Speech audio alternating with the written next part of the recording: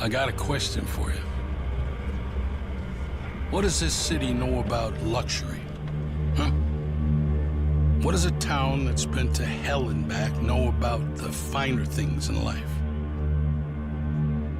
Well, I'll tell you. More than most. You see, it's the hottest fires that make the hardest steel. Add hard work and conviction, and the know-how that runs generations deep in every last one of us. That's who we are. That's our story. Now, it's probably not the one you've been reading in papers. The one being written by folks who've never even been here and don't know what we're capable of. Because when it comes to luxury, it's as much about where it's from as who it's for. Now, we're from America, but this isn't New York City, or the Windy City, or Sin City, and we're certainly no one's Emerald City.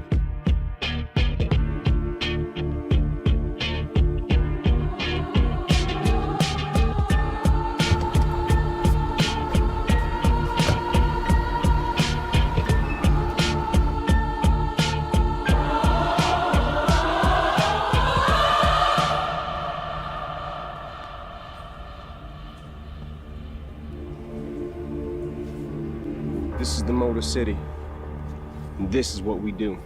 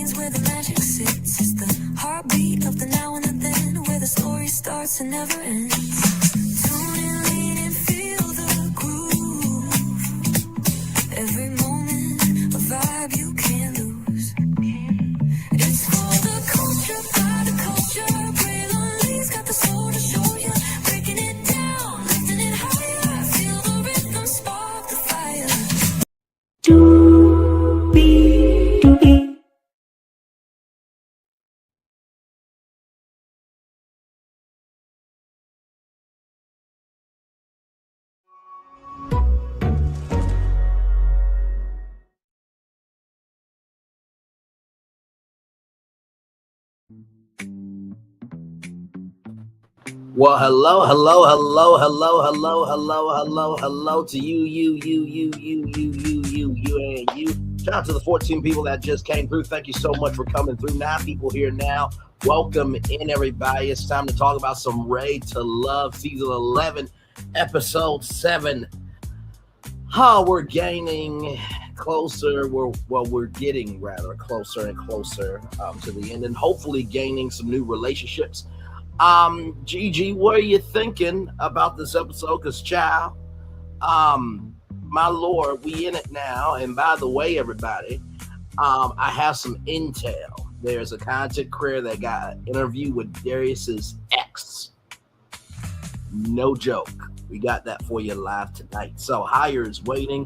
Lower is available, but either way, we got to go on tour. Yes, indeed, we do. Let me take down that kind of intro there. Good evening, everybody. Welcome in. Gigi, how you feeling?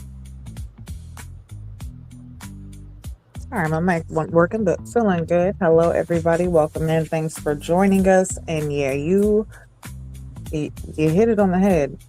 This episode definitely was a lot. It's so much to talk about, which keeps bringing us to our point that we make every episode because anybody who has followed the Ready to Love, um, you know, brand and branch, you have seen the development of the show. You've seen the development from the first season till now, but you also seen the mishap that we had last season and how much it was. I don't want to say it was torture to watch, but it was torture to watch, you know? And it just seemed like, honestly, I almost was worried for the Ready to Love, brand, just because of last season and how bad it was. I got worried, but there were a lot of strikes that were happening in the entertainment industry during that time as well. So that could have been something to do with it. Don't know. But this season, every episode, it's going harder and harder and harder. Yep. We've not been let down yet. Not one time. There has, and sometimes even usually when the season is good, you still have like the episodes you're like, oh man, that one wasn't as good, like the last one, or we hope for the next one's better. But with this season, they've brought it. So I'm excited, and yeah, we are more than halfway there, and soon we will be seeing who's going to leave with someone and who's going to stay alone. Yep. Absolutely. By the way, shout out to the 19 people that were just here. We saw y'all. Glad to have y'all come through. Thank you so much. And then 13 now Hey, people. Jay. Hey, Jaguar. Good to see you here. Glad to have you here. Q will be here in a little bit as well. Like I said, a lot to discuss here upon this evening. So, plus not only that, we got also too, hey, the one, the only, the official Nikki News. Much love to you as well. Glad to have you here as well. Nikki, what's up, boo? Absolutely. Glad to have you here. And like I said, yeah, we also got Miss that Dolly interview. Say that again? No, I was saying to Miss Dolly. Yes, absolutely. But yeah, so yeah, that's a good one. The interview with Darius's ex. Really looking forward to that. And oh yeah, it's about it's under an hour, but it's from somebody who's been in our chat before, I believe, just Rhonda 01. And here's the thing, I want to say this, right? Shout out to her because she got 529 subscribers and got interviewed with the ex of Darius. So shout out to just Rhonda. You know what I mean? Because honestly, to tell you the truth, how many times have we on our show and many other shows, we always think, the bigger the better. But also too, like to have only 529 subscribers and get an interview to a person that a lot of people are having questions about, good on you. You know what I mean? So yeah, definitely shout out to her, because we have expressed that a lot. Like, a lot of times, especially people who are viewing, they feel like content creators, you can only be a good content creators if you have a certain amount of followers or subscribers, and that's really not even the case, because we've proven that wrong, even especially in our earlier stages. First starting out, we had a lot of interviews and still have, get interviews with cast members from the shows. And shit, Braylon, hell, when we first started out, we didn't have, that many subscribers, but we were still getting those interviews. You know what I'm saying? So, it really is all on the person and your talents and how you are able to provide certain information to get that feedback. Absolutely. But yeah, shout out to her. Okay, because listen, that's what it's about. That's what content creating is about. She created content where there was a need for it. People, like you said, people wanted to know about Darius, and she was able to grab onto a connection that was able to, cure those curiosity that people have. So, absolutely. Shout and out. not to mention too, upon that part, this is the reason why we do what we do. Of course, we've missed you too, Nikki News as well. And hello, Lunya, 12, welcome in. Glad to have you here. Just to give some context, conjecture, and connection. we have interviewed people from Ready to Love, but also too the Never Ever Mets. Just to take a side note, but still be on the same note about OWN. Yours truly, Brandon Lee, was the first person to break out the Never Ever Mets on YouTube. And then everybody wanted to fall away when it was the DV situation and kept it going and interviewed Millie, Josh, Aaron H. and Diamond. And, you know, Gigi has also interviewed Josh as well, along with me. And like I said, that time, I think we were still at 3,000 subscribers, right? But also, too, I've told y'all this before. I was supposed to interview Taronda Jones before the whole big shaboozy, in the words of Nickelodeon, went off.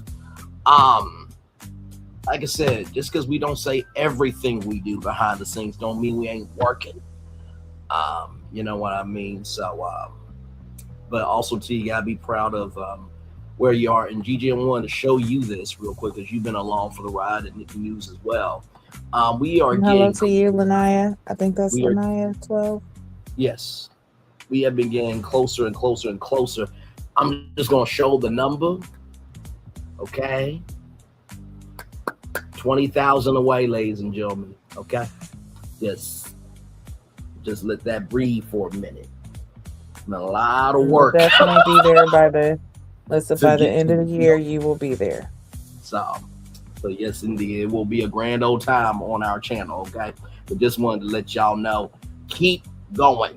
Okay, because there was no way in hell I could have ever thought of that. And let me just say this: all the views to get to that number, majority of it has been because of other content. I'm gonna say it 2 more times. Majority of those views has been because of other content. It has been because of other content. I did say my 5 statements, and that last bonus statement was this was going to prove who's a real content creator, who ain't a real content creator. Like in our anthem, just because we're not seen by everybody doesn't mean we're not being seen by who needs to see us. Amen, somebody. Amen. All right, y'all. Amen. Let's get to the beginning. Amen. Let's get to the beginning, doing what we do. We start off with the Gentleman's Lounge. And nephew Tommy just so damn silly. My African brother in Christ. Yes. Yes, Bello, you are looking good, brother. Yes, indeed. Where are you going after this? Because I need to get some fashion sense from you, my man. Shout out to South Africa, by the way. Nephew Tommy really did have an accent.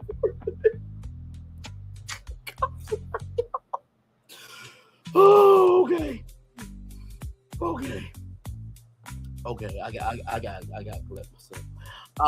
But anyway, so basically, this is the part of the show where we're halfway through. It's time to meet your exes. You got to introduce your past to your potential future, and y'all, they had the get ready, and I'm like, oh, they brought the get ready music. They are throwing down this season. Yes, indeed. So, Gigi, what did you think about this opening of the Gentleman's Lounge and that get ready music? Because that they threw that Pacific music down for sure. And by the way, if you don't know that, get ready. It's been used in many different pieces of media. Yeah, when I heard the intro to it, I was like, okay, this lets me know that we are getting ready for a good start to the show, for one. And yeah, definitely fresh start. Nephew Tommy is a fool, because what did he say? He looked like a Nigerian tangerine? Yes. Listen, that killed me right there. Okay, I was already dead. It just his comment period just it lightened up the energy, but then you could see when he let everybody know, like, hey fellas, it's time that you have to introduce the ladies to your exes. Yes. You can see the air deflate. Mm-hmm. So he set them up to to be happy, to kind of let them down just a little bit. Absolutely. But yeah, great intro. And of course, Nephew Tommy always sets it off in the lounges, so enjoyed that. No, absolutely. And not to mention too, I love how the cast is their own curveball this season. Because Nephew Tommy and Will Packer Lighthearted Entertainment haven't had to add really a lot of curveballs this season. It's been a few, but not really too many. I think we had only two, or maybe only one actually. We had the second chance mixer. I think that was the only curveball of the season so far. Well, if you think about last week, 2 men going home, that was kind of unexpected. And I think there was one more curveball, but I can't think of it just yet. So I think we've had at least two or three so far. Okay, I was thinking it was that type of amount rather, but I love how it hasn't been.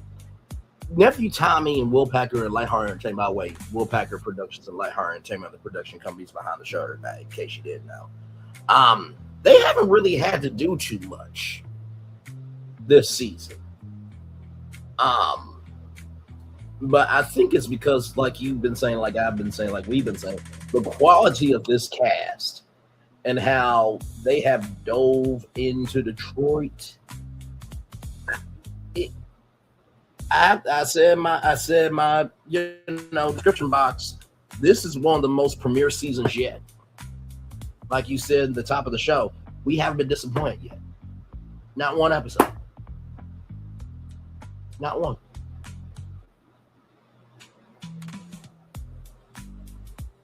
Sorry, say that again. It cut out. No, I said we haven't been disappointed by any episode. Like you said at the top of the show, they haven't had to really do too much in the way they have dove in Detroit and the way they have allowed this season to breathe emotionally and intellectually. Really is a joy. Yeah, and we say it often that, the cast, like when it comes to the producers and editing, they can only edit what you give them. Yeah. And I feel like this cast this season has given the production team a lot to work with. So it's made it easier for it to be like genuine edits being made. There's nothing that seems too forced. Like, I feel like this was a really, really good season all the way around, location wise, production wise, casting wise. I feel like everything is falling into place this season. Yeah. No, absolutely. And all right, Jaguar, all good, my friend, all good there. So, child, I think Gigi's going to be quite surprised about what I have to say about this person right here. In just a minute, so basically after the get ready music, we meet Carday's ex, whose name is Day.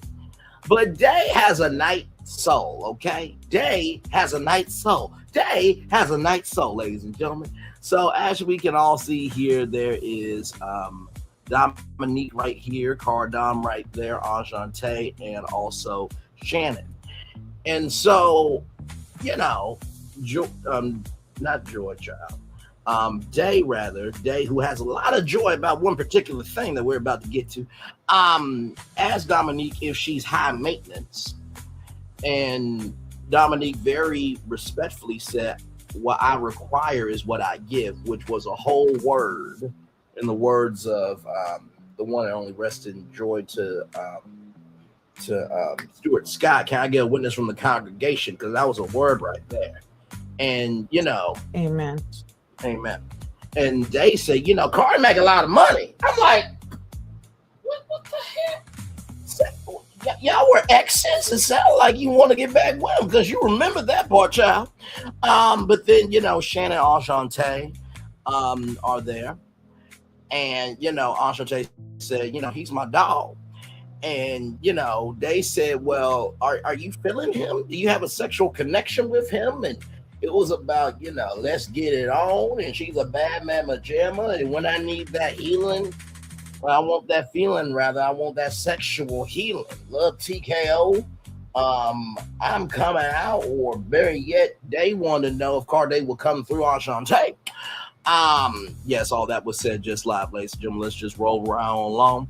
Enchante is not here for it. And so afterward, Dominique was number one. Shannon was number 2, and Andre is number 3. I put in my notes, I see why Day was an X. As a member of the Thickalicious Church of God, Full Gospel Baptist Church, Church of God in Christ Church, Day, you doing too damn much. Like you know, I saw the walk. It was cute, but child, like I like my woman to not only, you know, handle her curves, but handle the curves of her mindset and how she moves, because you just came out like a Cane Corso. You didn't give a fuck about anybody's clothes. You didn't give a fuck about anybody's makeup. You didn't care if anybody was sharp or not. You just lost your rabbit ass mind. And normally I would go for somebody like you. Like, the look was good, the glasses were good, although it kind of, I don't know if this white part looked like the granny glasses where it's like, baby, come over here and tell me what's wrong, because it seems like you ain't all right with yourself. But besides that, if you would just been normal, I might have a little crush on you, but that was a lot. But also too, I gotta recognize, like, you on national TV, and we can tell that you have never been on national TV because you were more extra than necessary. Like, I miss Sahara, and that's a lot for me to say. That's not a win for you, Sahara, but child, you making Sahara look like a saint. Go ahead, GP. Yeah, that's definitely saying a lot if he's saying she making Sahara look like a saint. Mm-hmm. But really, so yeah, one, she absolutely was doing too much. Okay, there was a lot that was unnecessary. Now, it seemed as though her Ashante saying that, you know, saying, hey, that's my dog, whatever, that was a trigger, because that's what kind of triggered the whole thing. Because once she said that, it seemed like that's when the back and forth started happening. Right. And then, you know, the whole sex thing came out, which I can see where Day was going, or where she was trying to get to. And I can see how it can be uncomfortable. Yeah. But also, let's just be real. One, everybody's sitting around this grown, okay? You either already have kids or you want kids. Yep. Trust you're old enough to know what sex is. Yep. So for there to be like such that uncomfortability, like, okay, so I understand, but then also in the same token, it's like, what's wrong with that conversation? Okay, I understand you might want to do a one-on-one with that person if that's what it's going to be, but I feel like also that's a part of dating, and that's a part of an understanding that should be spoken about, right? Because you want to know, okay, so you can be physically attracted to someone and mentally attracted and things like that, but then if that other attraction's not there, you're wasting time. Right. So a part of getting to know that person is getting to know what they like, or getting to know if you know, you can connect in that sense, you know. So I can see that conversation being important and actually being something that should be talked about. Should it have came up how it did? No. The back and forth, very unnecessary. There was so many other ways that could have came out more respectfully. I mean, love languages is a great opening, you know, to discover things, you know. But yeah, and also, like, that is also another way for the ladies to find out about Corday. You know what I'm saying? Or Cardi, I mean. Like, everybody, I don't know why I call him Corday, but everybody find out about Cardi. You know, like, it's like, okay, well, he's a very sexual man. He likes this, you know, which most men aren't. But as a woman, wouldn't you want to know that? Because if you're not that way, okay, well, I probably shouldn't put myself in a situation to deal with someone like that if you know that that's not how you are. Right. You know, so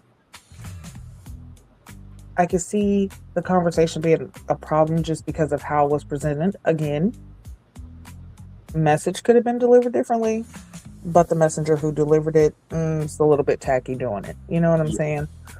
So, yeah, I feel like, and then on top of that, they was taking it so like I feel like she might still have some interest in him. I don't know, That's but the she was sounded like taking a white things.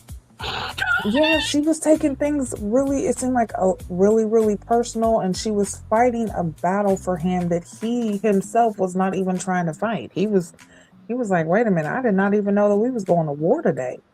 Right. Why did nobody put this on the agenda? Like, wait a minute!"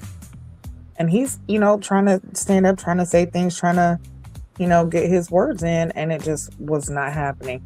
And I Right. agree with you. I see why she's an ex. Okay, because if this is how it was in the relationship, then yeah, she probably was very overbearing in the relationship. I could see her, um, in a way, controlling him to a point to where, like, I don't know, like he would shut down. You know what I'm saying? It's her way or no way type. I could see it. Yep. But yeah, yeah, she definitely turned the situation into something that it shouldn't have been and did not even need to be, which could have made Cardi look bad. So, her being this ex, like there's so many different ways that could have went. Yeah, and then with Enchante, I do kind of get what she meant by what she could have stood up for me a little bit more. But Enchante, you just saw what we just saw. Like, I'm gonna give Cardi some love, grace, and space up. Like, wait, I just asked you to get to know him. I just, I asked for just a tennis match back and forth. This is not the U.S. Open. We're just serving back and forth and drinking some cucumber water in between the set, like, or the sets rather. That's all I wanted. I asked for a casual tennis match, not for fast baseballs at a batting cage. You know what I mean? So I'll just tell you, I give Cardi a little love, great space. Even I'm a talker, but Gigi and Q and Solana, I think everybody else here knows me of. I at least have enough social skills, and I know how to mentally breathe to match the energy of the room. You know what I mean? So I felt for Carla. Yeah, that was definitely troubling. Yeah. Let's say I'm glad that he got out of that situation though, because man. Same. Child, can you imagine if they come back around to Detroit and she a cast member on the next season? No, listen here.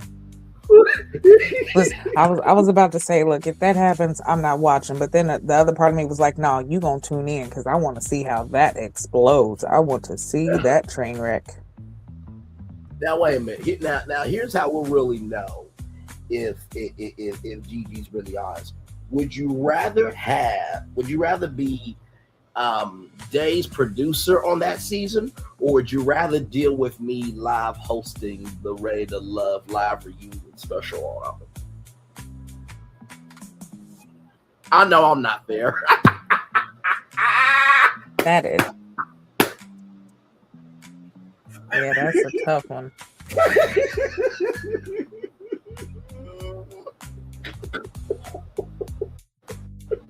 Listen. Listen, okay. You're my brother, okay? Now, but I need my coins. And I would definitely have to produce that season, and I would be there on just early, just looking, just like a fly on the wall, just like this. And then look, and then I'd be calling you up talking about Braylon. No, I know you don't. Shut up. I don't care if you live. Listen, look at this. No, look at this. No, you can't put it on your show right now because we still filming. But look at this. Screen grab it. Screen grab it. No. Just screen grab. Shut up. Just screen grab it. Okay. Jesus. Save it for later on. Okay. Save it for later. And the gag is Just kidding, guys. I wouldn't do that. And listen, the gag is I'm already the reunion host for that season anyway. Right. Oh my god. You know what I love about Gigi? She will keep it honest with you, but she will deliver it with so much love. She's like, listen, I still love you. You know what I mean? And you're gonna be somebody, whether I tell you or not. But I can always come back to you because I actually like you. This person I never got to see again. But I just want to see how deranged this is going to get for my own. Yeah, that because just the energy. Oh my God. The energy that she brought was so over the top, unexpected, and unwarranted that it's like, okay, so listen, I can understand her saying, like, oh, it's like a two-parter. Like, I understand your feelings. Okay, yeah, like that's your dog. Okay, so you friend zoning him. All right, Cardi, you might want to watch out for that. But the back and forth that she was doing was just like, oh my gosh, wait a second. Is this? It is like, what is there something behind this? Like, what are these true feelings? Because the rapid fire was like she was defending. Well, Cardi said that it was his first love, so I don't know if he was her first love, and they still do have some unspoken love or bond there, but yeah, she is.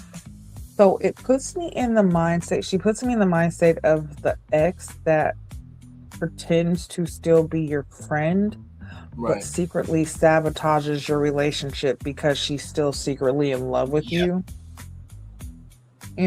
So I don't know. Y'all tell me if y'all seen it or not, but that's just what it gives me. Just because, I mean, it was so crazy, just like how it was just like happening. So, you know what I'm saying? The back and forth. Like I said, there are ways that if you wanted that conversation to come out, or if you wanted there to be an understanding of who he was, and you want to get an understanding of the ladies, there's ways to have those conversations maturely. That was not a mature way to handle that. Fully agreed. And I can only imagine her in the ladies' lounge for a whole season. You know what? Let me stop. Let me stop.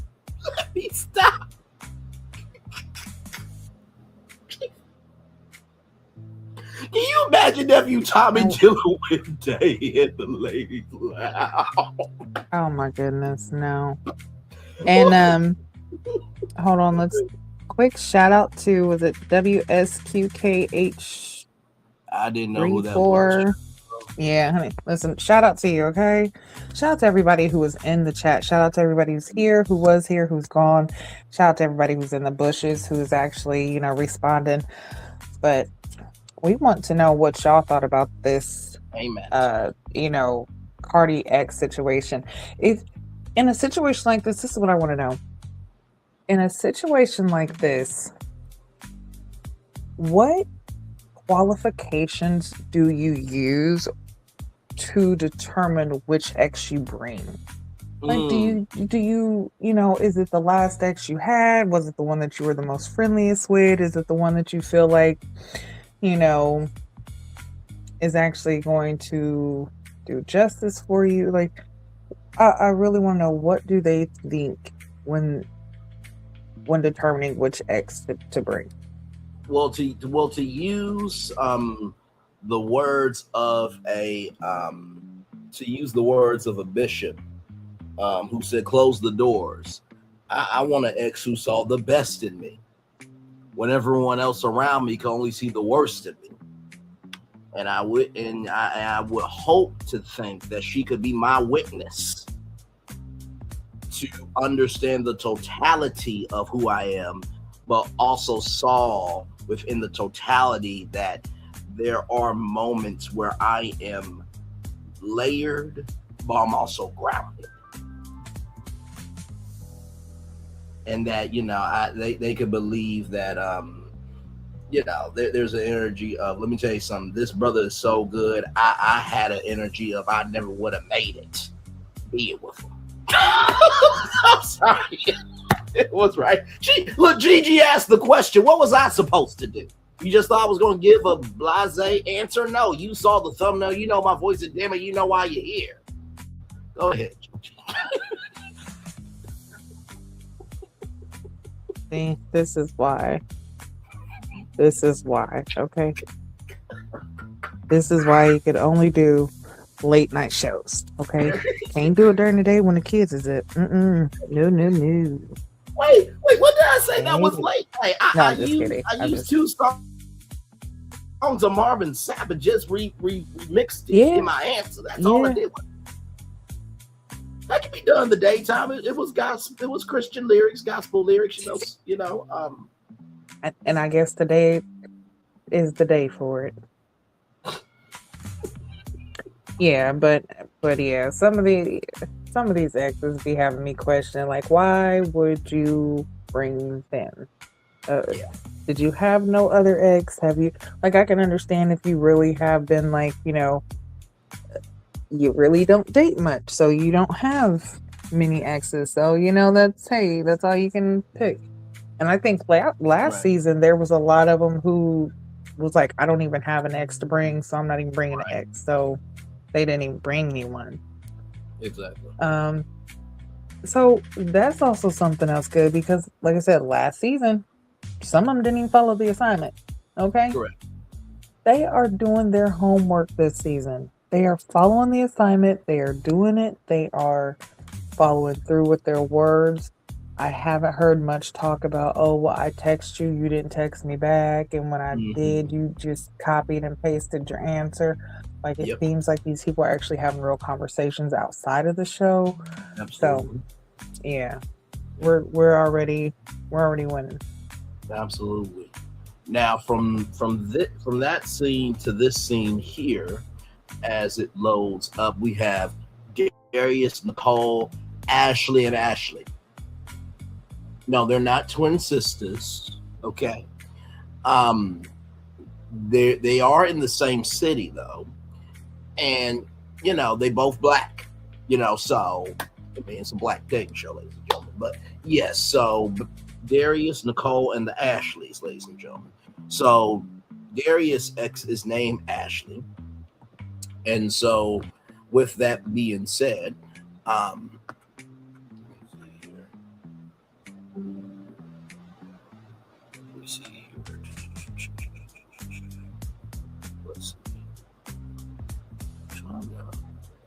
okay, I got it. So it was an on again, off again situation with this Ashley here. And, I'll say this. It seemed like this Ashley still has a thing for Darius, but it's an understanding of like, hey, I still want you to be you and live your life. I'd rather have an Ashley than a day. Okay, let's put it that way, because this Ashley was very cutesy, very mindful, very demure. So when it came to, first impressions, right? Nicole said, my first impression of Darius was he's not going to like me. And, Ashley said that she liked the look of Darius. And this Ashley here was speaking to Nicole of, you need to have some more confidence. And it wasn't like, oh, you ain't nothing important, special, or worthy.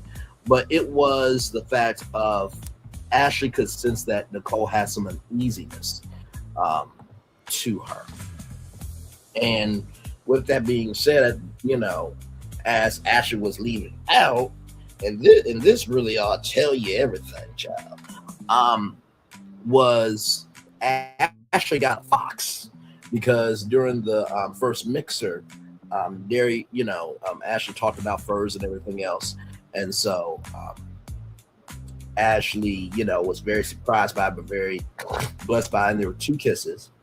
And Ashley said that I think Ashley is good personality wise, and with Nicole, I don't know about. So I have to agree. I definitely see more with Ashley and Darius than Nicole and Darius.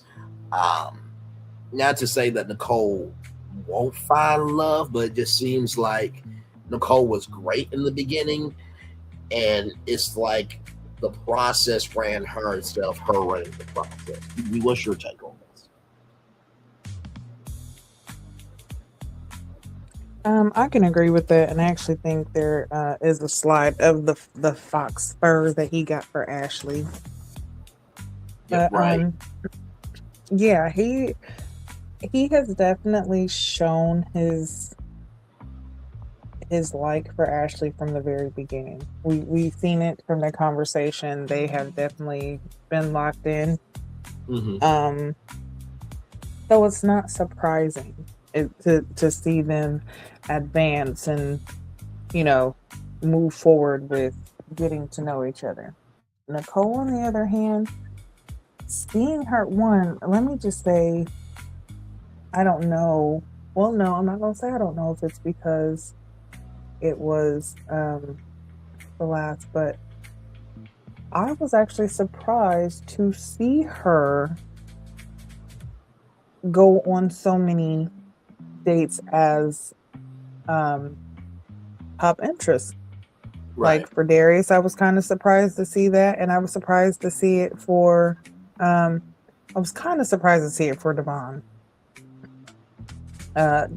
Just slightly.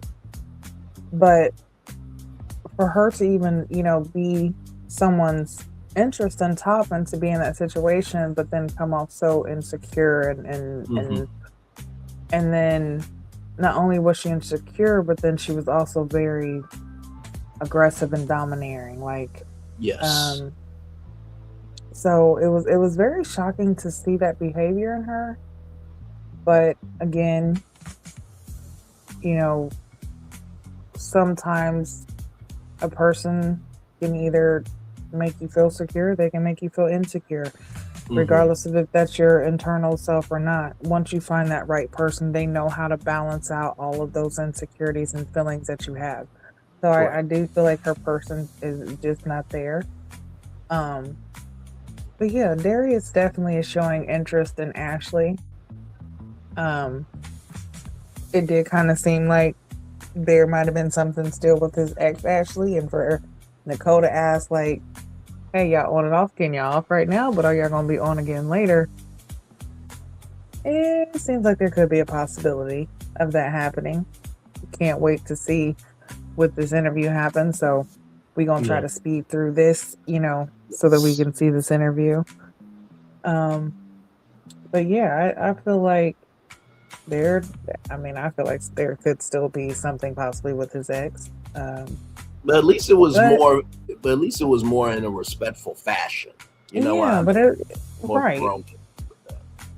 Right, and maybe at that point, and like you said, maybe they have gotten to the point to where, hey, they could still have feelings, or one could still have feelings, but understand that this isn't going to work out, and it's not what either of us need. So, it is best that we move on at this point.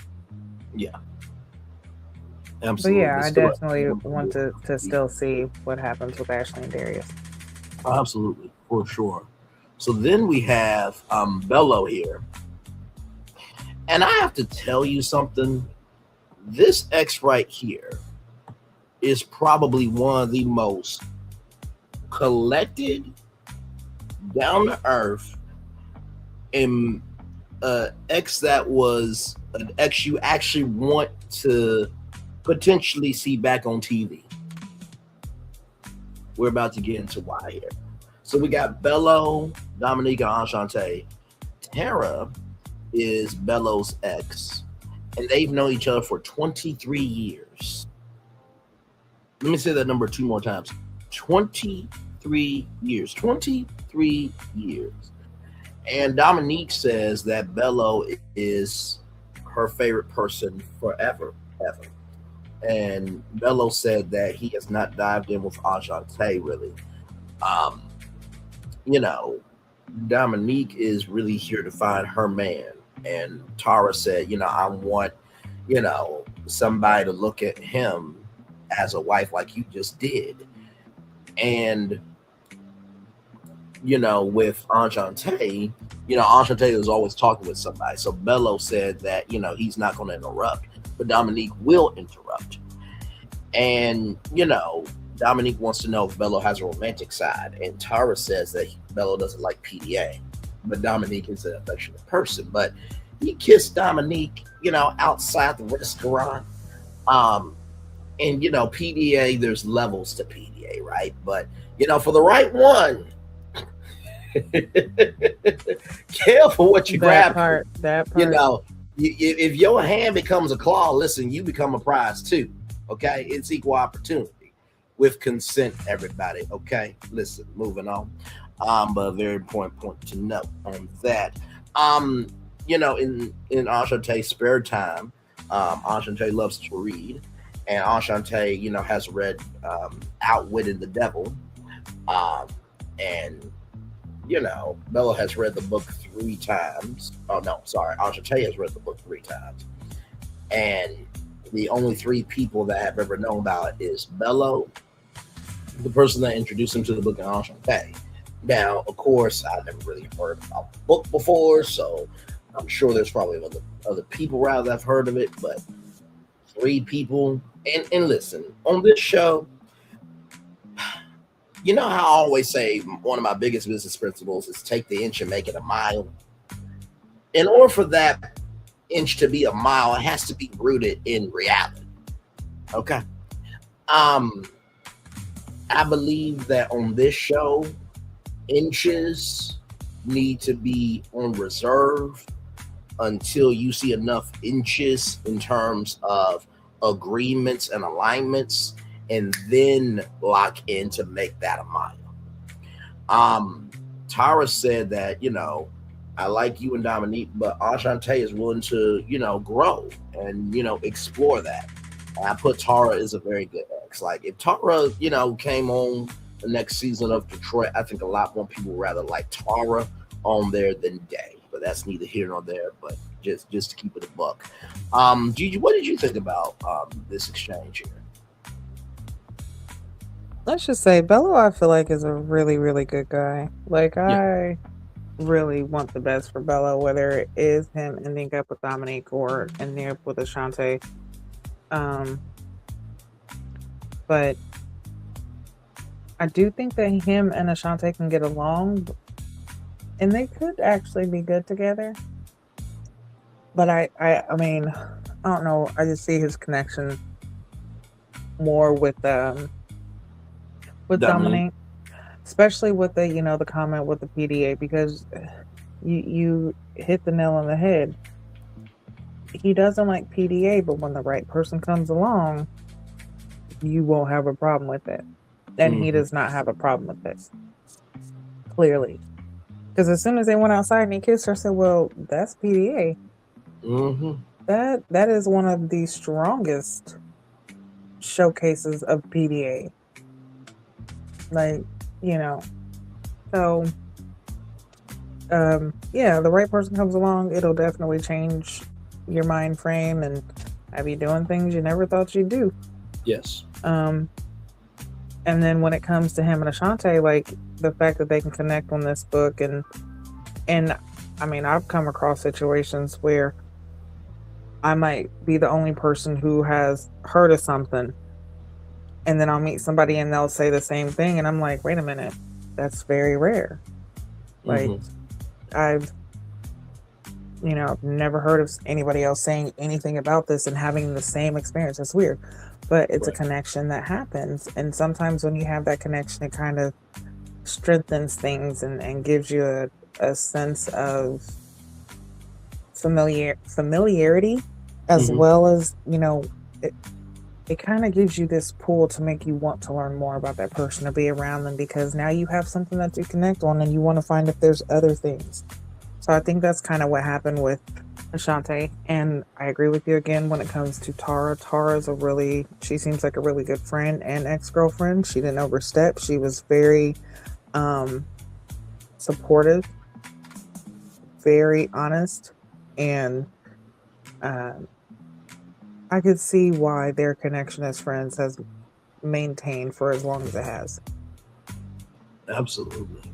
I mean, to know somebody for 2 decades and 3 years, you have had to be able to see the totality of all the good, all the bad, all the what the fuck in the middle, and still ride for them because of the foundation of how they treated you. And also, too, it should be it should be a round of applause that this can happen in real life as well. Hopefully, that was a conversation point for some couples alike. You know what? They've been knowing each other for 23 years. Do you think we're just being stupid by arguing back and forth at this point? Like, because sometimes you need that pebble to let you know. Okay, wait a minute. This energy ain't feeling right. They can know each other for 23 years and still want to be in touch. Then what are we doing wrong? So, but yeah, very, very well done with that. Now we get into Vince. Vince. He needed a strong drink. Not drink. Okay. And I will say this too. When it came to Vince, he has Donna, Nicole, and Enchante. And I don't know what it is, but Donna has Shannon energy. It's just a little more grown, because I noticed that when they hugged, like, she brought him in, like not he rather, but she, grabbed his back with both hands and brought him in. I'm like, oh my, okay, well, looks like you want to do some multiplication. That's where you implement your resources and go forth and multiply, ladies and gentlemen. Multiplication, ladies and gentlemen. Multi-implementation, ladies and gentlemen. Yes, indeed. With that being said, this is Ebony. This is Ebony right here, right? So, Enchante and Vince have not gotten very deep. Enchante says that Vince is very passionate, likes to debate, and Vince was like, let me stop you right there, because I do believe that while yes, it can be true, there's also circumstances to that, but we're talking about the totality of me. And Donna had a wifey moment in her confessional. She was like, well, it does take two, and you can stop. I'm like, my Donna has settled into her full grown ass self in this. Nicole is interested in Vince. Nicole is more of a homebody. Enchante likes to shake and move. And Ebony says that he, is more of a homebody. And when it came to the conversation of his health, Donna says that she respects his health and how hard he goes in the gym, and Nicole cares about her health.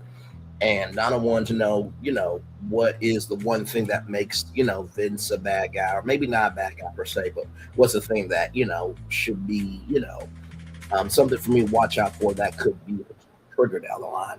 And Benny said, well, besides him debating, he's actually a great guy. And Donna said, I've heard things from others, but I've been affirmed. And Ebony just made me want him more. I'm like, oh, well, if Donna don't want to do what Jill Scott did on that microphone events, look, Donna wants to do an open mic night on Vince's mic. Anyway, Donna is the top connection. Gigi, over to you, beautiful. What did you think about this? Again, another surprising mix-up. I mean, I'm not surprised that his connection was Donna. Surprised to see Nicole there, and even Enchante, even though, they've had, some conversations that had gotten better since the whole dinner date thing that they had going on. But it seems as though like you can see, look at Nicole's attitude with Darius. You've seen her insecurity come out with Vince. Wasn't really too much there, but then she got completely controlling when it came to Devon. So we see where her connection is. She's Vince. I don't feel like is really her connection. So it was more like I feel like he was just exploring his interests. With Shantae, I don't see her really being a connection with Vincent, even though they were able to have some good conversations. But yeah, Donna speaking up in her confessional, her speaking up even there at the table and expressing her concern for him and it not, being about her. It was more so about him, what she likes about him. And instead of allowing the ex to try to create a negative situation, she seen through it and was able to, figure out that no, there's other ways that you can figure out that problem. I'm a mathematician. You can figure out that problem differently. So, but yeah, I could definitely see Donna and Vincent. I'm rooting for them too. Yeah, Nicole just seemed awkward there, honestly. Yeah. No, fully agreed. Fully agreed for sure. So, and by the way, I have to say, I'm very proud of you because, and not to say I'm not proud of Gigi, I'm always proud of her. But like I said before, we don't rehearse what we're going to say before the show. So, sometimes I think to myself, like, oh my God, are you really making Gigi follow up all that shit? Really, Bray? Really? You put a lot of sauce on it. But also, too, if anything, I'm adding sauce because it's so good, though. So now we're with Steven.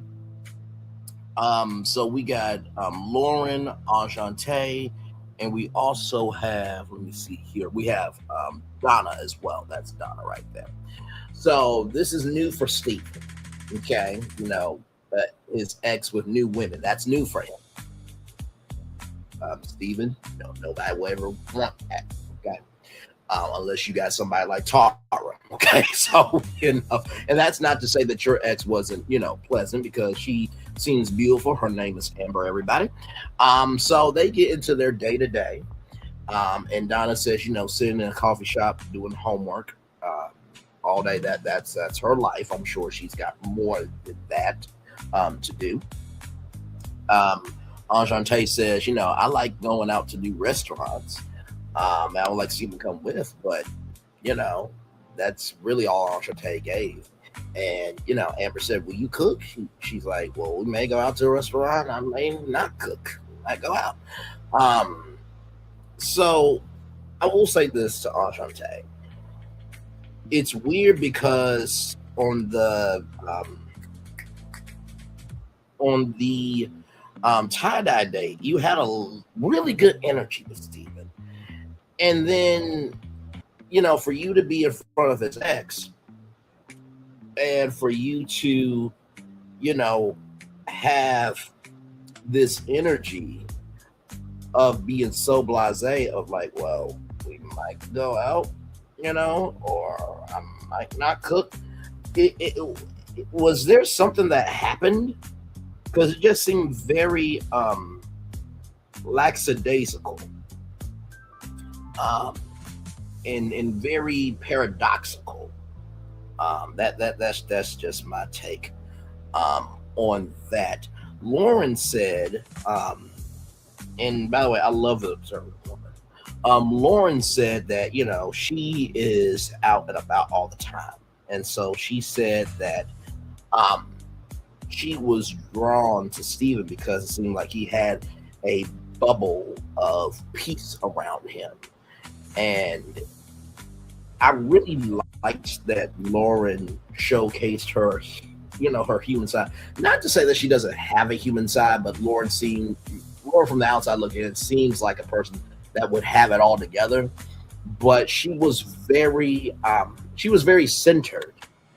And I think she was the most centered out of all three of these women here. Donna has no kids, but even though Donna don't have no kids, she doesn't mind want to make kids because she said she's ready to move in if this is really going to work. Um, and she said, 3 to 6 months, I'm ready to move in. And I remember something that I'm trying to think. It was a couple last season that that said, I just wanted some time to breathe after everything. I can't remember the couple. I think Gigi probably will know the couple from last season in Philly. It was Khalil and Tay talking. I think that's what we were talking about when he was Yes. talking about. She was saying she wanted, she wants to have kids, and he's saying he wants to enjoy his life after marriage. He wants to travel. He wants. Oh wait a minute, was it Kiara? I thought it was him and Tay that was talking. Okay. But is My that bad. what you're talking about? Is that what you're referring to, though? Is him I- talking I- about how he didn't want to have kids right soon? He wanted to travel, so that was like an issue because she wanted kids, but he didn't Yes. want kids right away. He wants to travel and just enjoy himself before having to. He wants. I know what you're talking he about now. wanted Yes, to enjoy his wife Yes, Khalil before and adding kids. Khalil and Tay, but no, I also mean, well, in addition to them, I meant the couple at the Philadelphia reunion. It was Kiara and my man. Jay. Yeah, Kiara and Jay. Remember how Mhm. Jay said that he wanted some time to breathe after the show, right? Oh Uh, yes. But on top of that, I think bringing up Khalil and Tay is also very important too, because there is a biological clock for women and a financial clock for men, and also there is a physical clock for men as well. But that's neither here nor there. But an important point there. Amber said that Donna is fast, and if you didn't watch the episode, you might hear like, "Oh my God, Donna fast," but I got what Amber was saying. I think Gigi got what Amber was saying too. That is very quick to move in. But also too, we ain't got time for games. So I also kinda saw Donna just a little bit because listen, and I think Gigi said this before, and many people have said this. It's easy for a representative to show up when OWN is helping. Your representative look their best. But when you don't have OWN and Will Packer and Lighthearted Entertainment helping you, then you really got to show up as the fullness of who you are. Enchante requires more effort, according to Amber, but Lauren seems more aligned from Amber's point of view. Gigi, what did you think about this? So, starting with Donna, Donna, I feel like is very cool, laid back. She definitely knows what she wants, where she's headed, and she knows how to get there. Now, so she wasn't saying she wants to move in with Steven in 3 to 6 months. She's just saying where she's at in her life right now. She's ready for a relationship that is, marriage, children. She's ready to be a wife. She's ready to be a mother. She is, ready to have that love at first sight where you move in and things kind of progress quickly. She's okay with that. She's there for it. Now, some people be like, "Oh yeah, that's definitely moving fast." But again, who are we to one judge someone else for their pace and falling in love? And again, who are we also to judge when we ourselves have done that shit before too? We've all either given our hearts quickly to someone, or either sometimes it just happens out of the blue. You end up dating someone that you're spending all your time together. Right. Next you are living together unconsciously, and it has only been a few months, and you're like, well, shit, I wasn't prepared for this, but since we're here and this is routine, you get used to that routine and it becomes something that is natural. And it evolves naturally. Um, so I don't really too much, I'm not judging her for saying she's ready to move in with somebody in 3 to 6 months. Hey, if that's where your heart's at and you feel like that person is worth that, then do it. But don't make hasty decisions because that's where you get fucked up. Like, definitely be careful, be mindful, and do your homework. Don't just do it. You know, if you're homeless and you need a place to stay, mm, all right, understandable. Okay, but I'm not saying Donna is. Don't think she's one of those people. You know what I'm saying? Like, circumstances call for different things at different times, so we really can't judge it. But I feel like she's more so saying like you said, especially with women, we have that spot that is just ticking, okay? She's getting older. She does not have that time. So she is ready to move forward with her life where it is going to lead to the future outcome that she's wanting, which is marriage and children. And whatever pace that happens in, she's ready for it. That's all she's saying. I feel like she's ready to move at the pace of love because she is ready for that. Yep. Ashanti. Ashanti is a very cool person. I really love the vibe that her and Steven had on their tie-dye date. It did seem like, they are alive. And I could see them being together. I could actually see them developing something. I could see them going on these little cute little dates together. But I could also see him sitting at home chilling with Lauren. Yeah. I could, I could even see him cooking dinner when she gets home and he's kind of like a house husband. I could see all that stuff. Right. So, yeah, for me, I would definitely say, yeah, Lauren would be 1, Donna 2, and then Ashanti. Yeah. No, fully agreed. Fully agreed. And, what I'm loving about this season is it's such a range to this thing where you really can take away something from everybody. And like I said before, shout out to not just the casting team, but also to the producers for allowing these grown black people to be grown black people.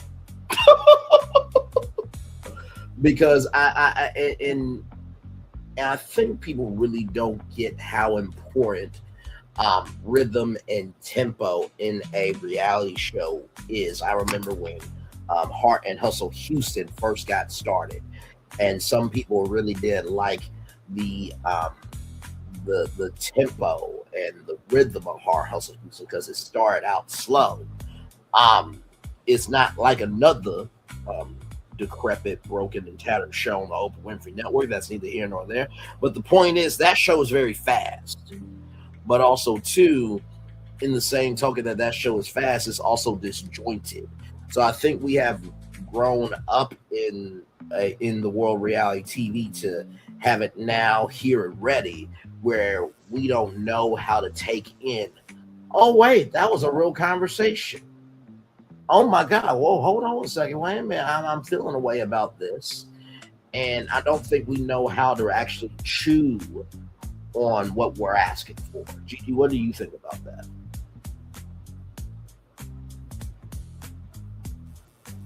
I agree. I agree. I think this season is definitely giving us more. I mean, it's giving us more overall, but it's also giving us more hope into what Black love can be developed into. We talked about this a lot, especially with this show, with the image that it is giving off, and how other seasons have kind of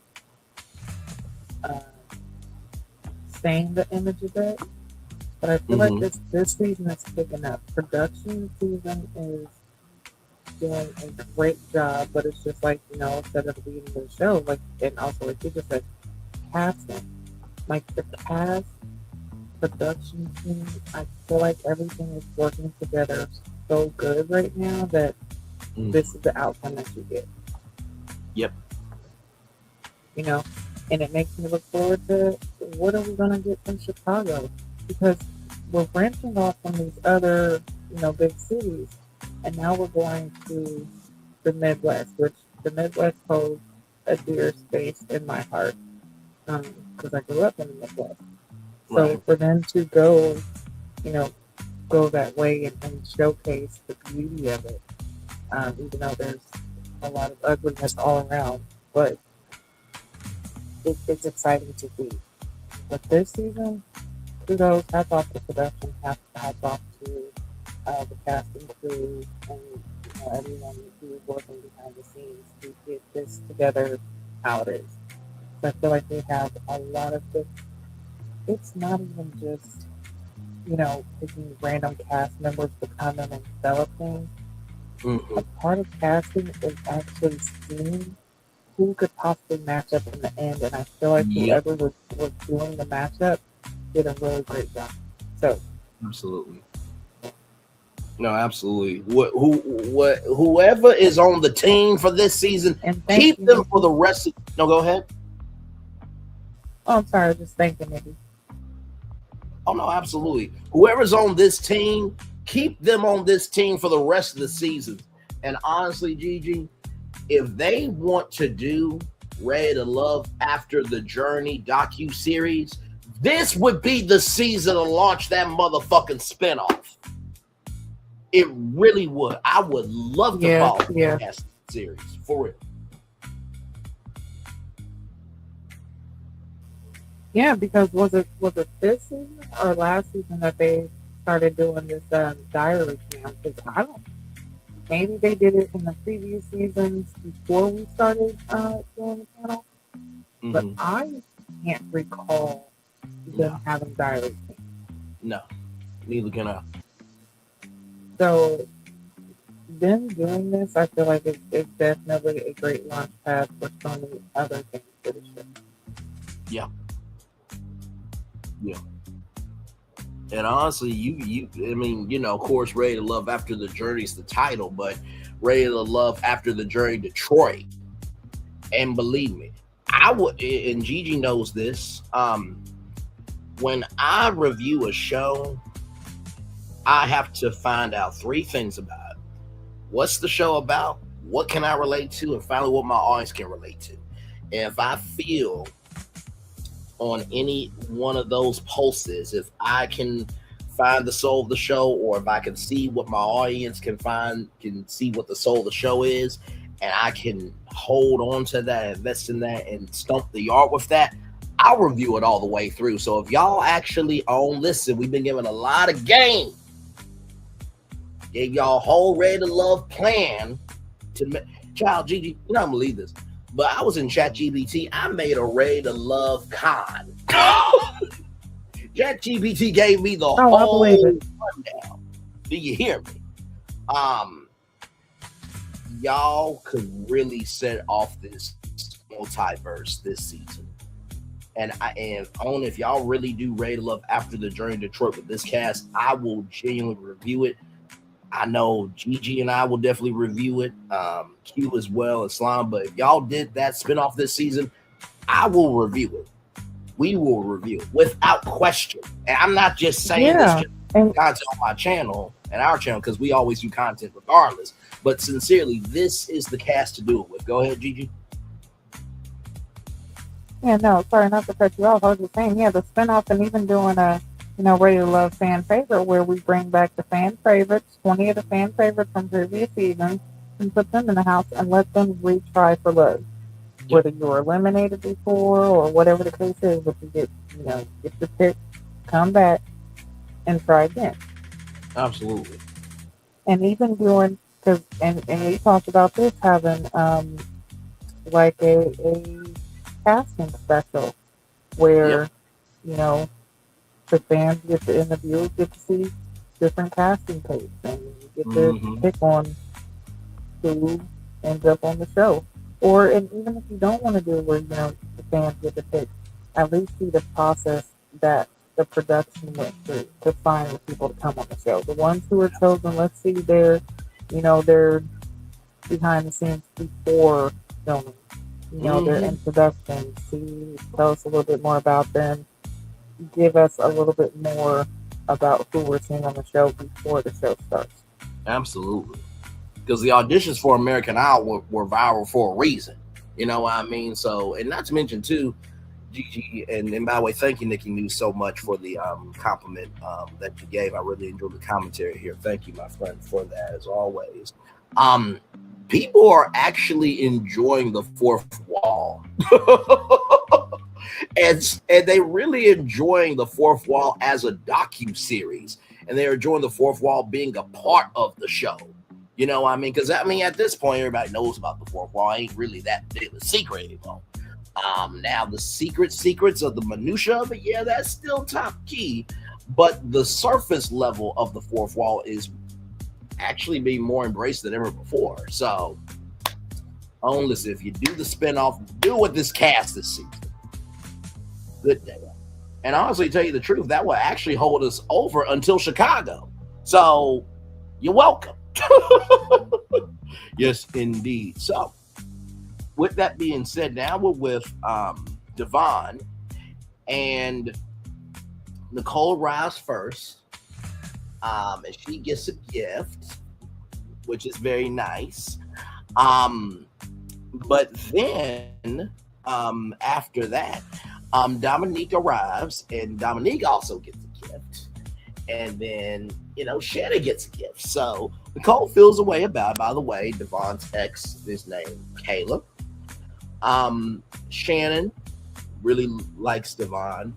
That Devon listens and cares.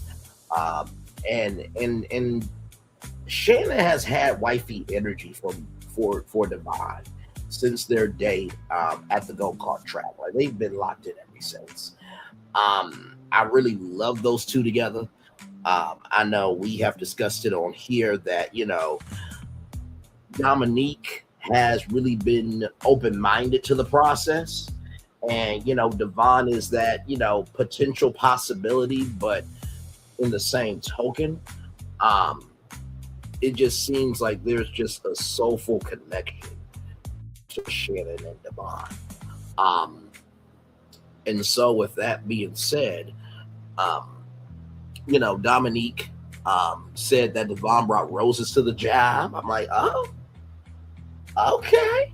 All right then.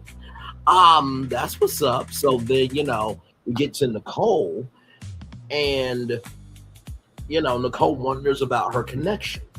So, we go back to Darius. There was an insecurity there. Actually, no, before that, we go to Vince. And, Nicole, existed, but she wasn't living. With Darius, it was lack of confidence. You know what I mean? So it just ramped up more and more. And so with that being said, as we keep going here, Dominique said that I feel like he is, he's being DEI in so many words. I'm paraphrasing, but Devon is about, diversity, equity, and inclusion. And he is really giving himself to this experience. And, I'm here for it. And I know, and I'll just say this for Q, I know that he's been wondering about Dominique all season. Is she really here for, just camera time and to, become something? But we also have said to you and me, Gigi, because we're both from the world of media. You're from the production, being on the ground. I'm being the media nerd, social media from a fan point of view, but we're both media nerds in that way. And we both said that sometimes reality stars, they get so boxed in that they don't have a chance to do something like this. And I gotta tell you something. I feel like Dominique's DMs were already lit before the show, but they're going to be litter after, because she has been nothing but loving, kind, and gracious. And of course, you can only, the editors can only work with what you give them, but She has really been her full self with this season, and she's got every right to be a little bit of a Janelle, but she's more of a refined Janelle. And that's not to say Janelle's not refined, because she married somebody that we all didn't expect she would. She looked like she married a regular person, but hey, sometimes that regular 9 to 5 person, be Simone, said she didn't want a 9 to 5, but now her ass is going broke and trying to find a way to make $1.15. But with Dominique, she really does seem to be about the soul and not just the persona. But then we get to Nicole, who says, and I quote, "I don't want you to talk to nobody else." And I'm just like, girl, like really? And even Dominique was like, we sitting here, right? And she had kind of a Jerry voice from Tom and Jerry, but I say that in the most cutest way possible. And it seemed like, Dominique was gonna nuck if you buck, not physically, but mentally with Monique. And after all that, Kayla said that Shannon is the top of her choice for Kayla. No word on Dominique, but I will say this: I think that Kayla probably had more good things to say about Dominique than Nicole. With all that being said, Gigi, what's your take on this? Yeah, this was wild. Okay, because everybody sat down. Everybody, first off, Nicole coming in, her talking about her connection with Devon. We know that she has liked Devon, and her feeling like, hey, he's my top connection, and he and him are good ladies. It'll let me know where I'm at. Her feeling like, even though he's her top, she should be his. She was sadly mistaken, because when Shannon walked in and he gave Shannon a gift, she was pissed. And she even said that she was pissed because she felt like he should only be giving her gifts and having all her attention on him. And before she even, got to the point of her possessiveness, that right there shows. And that's why I said, like, you've seen the levels of where she was with her interest, because with Darius, she showed an insecurity, which aesthetically you could see. Darius could definitely make certain women intimidated, especially if you don't feel like you're on his level. It's the way he carries himself. So if you don't have that confidence, of course you're going to be insecure. With Correct. Vincent, she wasn't really too much into him, so she wasn't possessive, more insecure. She was just in the middle. She was comfortable. She was fine. And then with Devon, she was completely possessive and just over the top. And it was almost scary over the top, just because, when talking and Dominique expressing how Devon sent her pink flowers because she knows that that's what she really likes, and you seen that jealousy on her face. And then also when Dominique was expressing how she really likes the fact that he is embracing the process and he is making his rounds to other women and trying to, put himself out there. She really accepts that tone shift, and Nicole was doing that. Yeah, I was like, oh. Yeah. She's being so nice and sweet, but then that right there, I hate when she aggressively said, I hate seeing you talk to other women. I was like, oh my. Yeah. Okay. I don't like it. Okay. Yeah. No. She would be the type that would show up at the hospital, because your grandma just, you know what I'm saying? And then she accusing you, talking about how you got a sugar mama. You're like, no, this is my grandma. Mm-hmm. You know what I'm saying? It's like, oh my God, wait a minute, calm down. But then Shannon just sitting there, and Shannon was shocked too, but she's sitting there cool, calm, like, because, her connection with Devon is definitely very strong. Yes. But yeah, I think that took everybody by surprise. Nicole kind of shut down all of it. Oh, absolutely. And not to mention too, like you said, with Shannon, and this is the thing that I really do love about people who are whole, and that's a statement that I've heard in dating here recently. Is I want you to come together whole, right? I love the fact that you beautifully stated this, gorgeous. Of Shannon heard what Dominique said in full and had no response, but respected Dominique. And I feel like Dominique Yeah, is that yeah. homegirl that, Dominique will hang out with Shannon and Shannon will hang out with Dominique. Oh yeah, and there would not be any jealousy or animosity. Like I feel like they could both live in their own selves comfortably and not feel like one has to overshadow the other. Mhm. But Absolutely. with Nicole, that would not be the case. No, not at all. And not to mention, too, Dominique really seems like she really will love just about anybody as long as you come to her correct.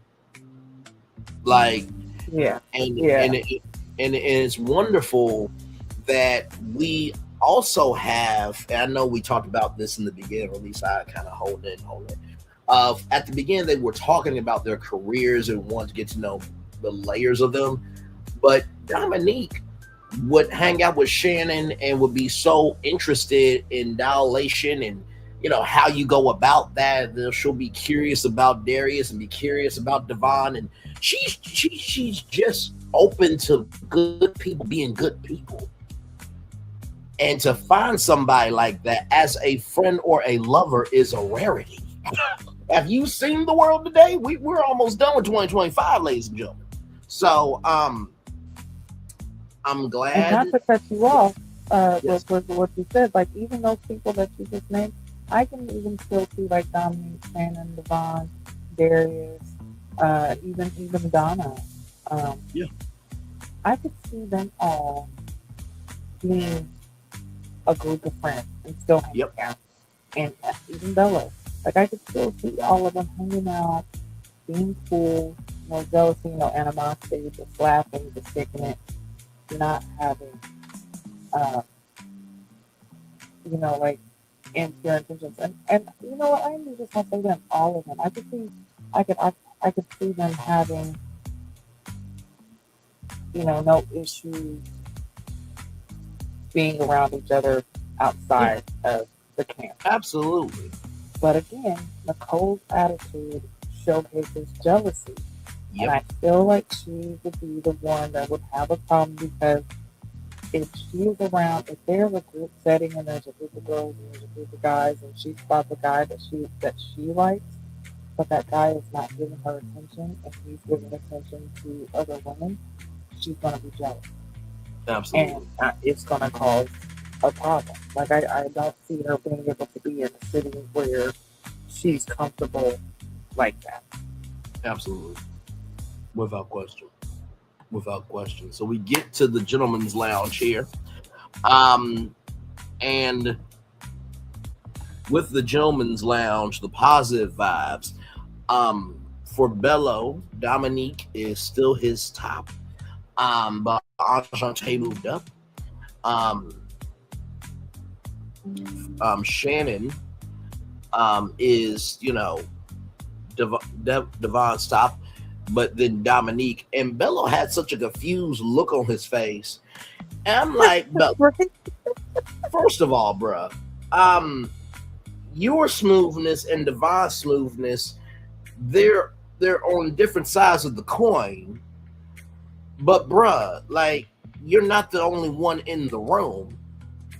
And I think Gigi, you said this, if I'm not mistaken, correct me if I'm wrong, gorgeous, but you said although there's an intensity to Bello and Dominique, Devon does seem like kind of a slow burn, kind of like a home feel. You know what I mean? Yeah, yeah. Let me know if I'm off with that, but I just kind of got confused, and when Bello did that, Yeah, I'm like, it goes bro, into that need and want factor. Bella might be who she wants, but Devon could possibly be who she. yeah, Absolutely. So I just that just kind of threw me off. I'm like, bro, you're not the But yeah, only that one. face was saying a lot, wasn't it? Yes, yes, it was. I'm like, dude, that's my wife. He didn't say that, but his face looked like, bro, what? Why did you say my wife's name? Say, bro. But let's be fair, because what was it at the mixer at the '70s mixer when the other guys had mentioned Dominique's name as their top? I think Cardi Mm-hmm. and Devon. He had that same expression. He Yep. was shocked, like, "Oh shit, wait, she has other connections." But she's my Mm-hmm. only connection. I don't have other connections, and I feel like that kind of triggered him into, okay, let me get to know Ashanti more, and that's Mm-hmm. why he's trying to move forward because he is also seeing that, hey, Dominic is popular. Okay, she has brains, beauty, and personality. You know, you really you're winning. Mm-hmm. Although people can say, hey, well, there's definitely something there because you know she's been divorced twice. Oh well, Yep. there's still something. Doesn't take away from her being who she is. So, Yep. but yeah, yeah, Absolutely. I saw that face and I was like, hello, come on now. Look, don't start having the cold tendencies, bro. Okay. Right. I hate hearing other men mention her name.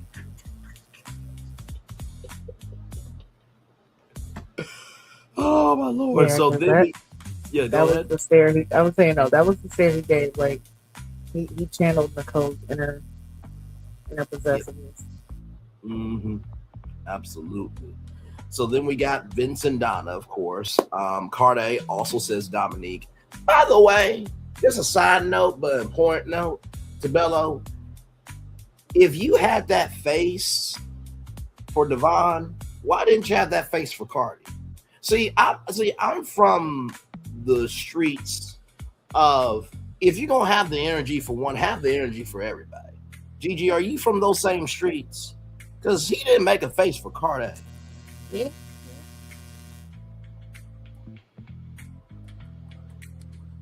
Unless we just didn't see that face, but yeah. I just found that very interesting.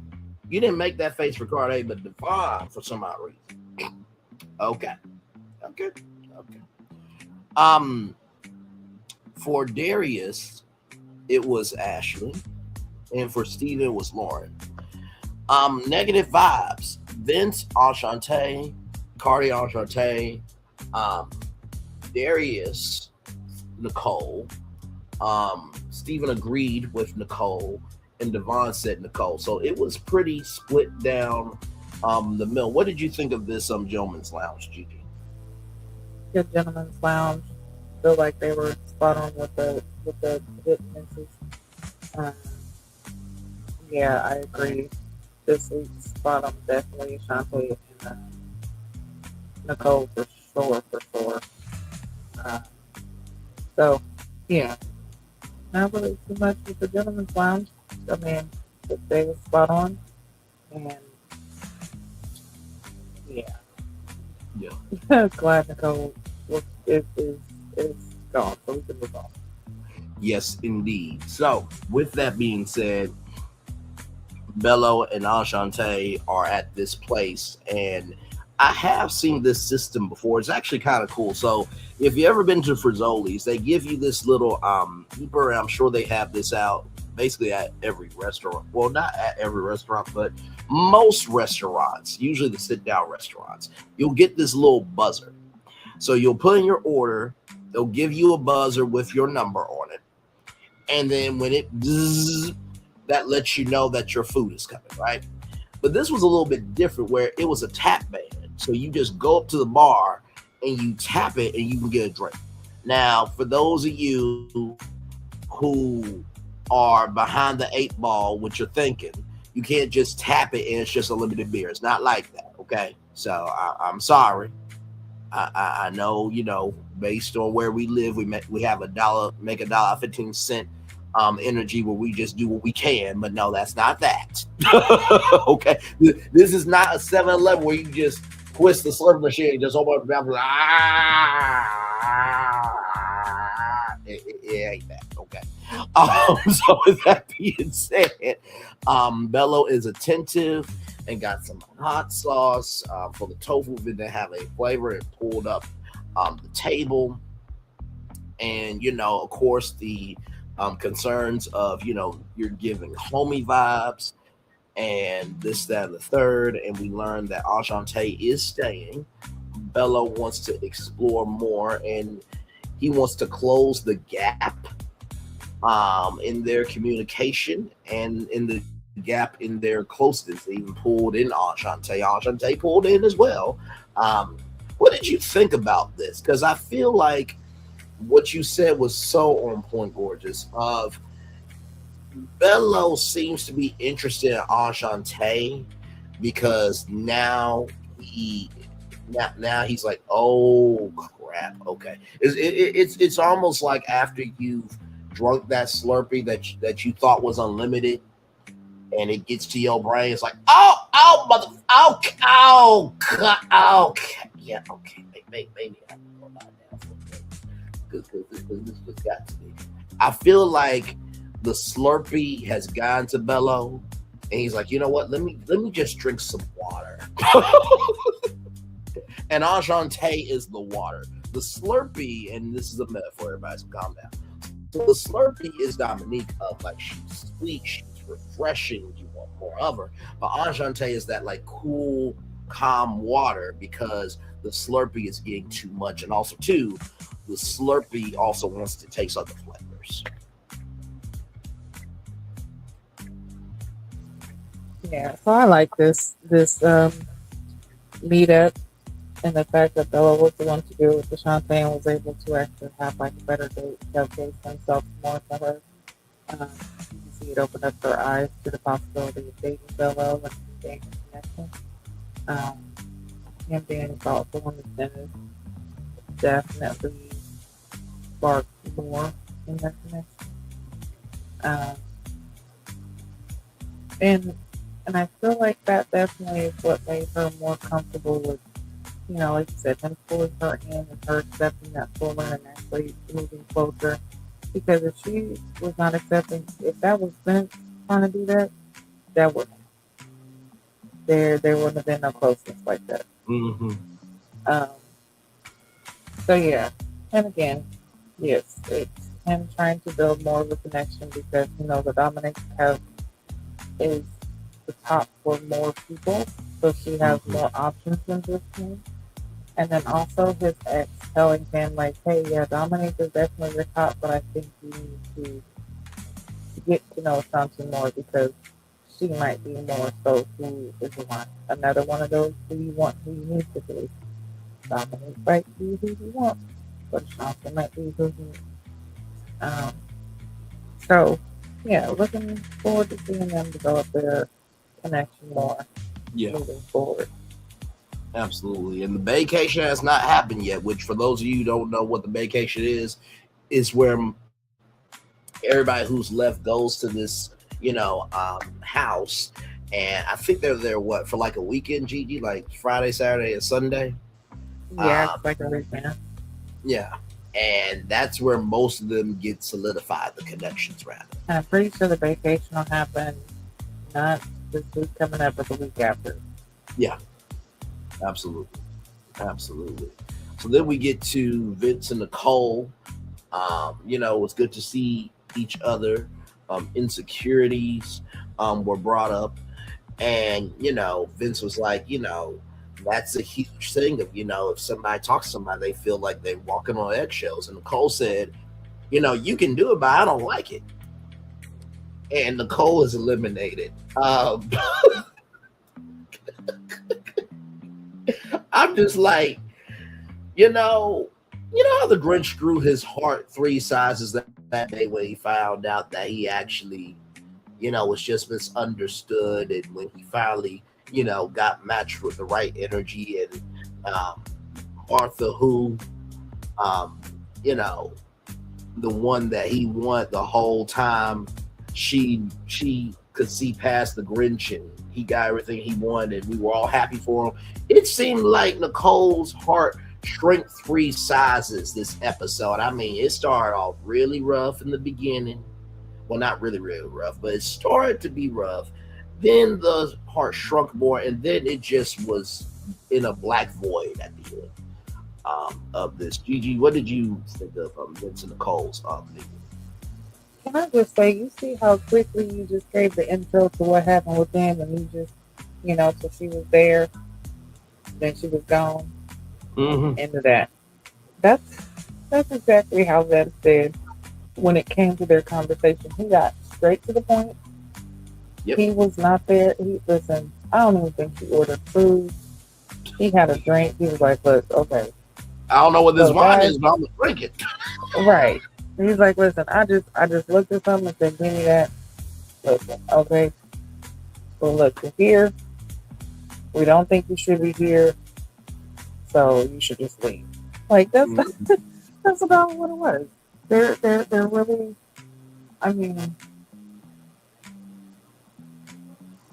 he, like I said, he got to the point, and yes, I can understand, when you're in a relationship, when you're actually in that relationship, of course you would want your partner to be flirting with other people.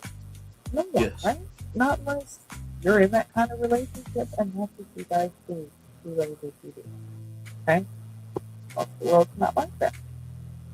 But in this process, that is a part of the process. You have to embrace that part of the process. But that right there speaks volumes to how you are on the outside, because if in this process you can't handle that, it shows that you could handle I'm not even going to say a similar situation, but in regular dating, a situation is similar, you can handle it. Because, like I said,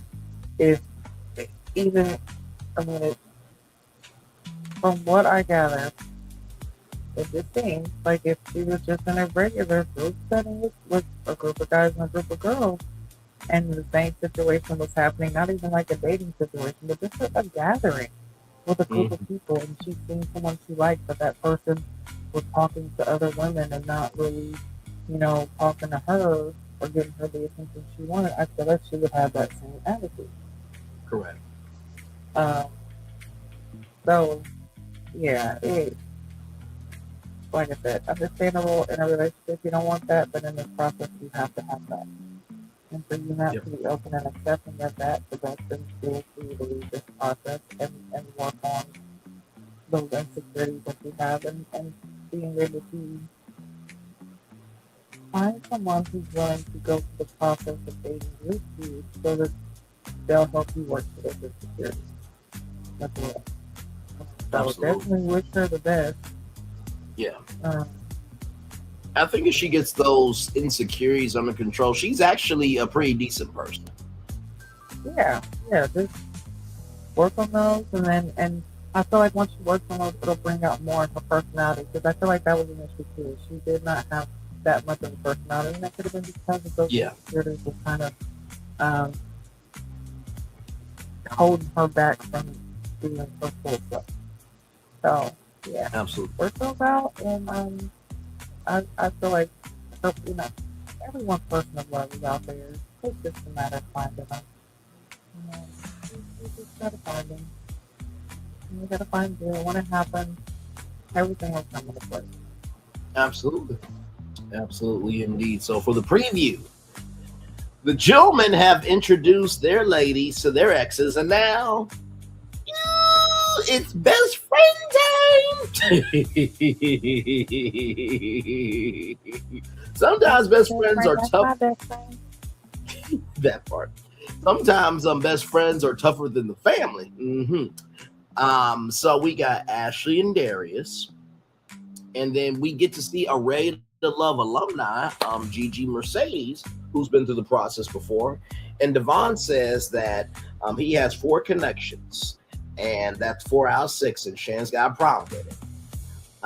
We have to see how that plays out, but I have a feeling that Shannon is territorial, not like Nicole, but I think she's territorial because of the work that they've done off camera. And it's like, okay, listen, you got 4 connections. Okay, we need to see where we are. And I feel like because Shannon and Devon have had that connection, he has the right to be at least a little bit territorial there. And then we're with Vince and Lauren, who the height conversation comes up of, are you actually 6'2", or did the doctor say 5.5 or 5'9.5"? And then we got Devon Dominique, and Dominique was in her full grown ass energy of like, I need you to show up for me like I want to show up for you. What did you think of that preview? I'm like, child, this is one of the best. It's definitely going to be a good one. Can I just say that Shannon and Mercedes look like they could be sisters? Sounds like Say that one more time. I said, was it me or did it look like Shannon and Mercedes could be sisters? Mm-hmm. It was Shannon and Mercedes that are friends, right? Yes. Okay, yeah. They look so much alike. I was like, oh gosh, no wonder why y'all best friends. Mm-hmm. And yeah, I thought it was hilarious. So did the doctor say you were 6'2" and you really about 11? Like, what is that? And it's so funny, and I'm actually going to say it a little bit quieter because me and my husband had this conversation, and it was just so funny how that went. So it's kind of like a little bit of it. So yeah. But yeah, I thought that was hilarious. And then what was the last one? Devon and Dominique. Oh yeah. I can't remember what Ashley and Darius talked about. But it seemed to just pass by, I guess. Yeah, I don't really. We'll just have to wait and see what happened with that. And when it comes to like, Devon and his full connection, it's like, yeah, by now in this process, but then again, you would think like, yeah, by now you would dwindle those down, but by now this is a time when you're figuring out who you really have a connection with. Mm-hmm. So I guess at this point, yeah, him having 4 connections is kind of normal. He's figuring things out at this point. But yeah, now this is the time to really start honing in on what's happening and Right. where you want to be in this process. And then, yeah, the rest of, I'm just ready to see what happens. I look forward to the episodes. When I see the previews, I just look forward to seeing what happens because I already know it's going to be something good. There's going to be some type of, I feel like there's going to be some type of bomb that drops. But yeah, I'm looking forward to next week. Absolutely. All right, y'all. Here it is here. Now, I have not watched this at all. I wanted to wait till we were all here together to watch it. This is Darius's ex. Now, for those of you who don't know, hold up, wait a minute. Is this supposed to be the one that was on, was it Facebook that was sending the messages? Mm-hmm. What's my phone? What? Yeah. Oh, okay, so hold on.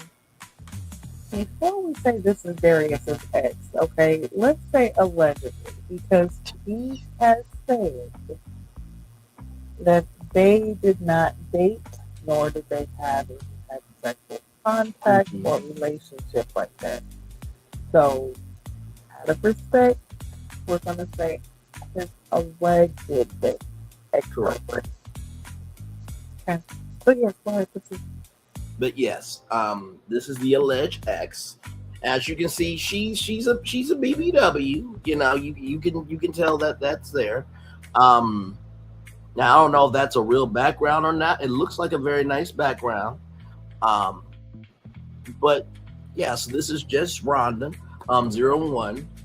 We're gonna watch it here. I have not watched it, so this will be the first time that we're all watching it together. So with that, Here we go, everybody. Yes, I haven't watched it in depth, but I've watched episodes. Okay, and well, clearly you have a bit of an attachment to this particular season. For those of you, like I'm just popping in here, so for those of you who don't know who this is, do you want to tell the people who you are, Nicole? Sure. My name is Nicole. I go by Nikki. And Hang on, I got to pause it for 1 minute.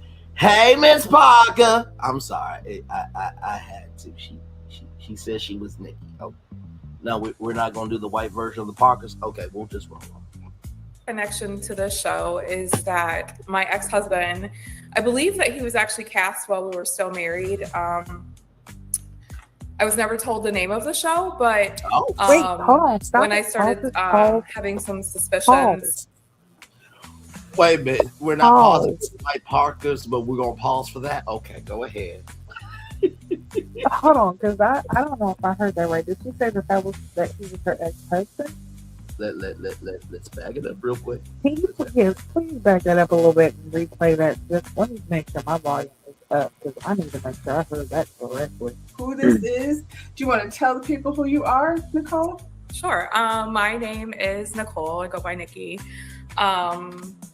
And my connection to the show is that my ex-husband, I believe that he was actually cast while we were still married. You heard that correct, Mundo. Oh.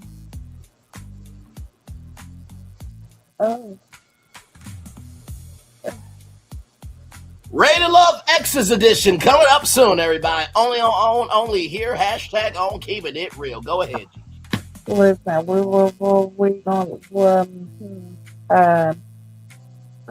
might have to take that alleged out there now.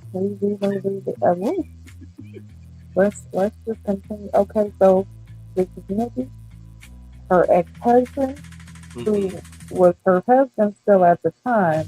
Correct. Was filming the show, but she didn't know what the name of the show was at the time. Continue. Okay. Oh, this is gonna be good already. Okay. I was never told the name of the show, but when I started having some suspicions, I had found it was an STD test, and I asked him why he had got the STD. Rhonda, we both made the same face, child. Wait a minute. Hang on. Let me wait. 49 seconds in, Gigi. Now, 49 seconds in for myself, Q, you, Solana, or 49 seconds in for anybody on social media.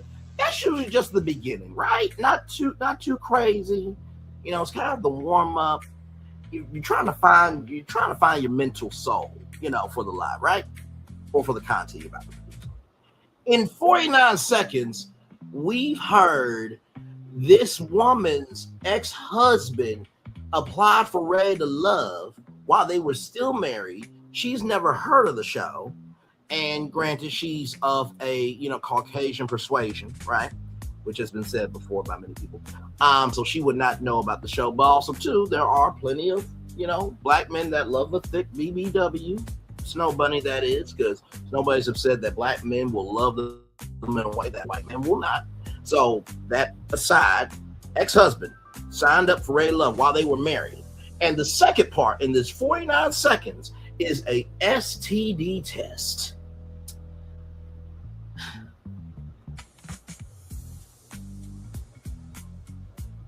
Did I mention I didn't watch this before the show? Okay. Oh, listen, when I said I just had to rewrap myself like a swaddled baby.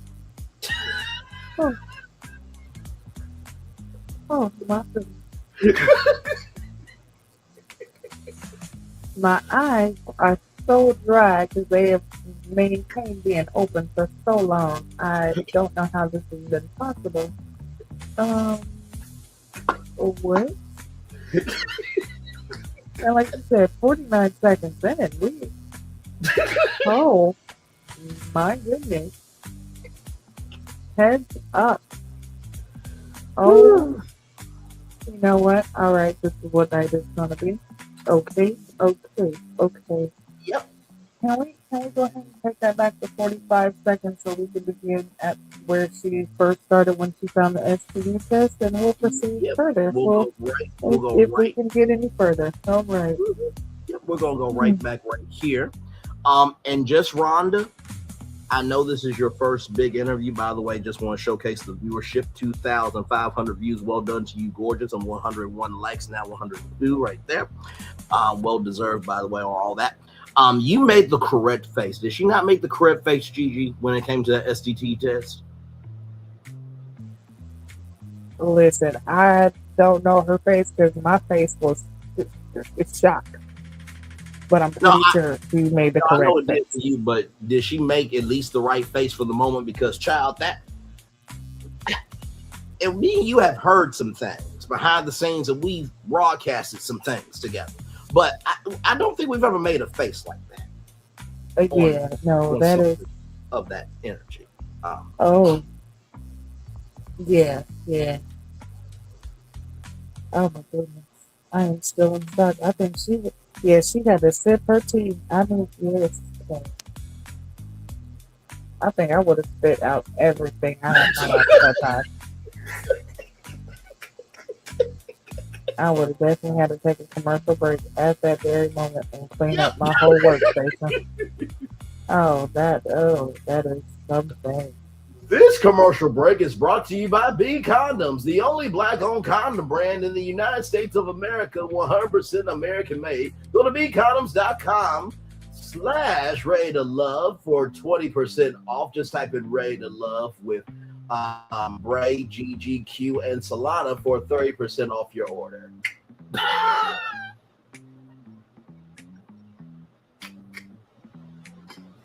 All right, let's try to. Oh my God! Did y'all hear the smoothness of how that was a live read without anything in front of me? Because child, I just circumstances permitting, right? Of course, when you're a broadcaster like me and Gigi and Q and Solana and the rest of us are, you know how to handle anything. But child, even with circumstances permit, you can't really make a transition like that after that. But let's get back to this, child. Here we go. When I started having some suspicions, I had found it was an STD test, and I asked him why he had got the STD test, and he told me that he was being cast on a dating show, and that until the dating show was over, that he couldn't reveal me to the community or to the public. Oh, okay. Not a secret. All right. Are you from Detroit? I'm not. So I'm originally from New Hampshire, and I have several businesses here in Michigan, and I live in Detroit right now. Okay. How long have you been there? I've been in Detroit now for about 1.5 to almost 2 years now. Okay. And what kind of businesses do you have over there in the D? So I have, I run a home healthcare agency. So we do home healthcare in the whole state of Michigan. We also do exotic car rentals, and we have a online telehealth, medical weight loss, and peptide business. So wait a minute, Gigi, you heard what I heard. You heard what I heard, and I heard what you heard. So let's see if we heard the same thing. 1, 2, 3. Exotic car company. Is that what you heard? Okay. Does that mean she's part owner with Darius? Or is she the real owner of it? Because, I mean, let's just keep it real. We already know when it comes to credit and loans and names and titles, the majority of the time it comes, in the name of the person that has the same color as the paper. Correct. So, is she really the owner, but she was, he's like co-owner? He's the co-owner? Yep, that's or right. And honestly, and people have to credit, not saying he does not, let's not say, but when it comes to business loans and things like that, it is a little bit harder for black people to get those, but not saying it's not possible that he doesn't have it, but yeah, it does seem like they possibly are co-owners on this. Correct. Okay. 1 minute, 48 seconds into the interview, ladies and gentlemen. Let's keep going. All right. How did you meet Darius? I met Darius. So I actually met him, I want to believe it was like back in 2001. I met him at Grand Valley State University. He said he was on the team. I met him at like a homecoming event. He wasn't actually playing, but I did meet him back then. And I had seen him over the years online. I saw him on a Tubi movie. Wait a minute. Okay. Wait a minute. Y'all know I'm gonna have to do it. Hang on, give me 1 minute. Give me 1 minute.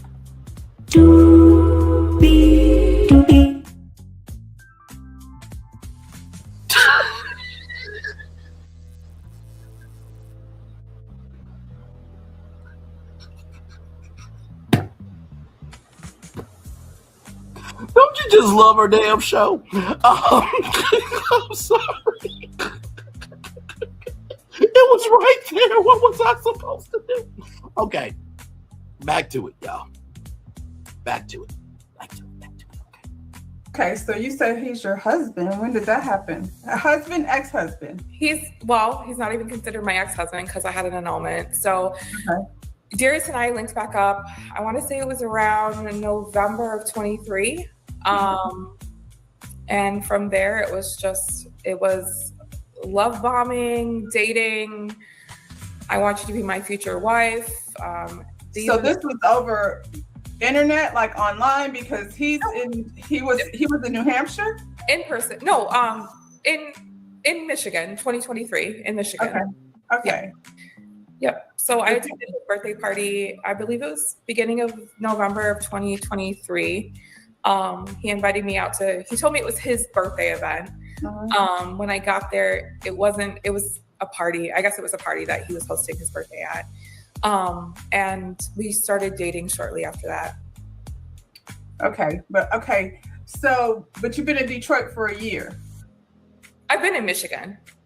Okay, you've been in Michigan. Yeah. Okay. You said it's been a year in Detroit, but you were here about a year and a half in Detroit. I've been in Michigan for years, so I've been in Michigan for over. Where at? I'm from Michigan. I'm from Flint. So where in Michigan?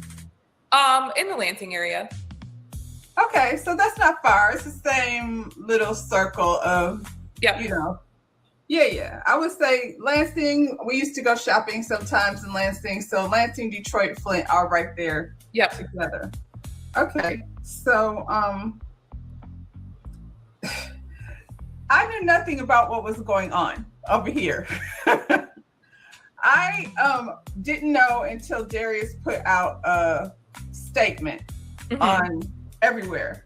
As far as like I said, I knew nothing about what was going on. I just know out of the blue there was a statement. So when did this conversation even start? How were you introduced to the Facebook page? Shout out to Lex Royale because the Ready to Love Facebook page.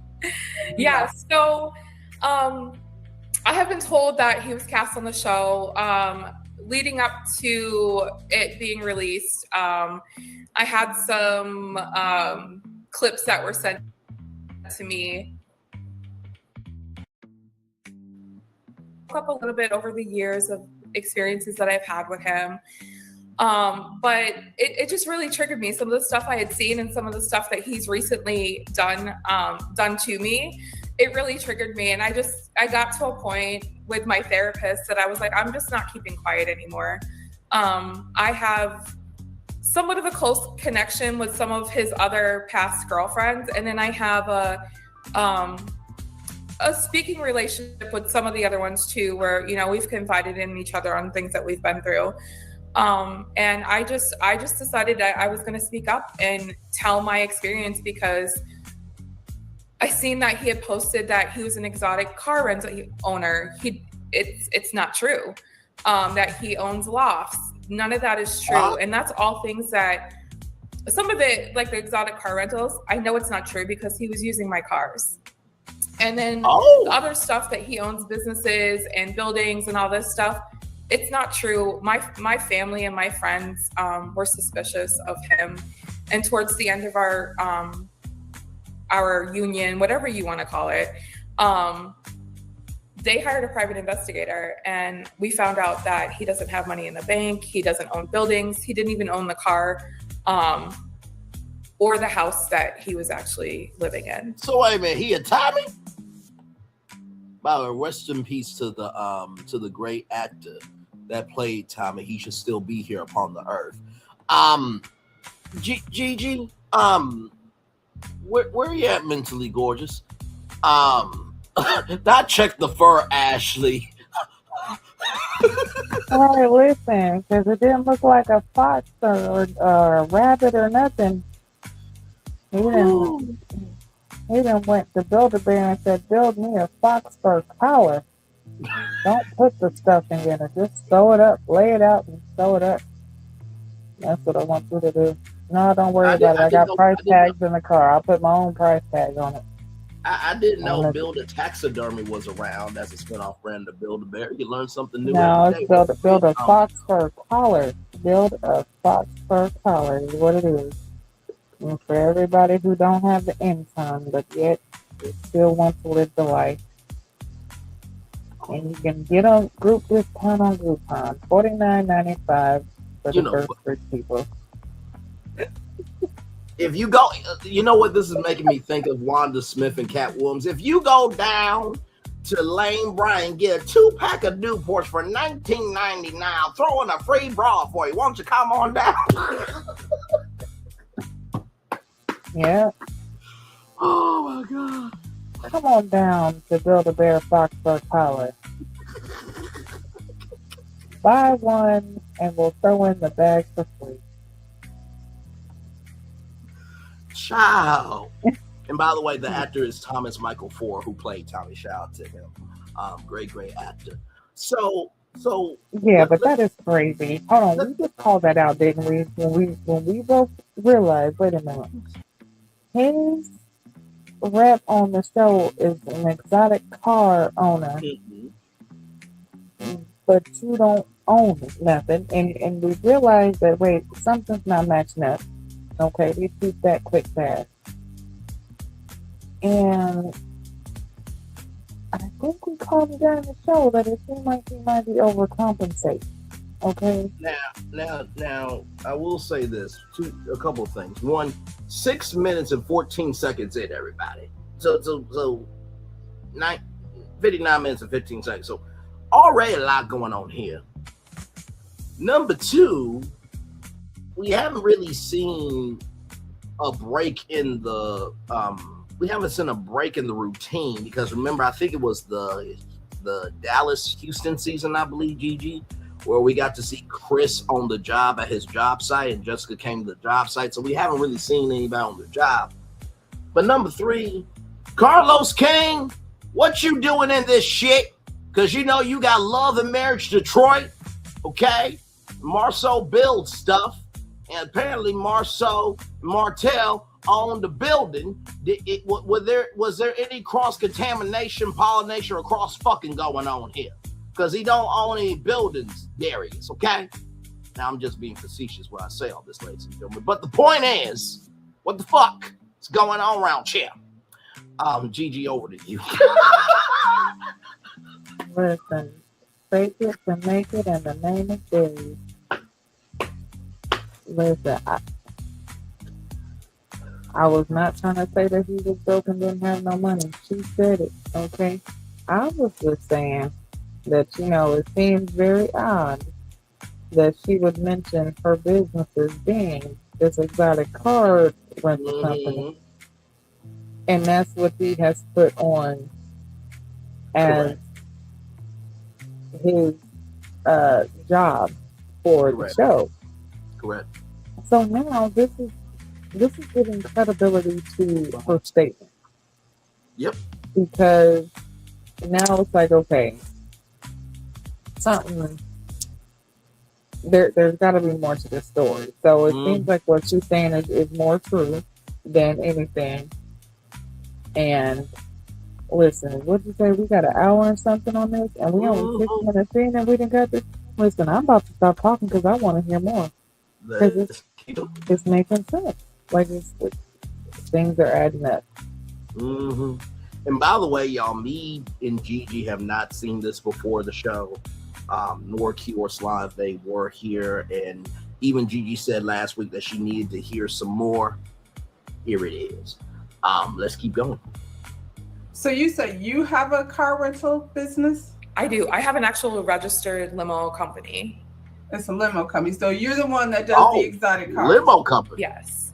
Yes. So we also had someone that in St. Clair Shores that we had met together. And he rents out cars as well. So we were sending people to him, or he was sending people to Referrals, us. So he would call and say, hey, I have this prom rental. Can you guys do this prom rental on this day and do this transport? So yeah, it was all done through me. I have seen that he posts pictures of my car stating that they're for rent. I've had people message me stating that he's collecting deposits for these cars and not following through. So to me, that's triggering. Like, that's underneath my name. That could negatively affect my company. Yep. How long did you date before you got married? Let's see, November, December, about 4 months. What? Well, that's fast. Very clearly, you don't get to know a person very well within 4 months' time. You know what? So it was very fast. My relationship with him was fast and intense in the beginning.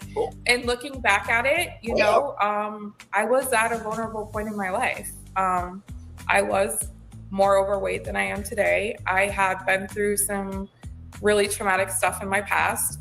And here comes Prince Charming, telling me what I want to hear, telling me great stuff about myself, love bombing me. And the only person I blame at this point, everyone's like, you didn't see the red flags? I didn't. I was blinded. And I blame myself. And that's She was also drinking that hot cocoa down her throat too, but that's neither here nor there. But listen, okay? She was the marshmallows and he was the cocoa, okay? I will say this, right? I do believe that in every person's life, not everything that glitters is gold, and that's not just material things, but not everything in life is going to be golden at a certain point in time. And body dysmorphia is a real thing. Anorexia, body image.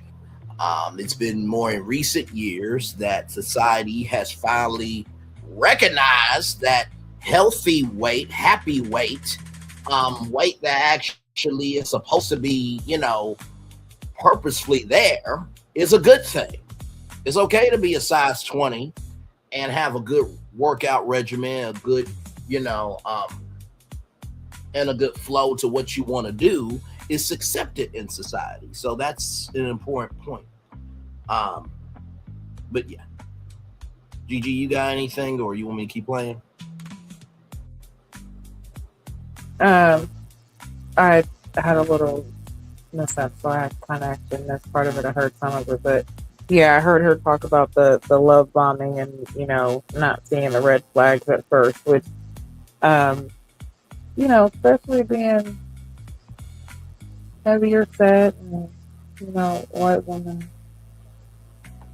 I'm not even gonna say white woman, just anybody. You have certain insecurities when you're a certain weight. But yeah, I also feel like some people might get mad about this, but y'all know I gotta stick the truth.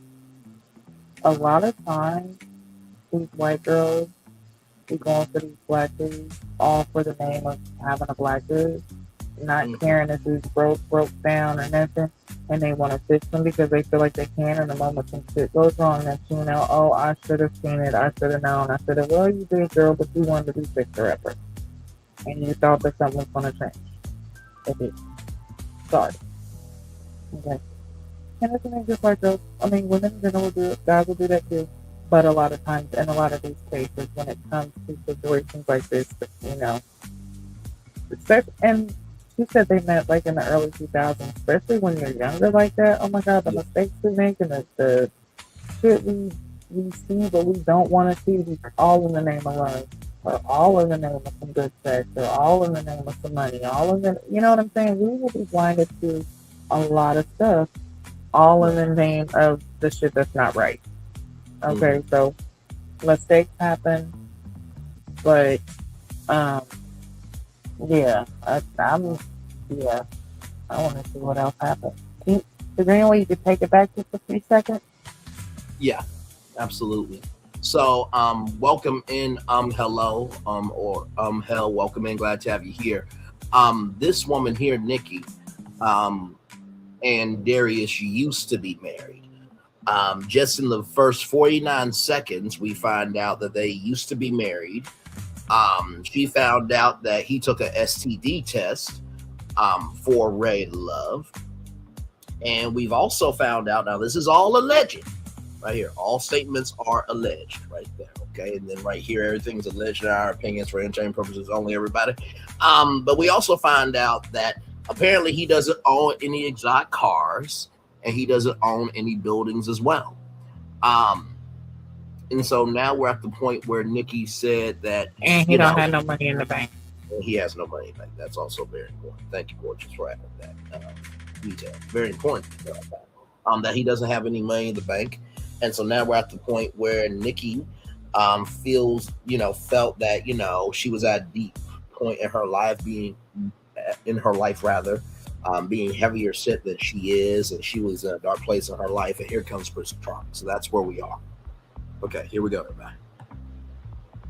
Some, work that I had to do within myself to never have myself in a position like that before. I mean, ever again.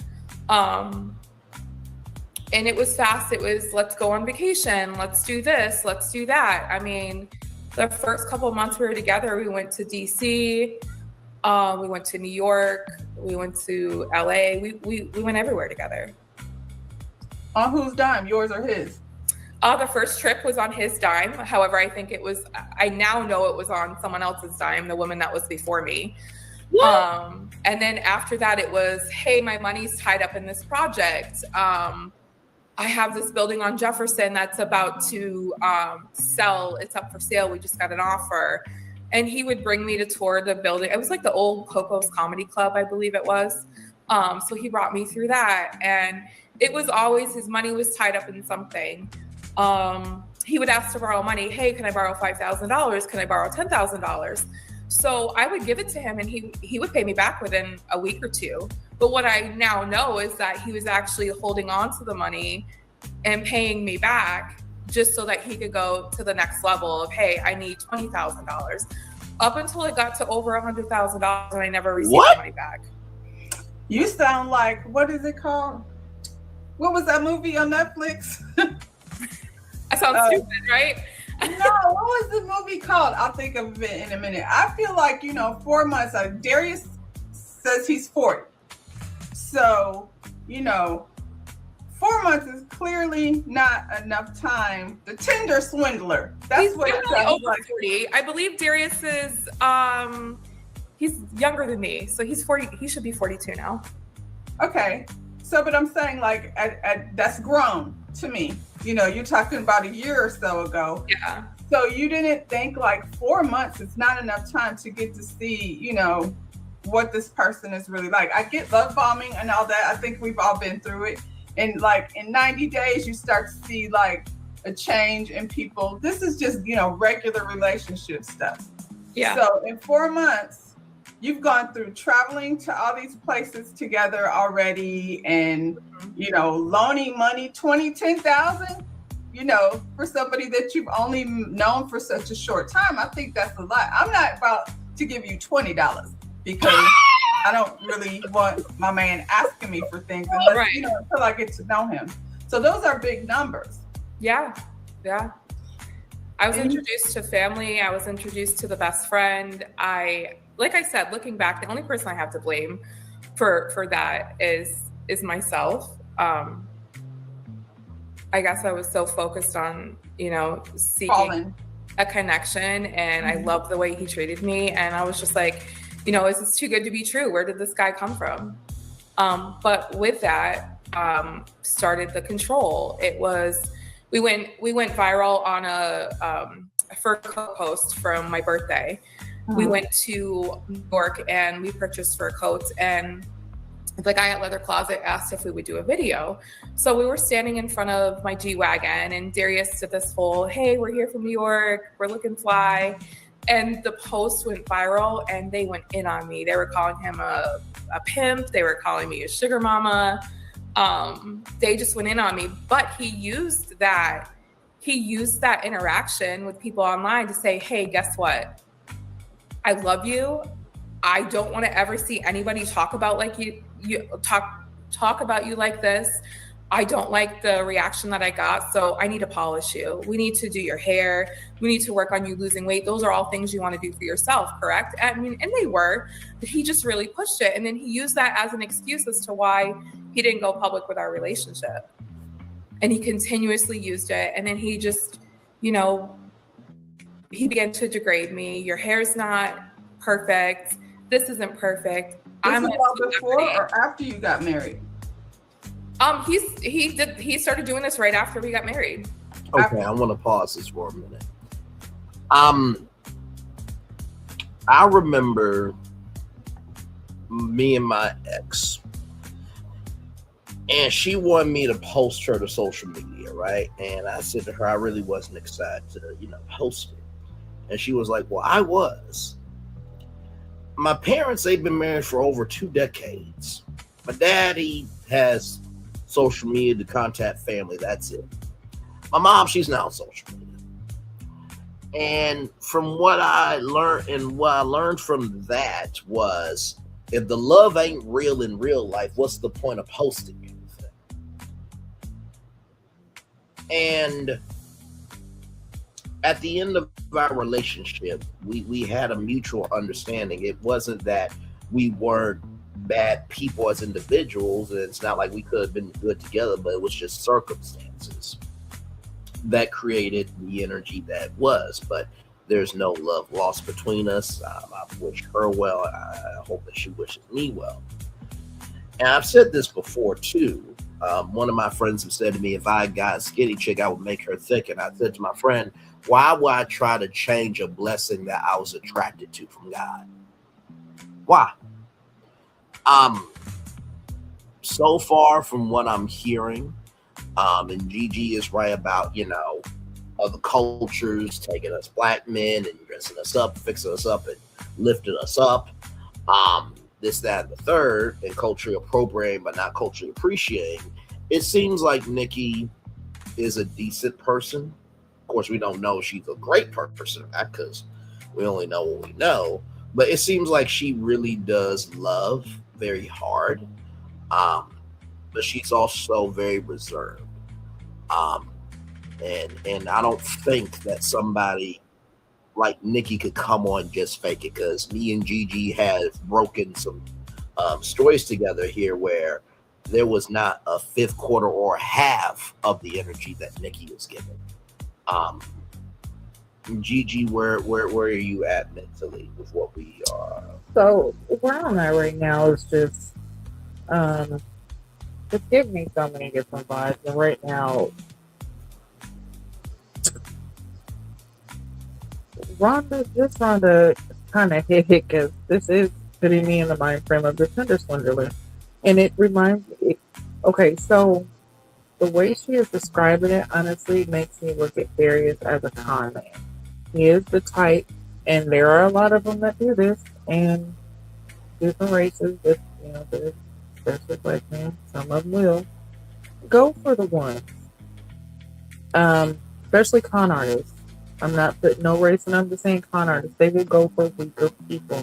They go for people they can manipulate. So if he possibly saw her as a mark, especially if he was able to spend money on her from the beginning, from someone who was dating previously, this seems like a routine and an MO of his. He will play these women because of his looks and his charm. He'll play you, give you, love bomb you, control you, get your money, and then cheat you out of your stuff, move on. And that's what it's put me in the mind frame of. And that type of shit is scary. Because not only can you lose all of your stuff financially, but in some of them cases, if they get desperate enough, people lose their life. Facts. So, yeah, I'm definitely looking at Darius in a different light. Again, all of this is alleged, and Sure. we don't have full information, but she's actually putting out and saying things that can be verified, just like she's giving different moments of videos that could possibly be sought out and verified Correct. if they had a viral moment.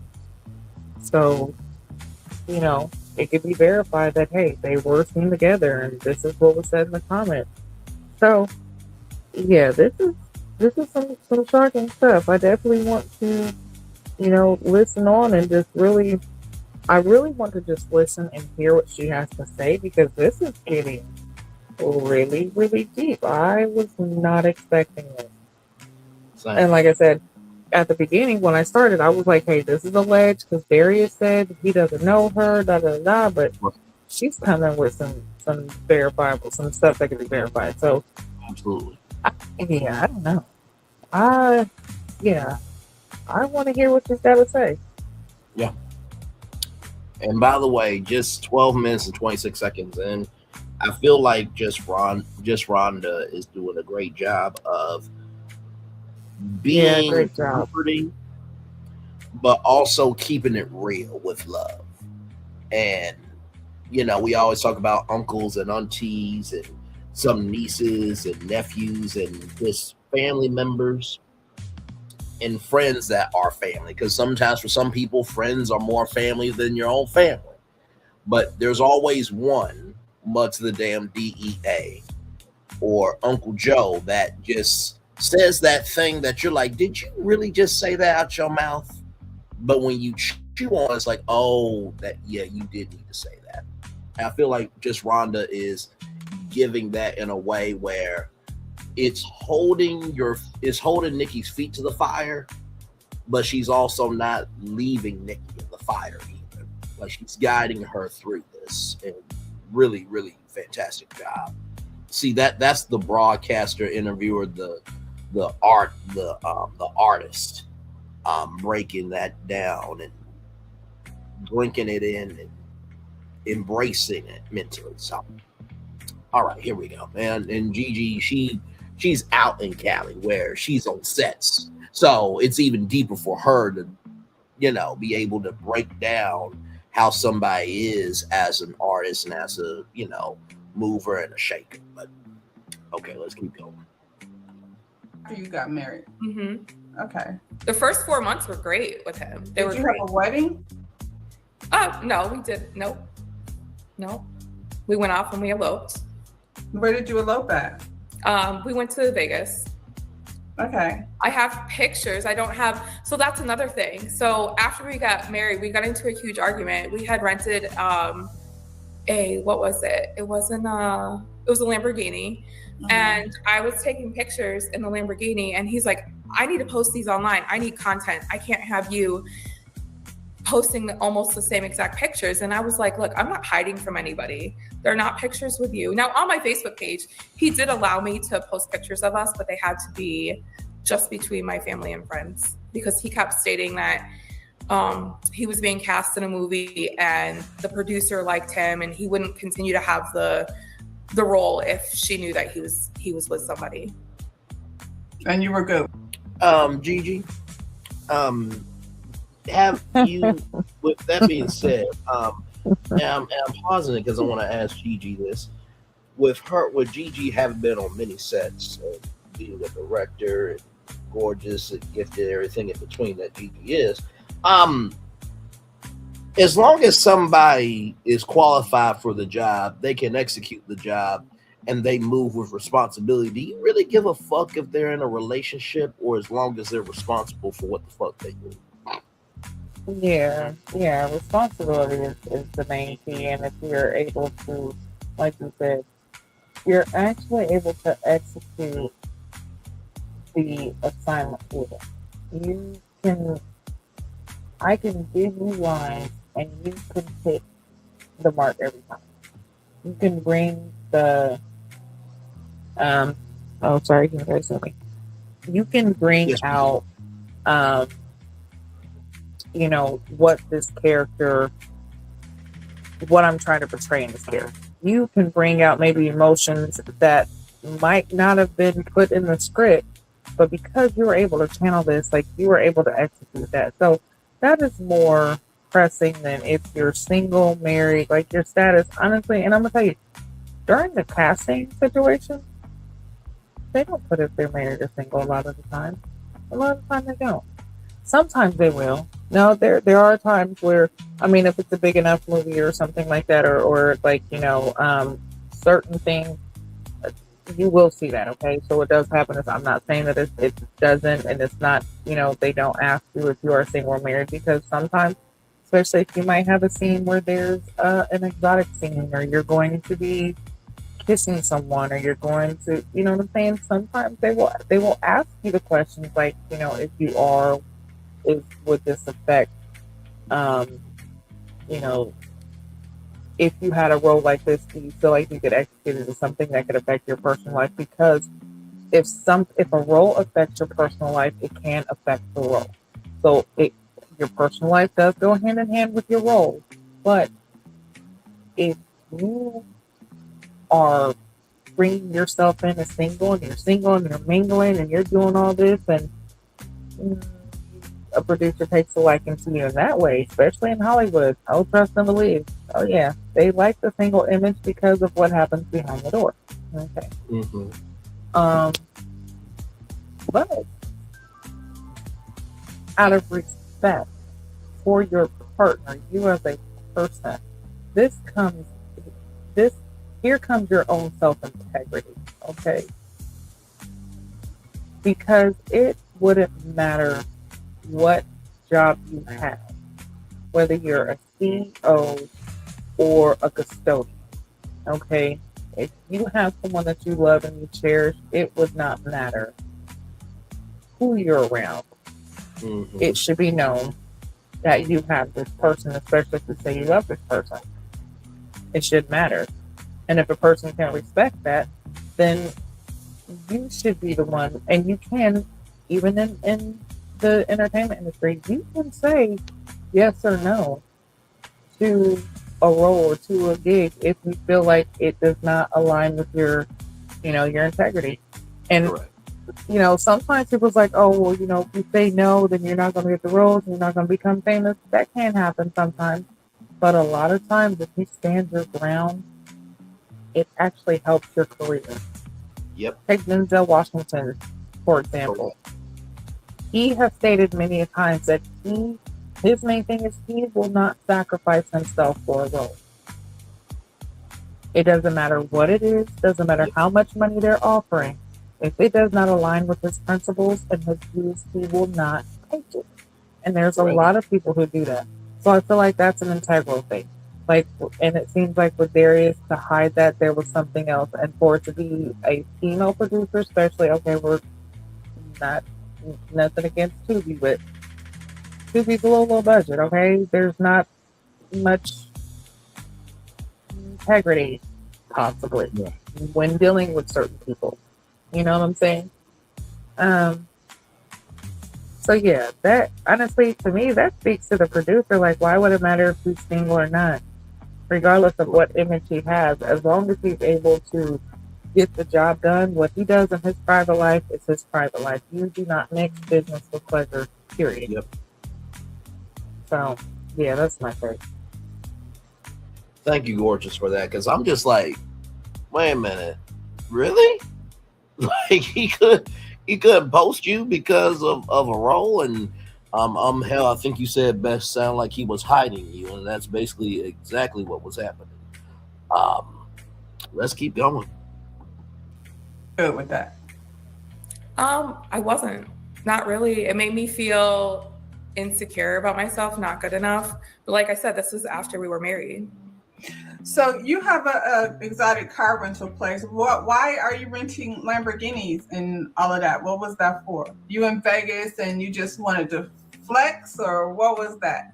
It was his idea. He wanted to rent a car when we were in Vegas. So I mean, I'm not mad at it. I feel like if I'm in a Lamborghini, it's gonna be a rented car somewhere where I'm on vacation. I don't, own luxury cars. Yeah. So what made you get into that business?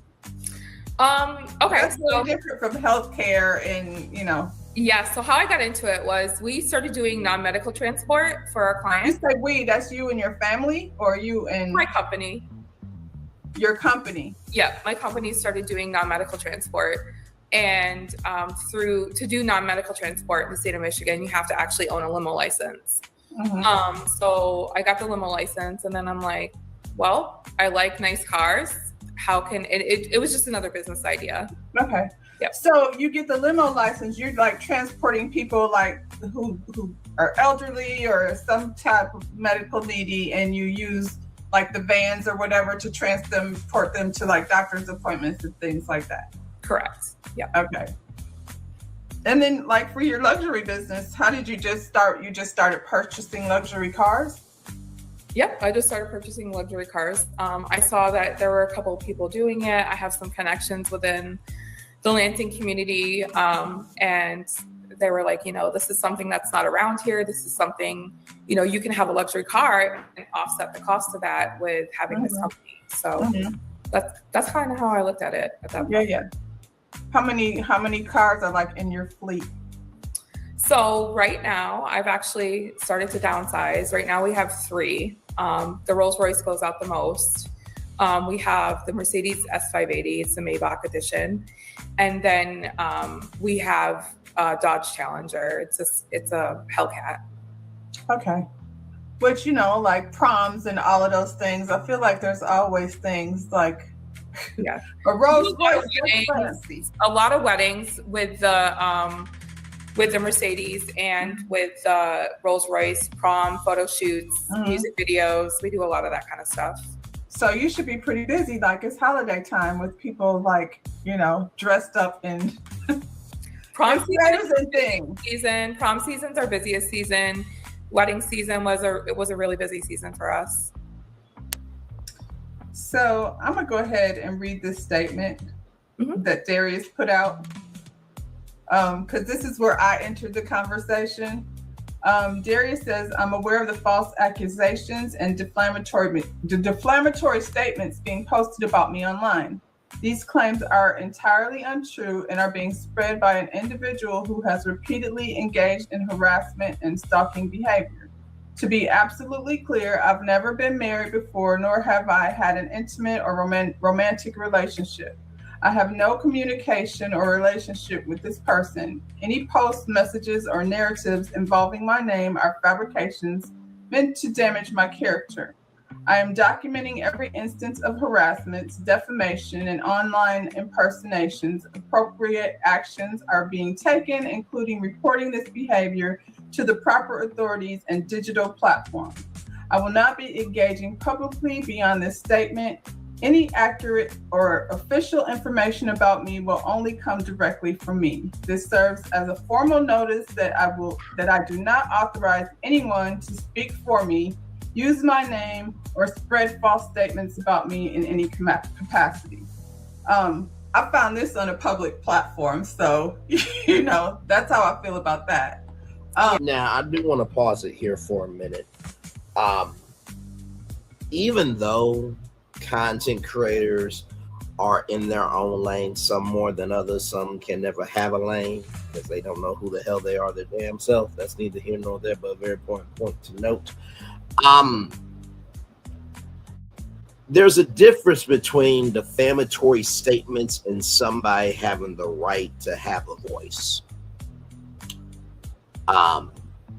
Darius had the right to say that statement, just like Nikki has the right to say her piece, and just Rhonda so far has been very actual, factual, smactual.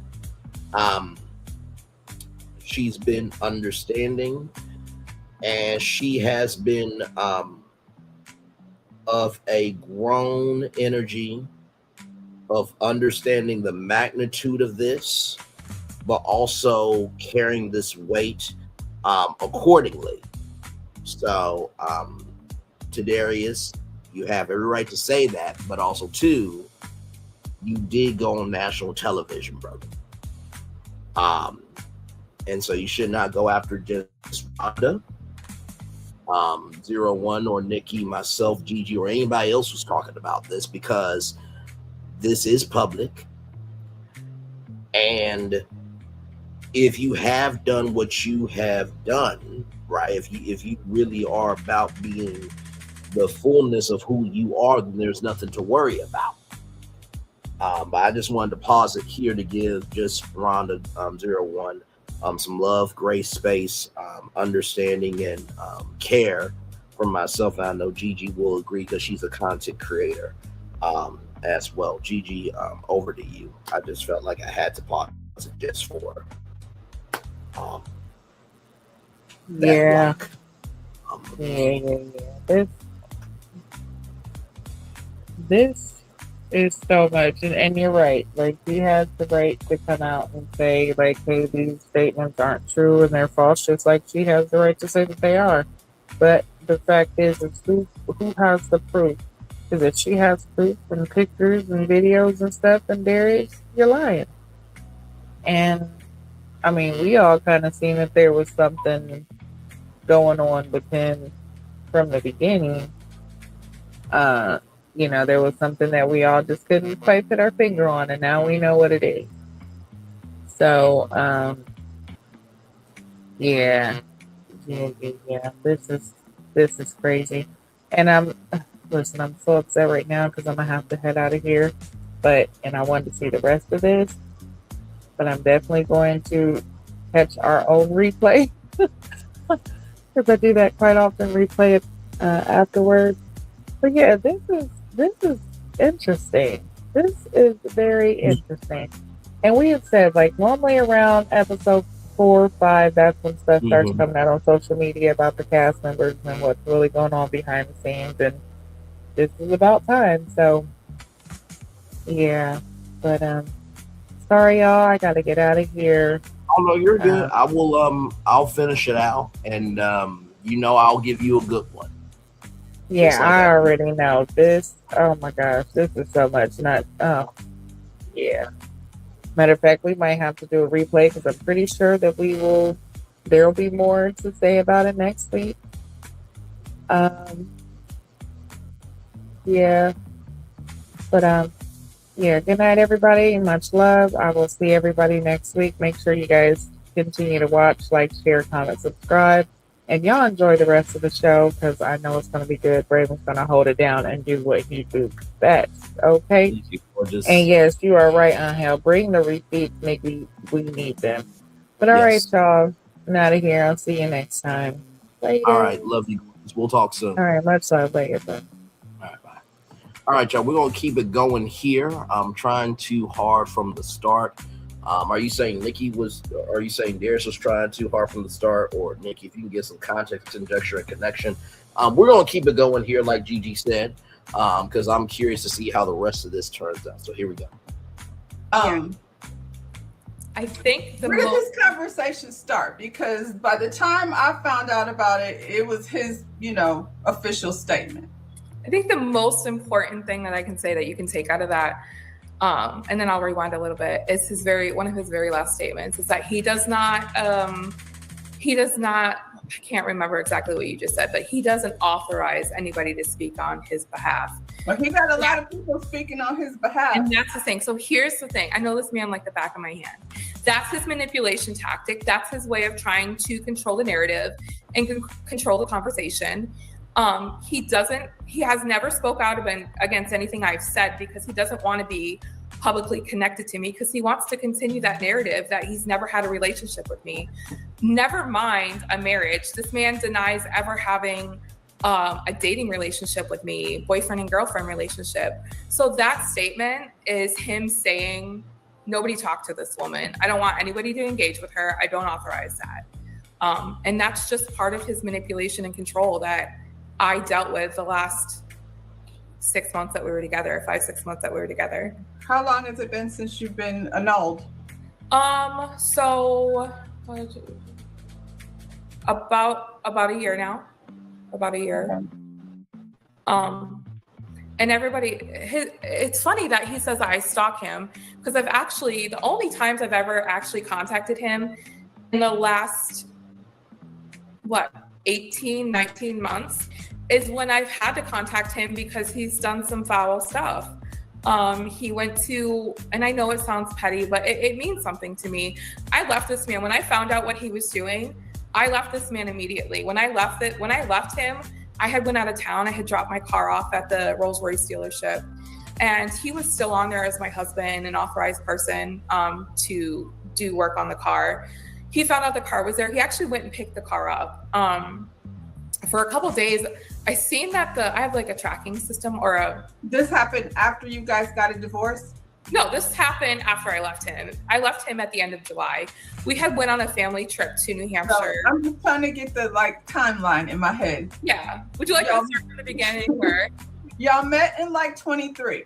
Yes. And then 4 months later, you were married. Yes. So how long were you together? Like a year and a half? No, not even that long. So this is why I don't understand. People are saying it's been years that he was dealing with me or that I was stalking him. We got together in November. I left him at the end of July of 24. Okay. Mm-hmm. Of 24. Correct. I mean, but that's just over a year. Yeah, that you've been. It wasn't even. We weren't together a year. No. No, I mean that's been just over a year that y'all have been separated. Yes. For this to now be a thing, but you said you've reached out before and tried to speak out before. Where did you try to speak out about it? So I'm sorry. You're saying good night to Gigi, and then you're saying Darius subscribed to her. Okay, I got you now. Okay. As I had gone to our wine club that I had, it was my subscription. And I went to pick up my wine and they said, you have no wine to pick up. And I was like, well, that's not possible. And so they ended up getting video footage of where it was picked up from. And he had went to Troy. It was in Troy, Michigan. He went to the wine club and he picked up the wine and he was with a date that night. So I saw the video footage, and then the worker that actually dispersed the wine to him said that he was in there. They couldn't forget him because they said he was flashy and telling the woman that this is his wine, and he picks up 10, 20 bottles of wine every time he comes in there. So what? I was pissed off about that. I went on, I tried to call him and ask him why he took my wine. And I just went online and I did a post like, stop taking my shit. You posted it on your Facebook page? Yeah, I did. Okay. So then what's the protocol for that? That's like, this person is not authorized to get anything from here anymore. It's a civil issue. It was a civil issue. I contacted the police department. They said it was a civil issue. I could civilly sue him. Sue him, but I'm saying with your wine club, you just remove him so he can't do that anymore. Correct. I removed him from the. Okay. So I went to the country club not too long ago, and he was on my membership for the country club. Mm-hmm. And so I can't do anything about that either. Everything's a civil issue because of the fact that we were together. And they said there's nothing they could do. He charged over $2,000 worth of meals to my account, bringing women on dates. Wow. So when I'm speaking out, it's not people are saying I'm bitter. People are saying I'm jealous. I'm mad that he didn't choose me. I didn't choose him. I left him.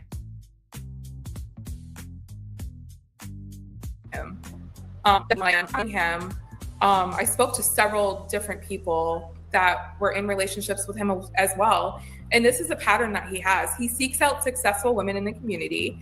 He love bombs them. He uses them for their resources, and then he's out, or they leave him.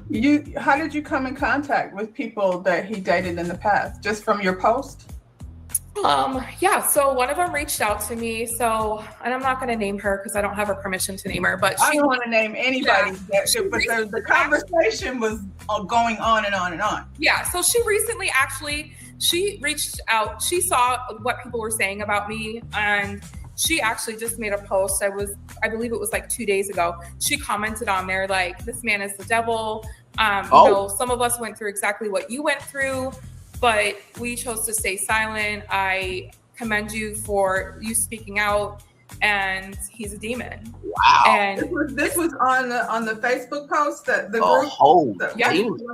Okay, so where did the conversation start though? Because like I said, I didn't know anything about it until the statement that he put out. So clearly there had been conversation happening before that. Oh yeah, so that actually stemmed from the whole wine incident. You posted about the wine there on the Facebook page. Okay. Yeah. The wine incident, and when I found out that he took my car and he would not get my Rolls Royce from the dealership, when I flew back in from New York, I posted it on, I think it was called Stolen Cars Detroit. And within like 10 minutes, people told me where my car was at. He was made aware that I had posted it on there, and he dumped the car at a gas station in Warren. Told me the car was there. I had my friend bring me there to get the car. Whose car is this? The Mercedes? No, this was the Rolls Royce that he had taken to the dealership. You took the Rolls Royce, but you got the Rolls Royce back. I did get the Rolls Royce back, yes. Okay. So people had seen me posting about that, and I believe that's when that particular ex had reached out to me, and she told me a lot of stuff that she had been through. I told her what I had gone through first, and she said, "I believe you. I went through the same exact thing. Wow. And don't let anybody tell you any different about your journey. People are going to doubt you." A big thing is you're a white woman trying to bring down a Black king. That has definitely never been my motive for anything. And she said, people are not going to believe you simply because of that. And I think,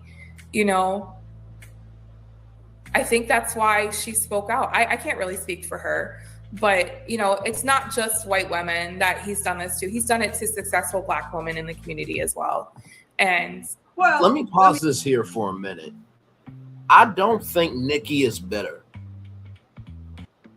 I'm gonna repeat that 2 more times. I don't think Nikki is bitter. I don't think Nikki is bitter at all. I think what is going on here is that she has a pressure point. She has a button that can be pressed, and she has a limit. And if everybody remembers the movie Inside Out, every emotion was a fan favorite, right?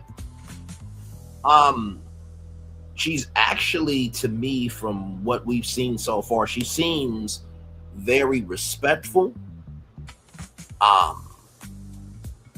very to the point, and she has not backtracked on anything. There's not a nervousness to her.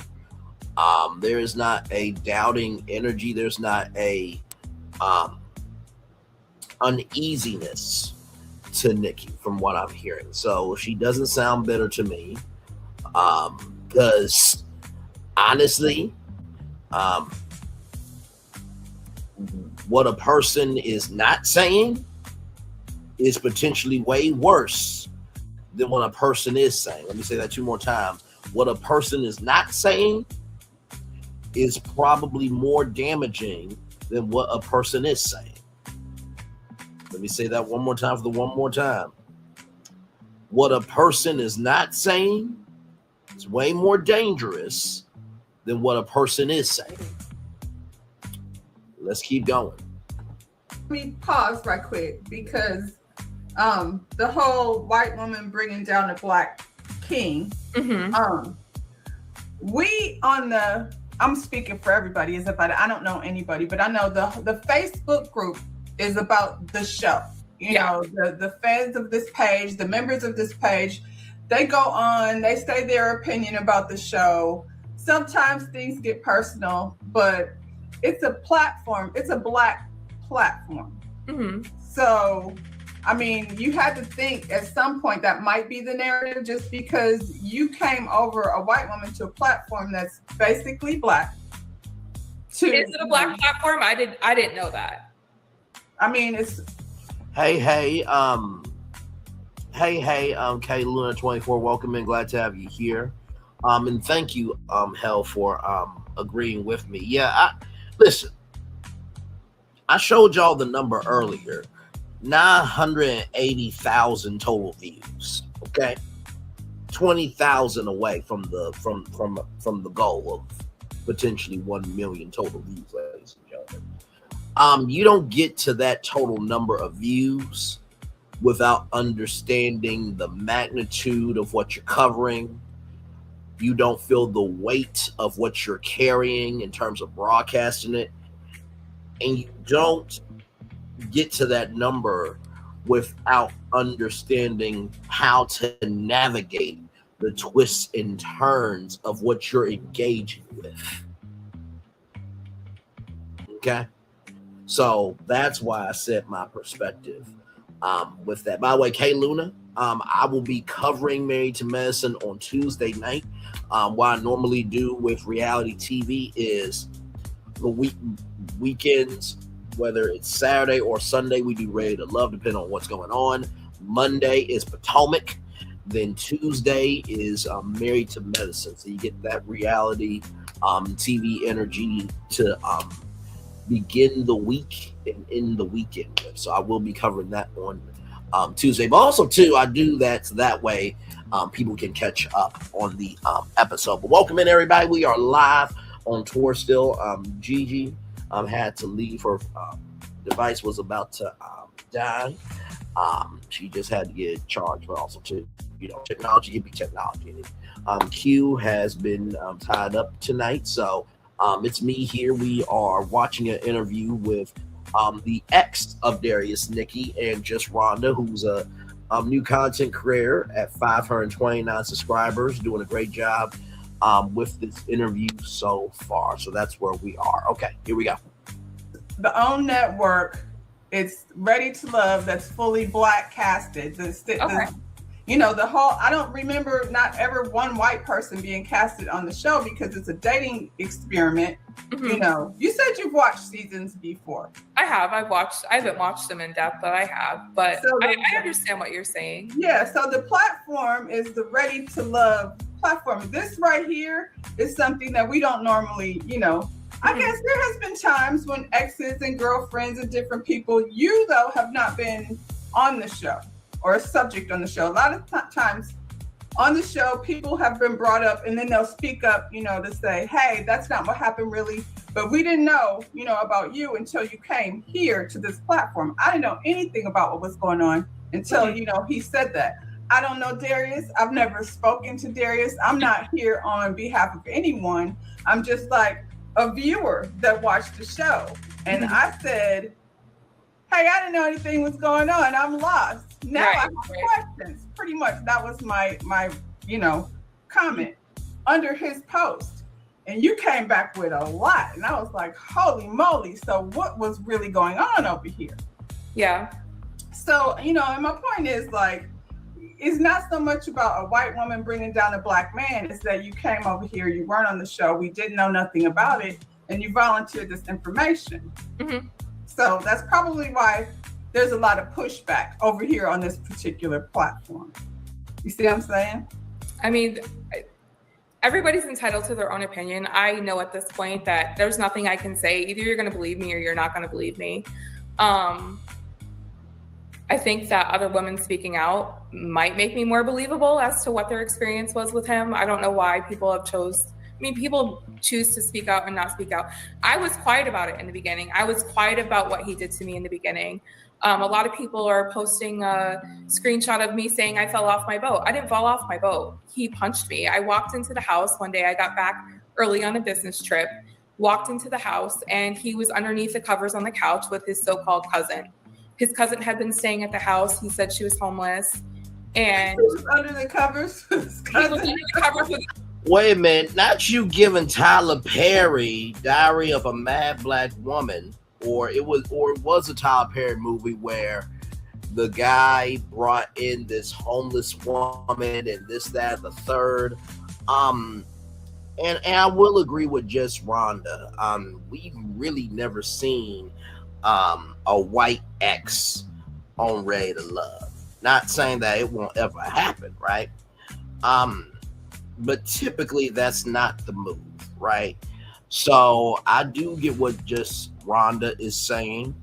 But also too, in the same token, I really don't believe Nikki is trying to take down Darius to be hateful, spiteful, or mean, nor is she trying to take down the Ready to Love platform.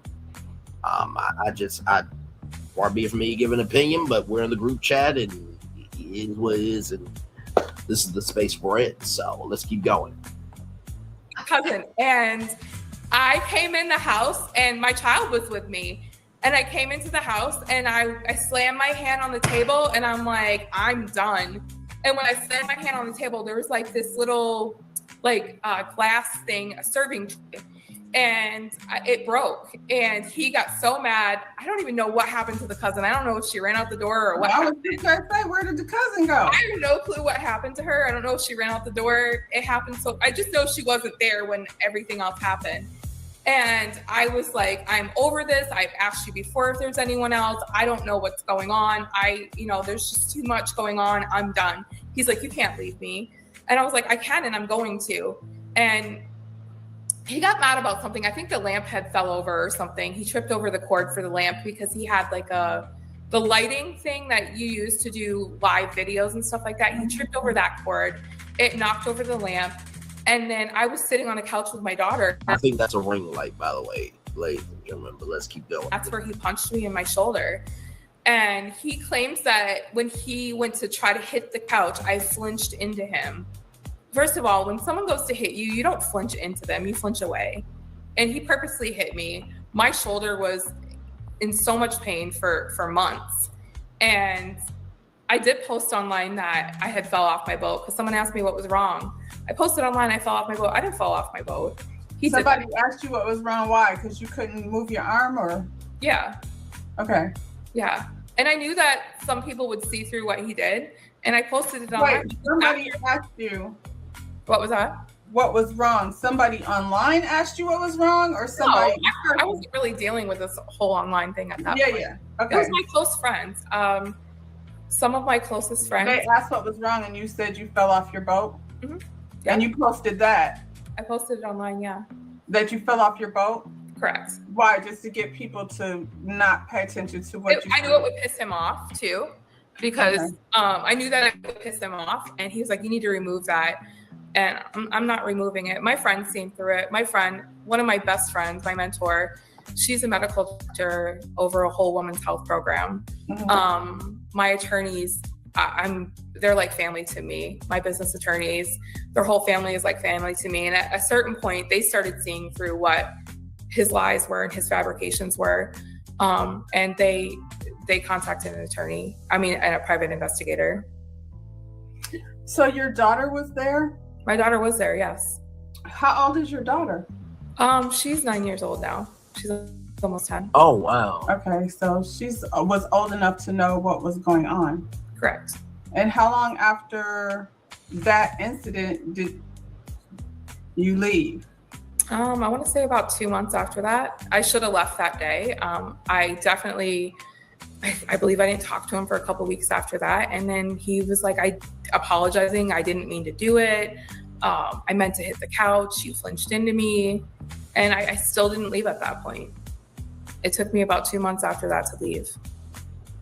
Looking back, do you feel like it was maybe not smart to bring someone that you don't know into the life of your daughter? Now she's witnessing, this type of thing. 100%. Yeah, 100%.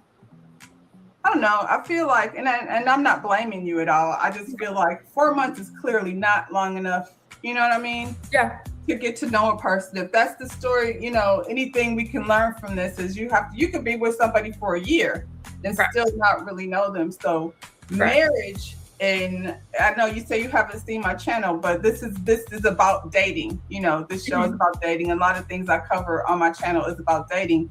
And marriage is something that people step into for different reasons, I feel like, without understanding what the consequences are going to be. You have this man that you just met and his name is on all your stuff. And then, the consequence was you had to get all your stuff back.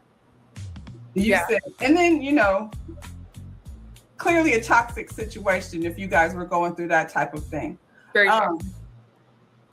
You mentioned that you said he has your Mercedes and you want it back. That's what you put in the comment. Oh yeah, the Mercedes. So, we had went to Chicago. He had this idea of, hey, let's, buy a car and put it on Turo. My friend from Lansing, one of my really good friends from Lansing, his mom was actually best friends with Darius's mom. And he was telling me how he rents his cars on Toro. He was showing us the numbers that he was making. And he said, you need to get a car and put it on Toro. So no problem. I ended up finding a Mercedes. I believe it was like, I don't know, like $12,000. I think we paid for it. We found it Darius found it on Facebook. We drove to Chicago. I bought the car. I paid the guy the money. It was very hot that day. I gave the guy the check. It was a cashier's check from my bank. And Darius said, oh, babe, go sit in the car. I'll handle this. I'll take care of it. So as my husband, I believed he was taking care of it. He ended up, I think my name was on it. I'm not sure. I'm dealing with the police with it right now and with the Secretary of State because I have the bill of sale. Bill of sale is in my name. How my name didn't end up on the title, I'm not sure. Like I said, we're dealing with it with the authorities right now. But yeah, he took the car and he never gave it back to me. So the car is not in your name? The bill of sale is in my name. The title is not in my name. So far, he owes you for the Mercedes? Correct. And the wine? The wine. The money I gave him that he never paid me back, it was a little over $100,000. I gave him that. He never paid it back. You're not going to be able to get that in small claims court. You're going to have to go. That's a lot of money. Correct. And the problem is that this man's not collectible. He's not collectible. No offense to anybody on food stamps, but he has a food stamp card. He has a Medicaid card, and he has no formal. Allegedly. No, it's not allegedly. He has it. He has it. Because not only that, but they've contacted me because I don't know who said something to them. Nikki, just Rhonda is saying allegedly to cover her behind, so that's why she said allegedly. Oh, I'm loving the energy though. Let's keep going, everybody. But they contacted me for transactions that I made to him through Cash App, which totaled almost, I could show it on here. I believe it was like $37,000 during the time that he was collecting food stamps. I don't want that to come back on me because we were married. And so I was under investigation for that as well because they weren't in my name, but they were in his name. We were married and he did have income coming in at that point through me. So it sounds like you have a lot to I have a lot. There's so much to go that I haven't even mentioned. I have another case where me, him, and his friend, his best friend, who I'm very good friends with to this day. She no longer talks to him because at the end of the day, she was friends with him for 20 years. She doesn't condone how he treated me. And her and I are great friends at this point. And we were on our way to Baltimore for an event. And he got pulled over and he gave a fake name. He gave a name of somebody else and got a ticket in that person's name. So I'm dealing with the police with that right now because that man has a speeding ticket. Darius is going over 100 miles an hour. He gave a false name. So you right now, you have cases open. Correct. Yes. To get back whatever it is that you lost within this last couple of years. Correct. The car, and if he hasn't sold it, the car I'm working on getting that back. The problem is I have to look at, is it financially, is it within my best means to try to get the $100,000 back? He's not collectible unless he gets some big acting gig. So then you don't have cases open. I do, but the $100,000 I'm probably not getting that back. Okay. The car, yes, I am working on that. Him driving my car, getting multiple parking tickets with it. Yes, that's something I'm working on with them. Him using my car and lying to a police officer. Yes, there's a case open for that. Would you say something you're working on, providing receipts? What does that look like? Talking with the prosecutor, talking with the detectives. Okay. Just to let them know, like I'm saying, pretty much everything you said that you've experienced with him, you got receipts where you put your name on it and there's money transferred. You know what I'm saying? Correct. So, but that's just for the car. The ticket that he got in a car, it was in the Mercedes. And it was in my G-Wagon, yes. It was in your G-Wagon. Correct. The one that he got a ticket on and gave somebody. I gotta pause it. Wait a minute. Not food stamps, Darius. No. Every episode, furs, shades, clothes, just doing the most, child. Woo, my Lord. Hey, four people, welcome in. Glad to have you here. We are still live on tour. We did the Ready to Love review with GG9, and we are still live on tour. We are reviewing live in real time this interview with Nikki, who is Darius's ex. Just Rhonda01 is the person conducting the interview here. Her channel is just Rhonda01, 529 subscribers. So like, comment, share, subscribe to her as well. A lot has been said here. Let's keep going, child. So we were driving to Baltimore. He got pulled over, and I guess he had arrest warrants. I didn't know at that point. That's what the case was. And he gave someone's name. You were with him? I was with him. Yes. Okay. Yep, I was with him, and he gave somebody else's name. And we kept telling him, me and his friend were like, just tell them who you are. You know, if you only have a warrant for an unpaid ticket or your license is suspended for an unpaid ticket, the worst they're going to do is give you a ticket. They're not going to take you in. And nope, he continued to give that person's name. Now, he said he cleared it up. He said it was his cousin's husband or boyfriend and that he took care of it with that person. That's not true, because years later, only a couple months ago, the police department reached out to me to find out who was driving my vehicle. And you gave his name? I did, yes. So, but then that's all there is to it with you as far as that's concerned. No, when it does go to court, I'll be called as a witness, and so won't his ex-best friend that was in the car with us. Well, it seems like you got a lot of going on. More than we realize, I guess. What outcome, do you want to have happen after all of this?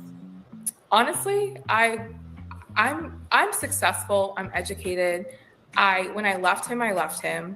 I know that I probably need to work on some of my emotions and my reactions, because at the end of the day, only I can control how I react to a situation. But unless you've been in a relationship with someone who is controlling, manipulative, a narcissist, you don't really understand it.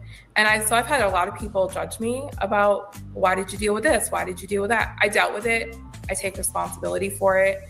The only person that can fix that is myself, and learning self-love for myself, going to therapy. And, it is what it is at this point. I want him to stop he'll reach out to my friends, ask for money. He reached out to my friend, well, she was at my house the other day. He knew that she was at my house. And he reached out to her, and she's like, look, you just need to stop calling. I don't reach out to this man at all. So for him to say I'm a stalker, I'm not. I need him to stop using my resources, stop stealing my wine or going to my country club and using my account. If he wouldn't have done all that, I would have stopped talking anymore.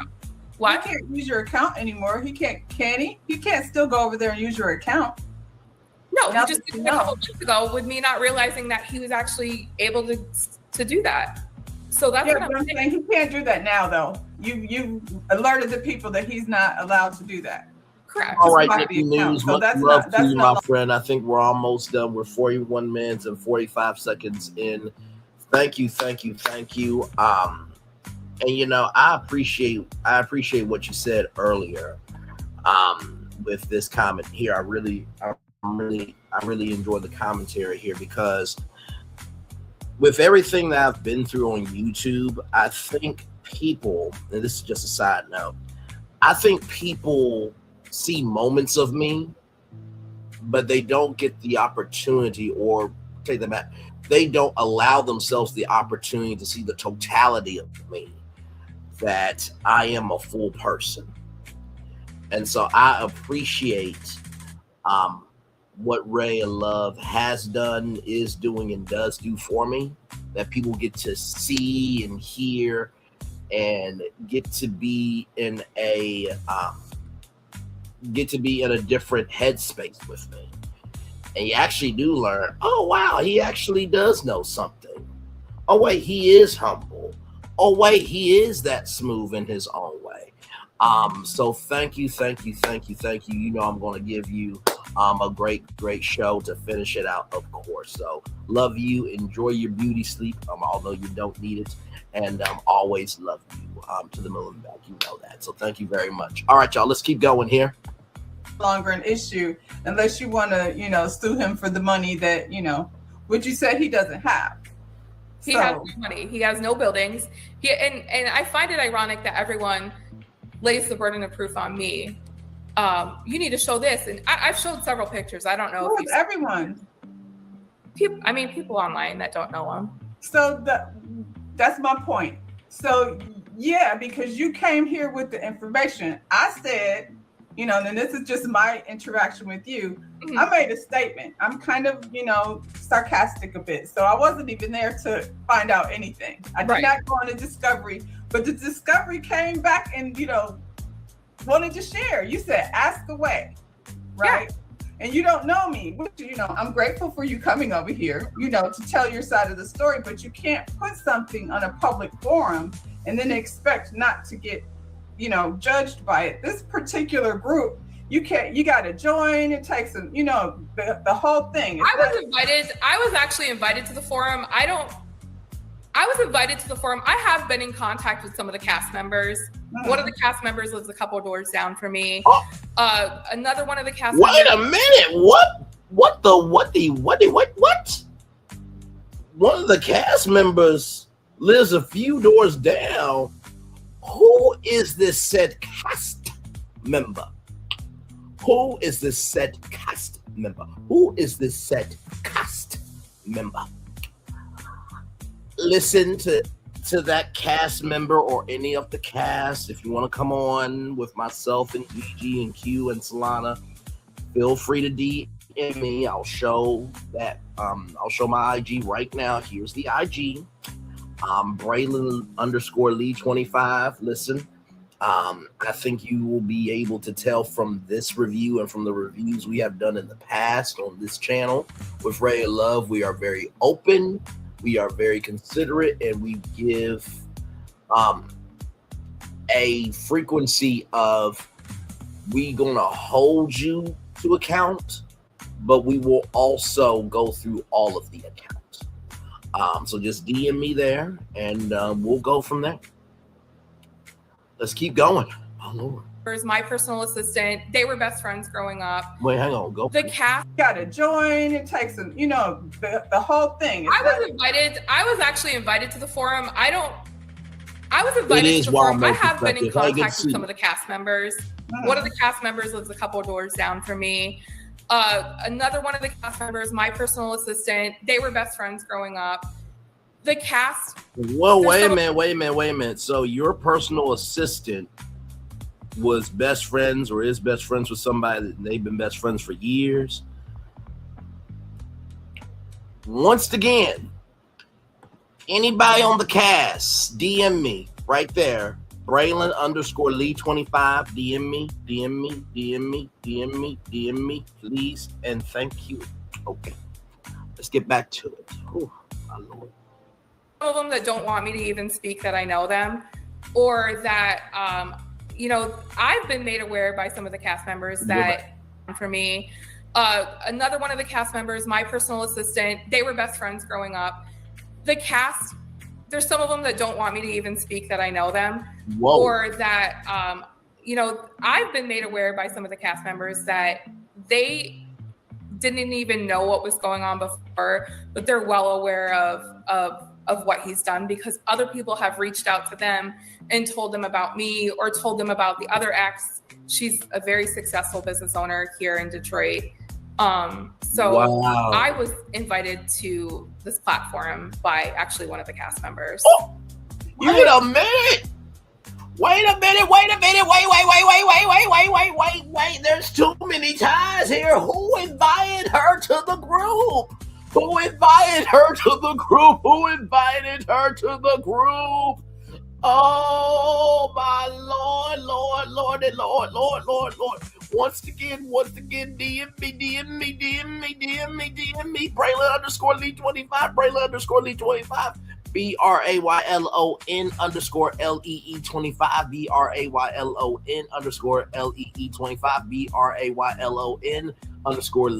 BRAYLON_LEE25. DM me. Let's keep going. Provided there, Yes. but it was your decision to, you got receipts. Even like the other day, they ran the clip of him giving the fox. You posted receipts of. So wait, let me back up on that. No, let me back up on that. I posted that on my personal page, and reading is very fundamental. So if anybody actually read the post that I did, the original post that I did was the chinchilla. I had several people calling me and saying, oh my gosh, how did he afford that chinchilla? Or that's the chinchilla he was at the Glow event with, stating that he paid $30,000. So my response, let me bring it up. The chinchilla that Ashley got on this past episode wasn't bought recently. It was from an event that you and him went to. Oh my Lord. Like you said in one of your previous reviews, this may be the best Ready to Love season to date. Yeah, I fully agree with that. So, like I said before, this has too many factual things for it to fall to shit, to me. I could be completely wrong, but there's something to this story here. And the fox was purchased at an event that you two went to together. The fox was purchased at an event that y'all two went together. Okay, let's keep going. Response was, it was more jokingly amongst my friends because, the guy he portrays himself to be, the way he used to put me down about myself, your hair's not correct, you're overweight, you're this, you're that. For someone to sit there and say that I need to be polished and I don't look correct, you're not even put together yourself. If you want to break it down, you are not put together yourself. You spray your hair on, your hair stands up this big in the back, you comb it forward, you spray hair fibers on. So you want to sit there and come for me and my looks, and because I'm overweight, and you don't take the time to look at yourself. So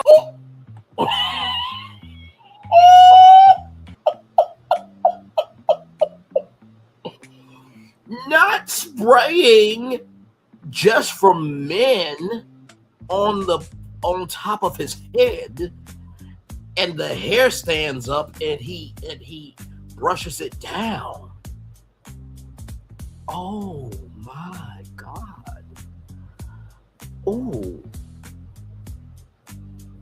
Ooh, I need some cinnamon chamomile tea right now. I need some cinnamon chamomile lavender tea. I need some cinnamon chamomile lavender honey tea right now, because all this is piping hot. Let's keep going. So, and if anybody knows anything from Detroit, people kept saying, oh, that coat was so nice. You don't wear fake shit in Detroit. That's just something you don't do. Most people in Detroit would never be caught dead wearing a fake chinchilla rabbit coat. If you want to wear it, go ahead and wear it. But I'm not from Detroit. People have to understand the dynamic. I'm not from Detroit. I'm from Flint. It is just as cold in both places. I personally, I'm not mad at a fake fur. So I guess that just depends on where. Ask some actual Detroit people if they would be caught dead wearing that. I'm familiar with Detroit. I guess my point is like the going back and forth, the coat and all of that. It was posted on my page, and the way it was posted was, I never thought what I said was, everyone's asking me about the chinchilla coat. How did he get it? Guess what? It's not chinchilla, it's rabbit. And here's the link, or here's where I bought it from. Somebody cherry picked that off my page and put it onto you guys' platform, right along with the mink thing, or whatever it was, the fox that I had bought. You put it on your page, but I mean, at this point, the conversation is going. So are you done with it or not done with it? Is he done messing around with me? Is he done contacting me? I have nothing to lose from this. I'm successful, like I said. he's the one that I'm talking about you though. Like, you've been through this situation, this toxic relationship with this person who, you know, unfortunately, according to you, went through all your money, hundreds of thousands of dollars, stole cars from you, was abusive towards you. And it's kind of like, just from the perception that I'm getting, it's like the ball keeps rolling because you posting and posting. If you want to be done with it, you are in another relationship. Yeah. Oh, I am, and guess what? He fully supports me. Well, I mean, that's a good thing that he supports you, but I feel like you were talking about your self-esteem and all the ways that he made you feel in the relationship, right? It just seems to me like if you can't get nothing out of it aside from what you got going on with the police department and getting your personal stuff handled, why keep the ball rolling over here on a public platform when you can just put it behind you? Or why not speak? So I agree and disagree with just Jonda. Like I said, she has done a fabulous job with this interview so far. But I will say this, right? If Darius is still contacting Nikki's family and friends and utilizing her resources still, you can be done with it, but that don't mean they gonna be done with it. You can be done with it, but that don't mean they're gonna be done with it. You can be done with it, but that don't mean they are going to be done with it. So I'm gonna push back just a little bit, not too much, but just a little bit on that. Let's keep going. Speak out against my abuse when this man is put on a show and the show failed to vet him correctly with domestic violence charges, PPOs against him. Why not speak out? I've been contacted. I have no regrets on speaking out. I guess that's my statement. Okay. I have no regrets on speaking out because why not say something? Why not have a voice in what he did to me? He wants to keep on saying this and that and doing this and that. If me speaking out prevents one person from having to go through the shit that I went through with this man, then I have no regrets. If he wants to continue to fuck with me, if he wants to continue to use my resources or do backhanded shit to me, I have no problem speaking out. But when you say use your resources, that's up to them at this point, right? Whether or not they want to be involved with him. I'm surely you've told them your story. I guess no one can silence me. That's what I have to say. I'm not saying you should be silent by any means. I'm just saying, like, where does the Darius chapter end? When Darius, like I said, if Darius would have never gone and like charged stuff to my account a couple months ago, I never would have said anything. If he wouldn't have recently reached out to some of my friends and family, I would have never even said anything. Darius does stuff and then he sits back and keeps quiet and lets his minions talk for him. And I have no problem with what I have done, with how I've spoken out. A lot of people defending him, I should say, are not even from Detroit. They're not from Michigan. If you go on some actual, probably, I want to say about 4 months ago when I had posted about the wine, it was posted in a group, Sis, Are We Dating the Same Men? Or it was something called that. And not one person had anything nice to say about him on there. It was the same thing. He's manipulative. He uses women for money. He is abusive. He's controlling. So when you go, because that's another, I don't know about the wine website or Who Are We Dating website. So you go on Are We Dating the Same Man website and you get all this validation in terms of don't do it. I know he's this guy. I know he's that guy. What does that make you feel like? I know I'm not the only one. I'm not the only one that's dealt with what he's dealt with. I had one woman that recently just reached out to me 2 days ago that said, thank you for posting what you posted. I was actually dating him recently and something just didn't sit right with me because what Darius does is he'll go on. The girl before me, she stole my house. She stole my mansion. I put all this work and all this money into this house. None of it was true. So he he creates the story that the woman he was with before, or this person's stalking him. And so he creates these stories to try to get people to feel bad for him. So the woman had reached out to me and she said, don't listen to what anybody's saying. I was personally dating him. And thank you for speaking out, because it didn't sit right with me what he had been saying about you. And I did some research myself. He doesn't own what he says he owns. And she said, I don't talk to him anymore. I feel like anybody dating anyone should be doing that type of research. I feel like when you meet someone and they claim to have all these things, it's your job to find out if it's legit or not. That takes time. So these are not things that you can just see like in a day. A person has to show you who they are. Correct. But I feel like Darius is still very much like you've moved on. You've got another man, and you've got your daughter that you're raising over there. It seems to me like you let Darius and what happened to you take up a lot of your energy. And I'm not talking about handling the business. I'm talking about posting here and posting there. Are you going to spend, how long are you going to spend trying to warn everyone that Darius is not a good guy? It was a rainy day that day when I started commenting. I was triggered. I'm human. I have people saying that my husband should leave me now. I am remarried now. That my husband should leave me now. And you're remarried? We are. Yeah, I am. Okay. So how long did you know him before you married him? I've known him for 20 years. Okay. So he's somebody that's been in your life, and he's somebody that's been in my life. We were friends for years, and what was his take on Darius when you were married to Darius? What was that?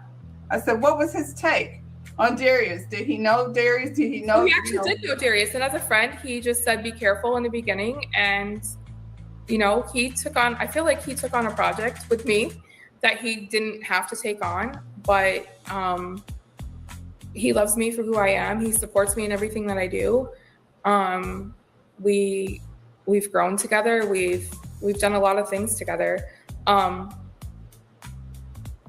He's super supportive of me. So I do have moments where, he's seen what I had posted.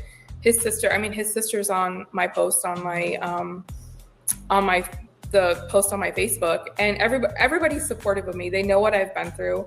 I'm on my journey of healing. I'm not perfect. I have moments where, I probably do the most and do more than I should.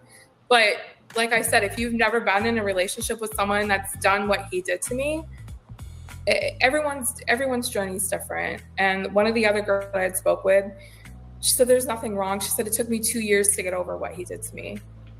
And so people can say what they want to say about me. At the end of the day, half of those women can't stand in the same room with me. They don't have what I have. They're not successful like I am. And that's just my take on it. I'm not perfect. No one's going to agree with everything that I do. And I don't expect everyone to agree with what I do. Well, you're right. Now you have, a new life, like I said, a new husband, and you don't know me. I want to say first, thank you for coming over here and, sharing your experience, of course, with me. And I don't know if I had any advice, even though I know you're not asking me for advice. I would say keep people that you don't know out of your business. That can't at all be any way healing. It can't be healing for you to, because I see what's being said over, that's the only group I look in because I watch and review the show. I'm not here, I'm not there, I'm not all these other places. Yeah.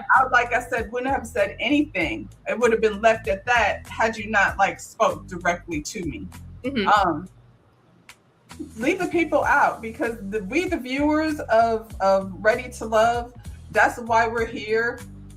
The rest of it, I don't know that maybe you touched somebody, maybe you didn't, but all the communication with the exes and, the currents and who's saying what, I feel like that doesn't seem like a healthy thing. I feel like, cast members, all of that stuff, I feel like you can't heal as long as you publicly got people, in your business. And then, saying the things that they're saying. You can't hear the negative, feedback if it's not there posted for everybody to see, because everybody's not going to agree.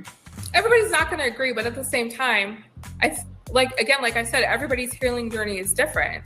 So that's like almost saying that domestic violence advocates and they should just go heal in silence and not go to events and speak out and not. That's not what I said. That's not what I said. I think that's definitely healing. Is that something that you're doing? 100%, yes. Yeah. I said in Facebook pages, like what I'm seeing is a post about chinchilla coats and wine boxes. You know what I'm saying? And I think personal page, it was brought over by somebody else to that platform. And I respect. I mean, but you were in the platform too. Aside from where it started, like I see like a lot of going back and forth. There's women in there posting text messages and all kind of craziness. And I just don't, me personally, I don't know that that's the best thing for you to get over it. It seems like it just is a thing that's keeping the fire going, keeping it going, keeping it going. That's just my opinion. Yeah. Like, you know, speaking, you know, as an advocate for domestic violence or any of those things, those are people who've been through it. That's not people with an opinion about a TV show. And I don't see anybody, honestly, that thinks Darius is the greatest guy. His reviews are not great over there either. Yeah. It's just, you know, a conversation about business that, you know, we didn't know nothing about. You brought it there. Aside from what happened, you know, with the coach, you know what I'm saying? You brought it there. So, you know, you opened the door for all this criticism. I don't know that that's... Well, let me pause it here because I know we're almost done. But here's the thing, right? Apparently, Rhonda said that Darius does reviews. I have not seen Darius's reviews. I think the only person we brought up was Lauren. And we brought Lauren up for the fact that Jaguar Actual talked about, you know, talked about Christina, although I called her Daphne, and that Lauren said Miss GoFundMe, right? Well, Jaguar Actual said Miss GoFundMe, but then Lauren said that they actually made a GoFundMe allegedly for Christina. So we brought up Lauren's YouTube channel just to showcase her YouTube channel because it was within the context, connection of the after show review that we were doing. And Lauren had a great, you know, a great setup on her YouTube channel. But also too, she's been doing this thing for a while before she got to Ready to Love, right? So I get what just Jonda is saying. At some point in time, you do have to, you know when to hold them and know when to fold them, know when to walk away and run, counting your money sitting at the table, in the words of Kenny Rogers, right? But in the same token, I do believe that Nikki is working through her life being consumed by other people. I think that is a process. And I don't think just Jonda is trying to rag on her at all. I think just Rhonda rather has been very respectful, considerate, and caring in this interview. Holding, you know, Nikki's feet to the fire a little bit, just like anybody should do in an interview. But I think just Jonda was just saying, recognize that there's more to your life now. And don't hold on to this after you let it go. I think that was her overall message there. Let's finish it out here.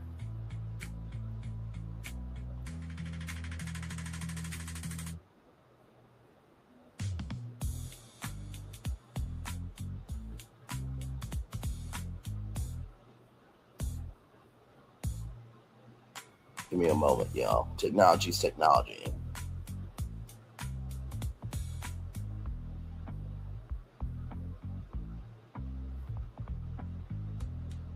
Come on. Okay, there we go. Okay, let's finish it out. That's the best thing. Oh, I'm 100% aware of that. But I mean, there's more stuff I could say, but I won't. But it's not like I haven't. Yeah. It's not like I haven't been in contact with people from production. It's not like I haven't been in contact with leaders of that page that have told me to speak and say something. I think there's a lot more that goes into it. Now, like I said, I'm not perfect. Should I have said half of the stuff I said? No, I was pissed off. I was pissed off because of other stuff that had happened. Mhm. Like I said, it was a rainy day. I was actually in Hawaii on vacation, and people were like, "Oh, that's what you're spending your time doing." Yeah, I was rained in that day. I was pissed off, and I was pissed off. I was contacted by the prosecutor's office on my vacation about him. I was pissed off that they said potentially that I could get a case for supposedly lying to a police officer when I never lied to the police officer that day. So then I had to take my time to contact my attorney, ask them to do a FOIA request on the body camera footage from that day that we got pulled over. And, so I was pissed off because I feel like, the stuff just keeps creeping up. So like I said, I had some free time that day. It was rainy and I was being petty and I responded. Well, I'm here for petty because I'm patiently petty. And that's what I had brought petty to the next level that day. So I was pissed off and I responded. Should I have said everything I said? Probably not. But at the end of the day, I have no regrets of what I said. Well, this show, it's halfway through the season.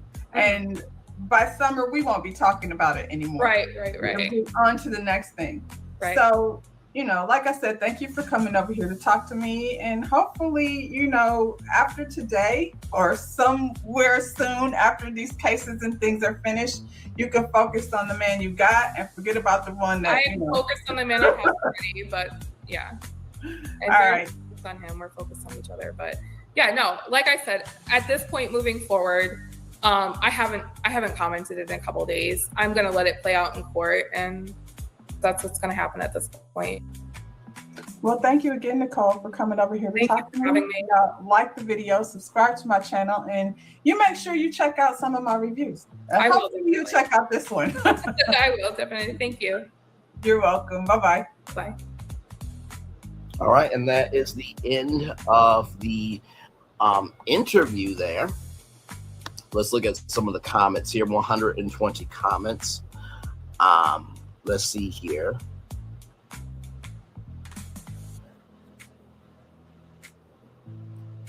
Wow. Okay, then.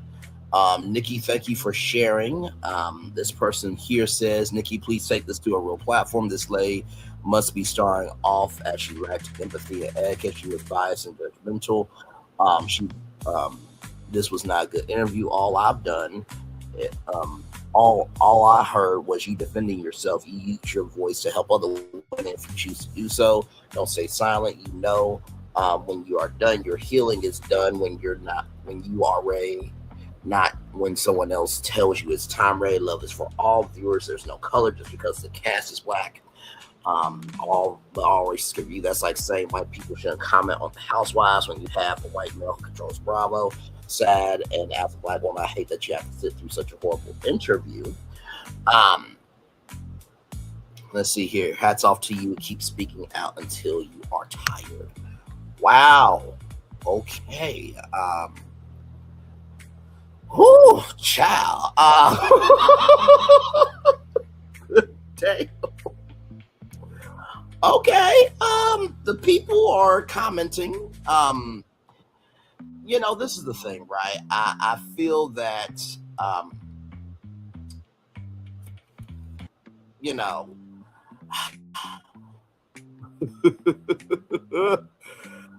whoo, child. I get where that person's coming from with that comment, right? I do get where that person's coming from. In the same token, though, I don't think that the interview was not going to happen without some tension. You know what I mean? I sincerely believe that there should be a little bit of tension compared to some other people. Okay. I think Just Rhonda did what she could. OMG, Just Rhonda, this is my first and last time watching you as you annoy the mess out of me with your unwanted advice. How dare you tell someone who's been abused?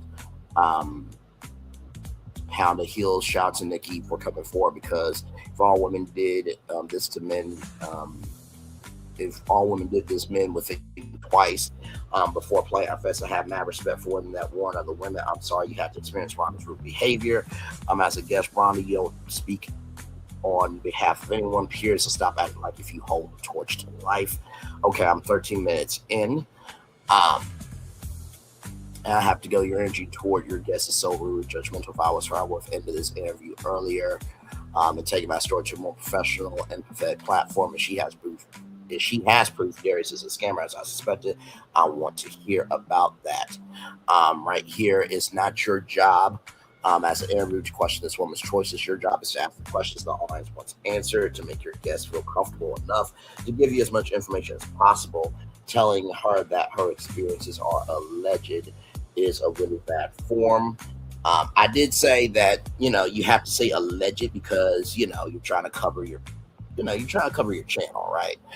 You're not liable for anything she says. Any slander will reflect negatively on her, not you.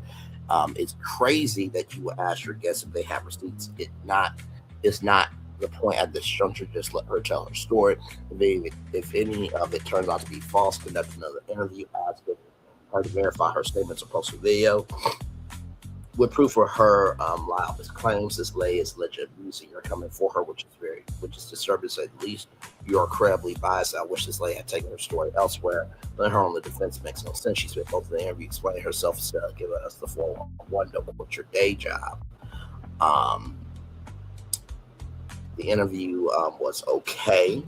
I thought Rhonda had too many opinions. It's her life. She wanted to spread her story.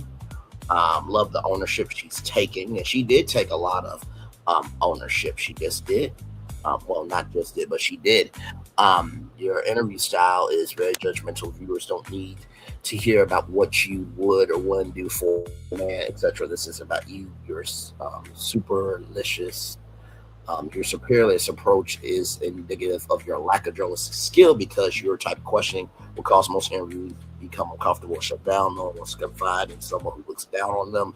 You got lucky in this instance because this woman is clearly hell bent on exposing this man, putting his alleged personal business in the street, and publicly airing his indiscretions at cost.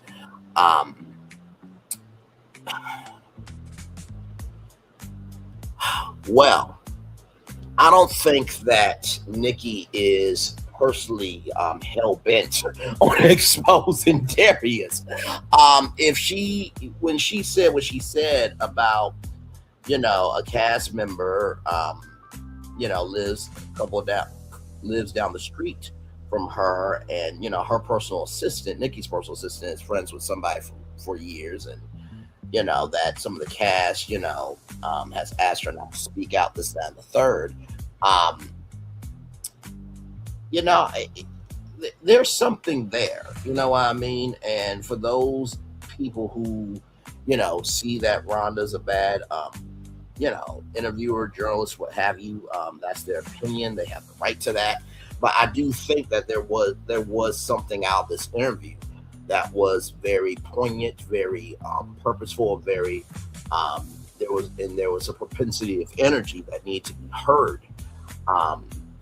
You know what I mean? So yes, indeed. So yeah. Whew, my Lord. Wow, you need growth in whatever child you're aspiring to be. You handle this all wrong. This young lady apology, maybe it's an interview because this was the worst interview in history. 10 minutes in this interview is all over the place. It's best to ask questions in chronological order for clarity. Then you mentioned some Facebook group about the blue and Derek's statement with no clarification. I only watch the show. I don't keep up with these people on social media. Excuse me. It's a good idea to fill in the gaps for your audience. Also, while we're going back to the married to 4 months thing, she can't change it. She says she's working through her guilt to therapy, or you try to make her feel worse. That's an unwise strategy. If you plan to interview anyone else in the future, there are some people that are agreeing with Nicole. Not Nicole, but Nikki. It seems like a lot of people are agreeing with Nikki here. Some people are saying that Darius is giving some fake energy. I don't understand the interviewer's attitude. Also bothers me when people don't understand abuse. The interviews abuse people. It's disgusting because it doesn't take too much to understand how abusers manipulate. It also doesn't take too much to have compassion, but shit, maybe it does. That's why people don't don't speak up. I hope Nikki goes to a larger, more experienced platform. This is judgment from the host is crazy. Let's not act like there's not desperate women who have fallen victim to this type of male relationships. This host is rude. Won't be clicking on this again. I recommend. I hope the host go back and look at this interview herself. Right here, maybe you need a view of the channel to see how to conduct an unbiased interview. You were incredibly rude to someone who is extremely kind to your extremely small channel. Oh, wow. I mean, it is small, but damn, you didn't have to say it out loud. With your unkind judgmental behavior, I can't imagine your channel growing. I'm certain the Facebook platform did not appoint you as its defender. The interview did not once ask your opinion regarding her position. Your thank you with me listens. Our conduct was abhorrent. A lot of people are agreeing with Nicole, like I said. And Rhonda is getting a lot of energy from the Mars, but this is what happens when you bring yourself to the public. I don't have a bias. I don't have a bias against her. I actually believe a lot of what she was saying. She offered me all the information I brought to my platform. Let's see, April's Gym, Nicole's friend. I'm just fear this was fair, and yes, we believe most of it, not sure about a few things. Wow, okay. This interviewer is a joker, so ready to interject and give annoying irrelevant input. Let the woman speak. Goddamn. The interview was very interesting and informative. I just think the interview style could be a lot better. The interview was giving judgment. Please stop telling a grown woman how to handle her business. If your guess is to be believed, she was chosen by Darius, a black man, asked his wife, whose fault is that?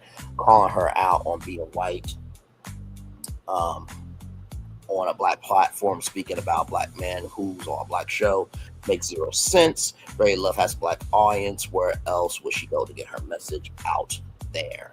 I see a lady saying Bello is a scammer on Facebook. Oh, Lord Jesus, Swahili goddess. Are you sick, Lord Jesus? Oh, God, why?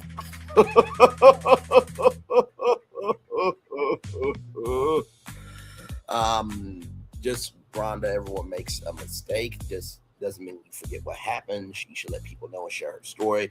As a woman, you should support. I'm sure you haven't been perfect in your dang selection. This day, they really are going in. This show isn't just for African American people. White people watch black shows and should be able to comment.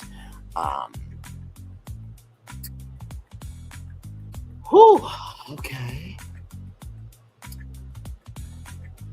So there you go. This person says you did excellent job exposing some of the holes in her story. So I will say this comment section is majority agreeing with Nikki, and a lot of them are saying that Rhonda didn't do a good job. I will say that Rhonda did what she could. I thought she did a good job for an interview on this size of a channel. You know what I mean? I would think maybe myself and Gigi would do an interview like this because we have experience with this. You know what I mean? But that doesn't mean that we don't support other people, who are trying to come up, in the world and trying to make it do what it do. You know what I mean? So let me refresh this one more time.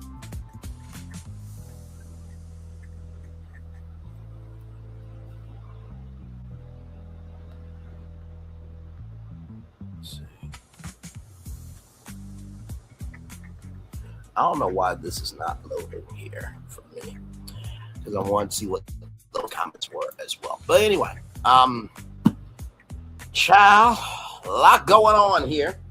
So to the people that are still here with us, first of all, thank you very much for being here still. 3 hours, 53 minutes, and 33 seconds in. Whoever is still here in the building with me, what did you guys think about the interview? Do you feel like just Rhonda did a good job? Do you feel like she was putting 20 on 10?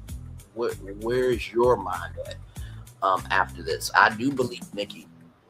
I sincerely do. This story doesn't just seem to be out the blue for no damn reason. And I do think that with Darius, just be honest about it, man. I think that's the best thing I can tell you is just to be sincere, open, and true about what happened, man. I think that's the best thing that you can do. So I tried to go to my my phone here, and it's not giving me that energy either. So with the let's see the comments.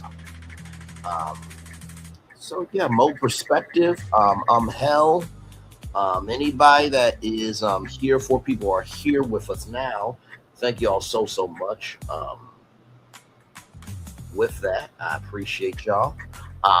Let me know what you're thinking in the comment section in the live chat. Like I said, it was important to, let the interview play out for what it is. You know what I mean? And make it do what it do. So yeah. 5 people in the building now. Thank you so much for being here. Appreciate y'all. Yes, indeed. So yeah, y'all. That's it. That's everything. That is everything, y'all. Man, that was quite a lot.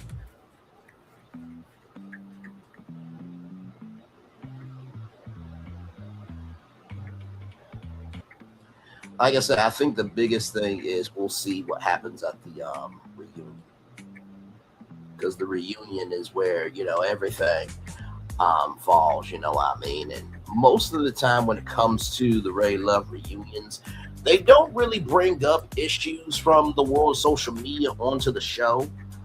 I understand why, and Gigi understands why that doesn't happen, because the show is the show.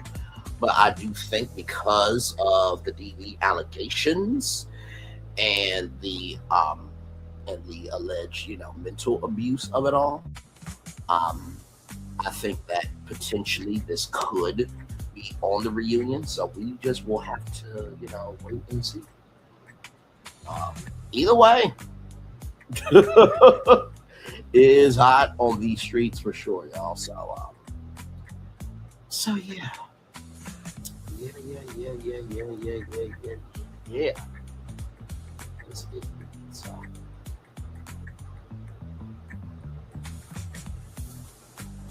Oh, come on. Sorry, I've been trying to get my phone on the charger for a minute here. You ever have that moment with your cord where it's just like, what is wrong with you? That's what my cord is doing. But don't worry, I got some new cords coming in.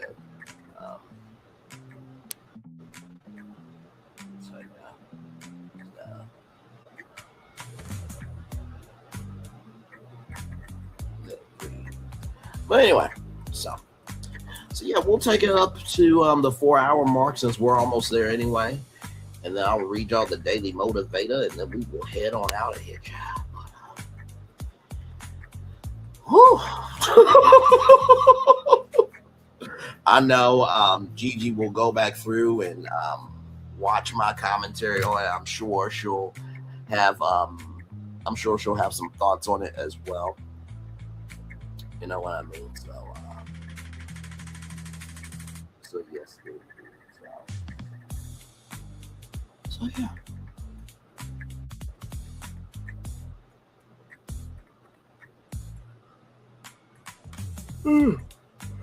Good Lord Jesus.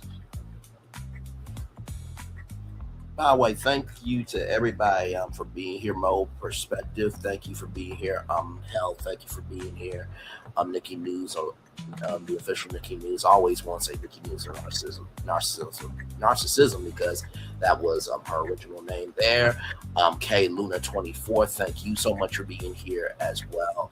Lunya 12 Jaguar Actual, of course. The person that asked for the shout earlier, thank you for coming through. But yeah, child, that was oh, praise be unto God. Okay,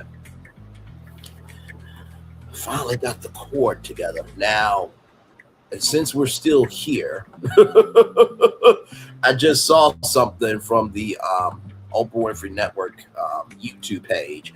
Apparently, Darius and Dominique went out on a date. Yes, they did. They went out on a little datey date. So I am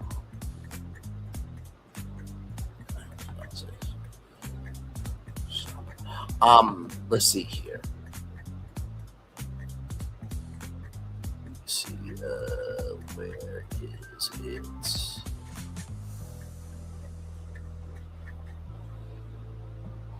Okay, so this was a digital exclusive. I don't know if I'll be able to play the clip because y'all know how OWN is.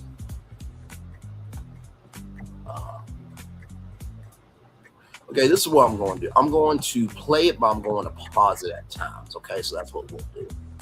Okay, that's what we'll do.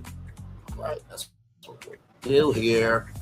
OWN, don't at me. Okay, listen. Reviewing content. Okay, it's a digital exclusive. Here we go. This week, the women are in power, and I've decided to invite Darius out for a date. What's up? Hey, how you doing?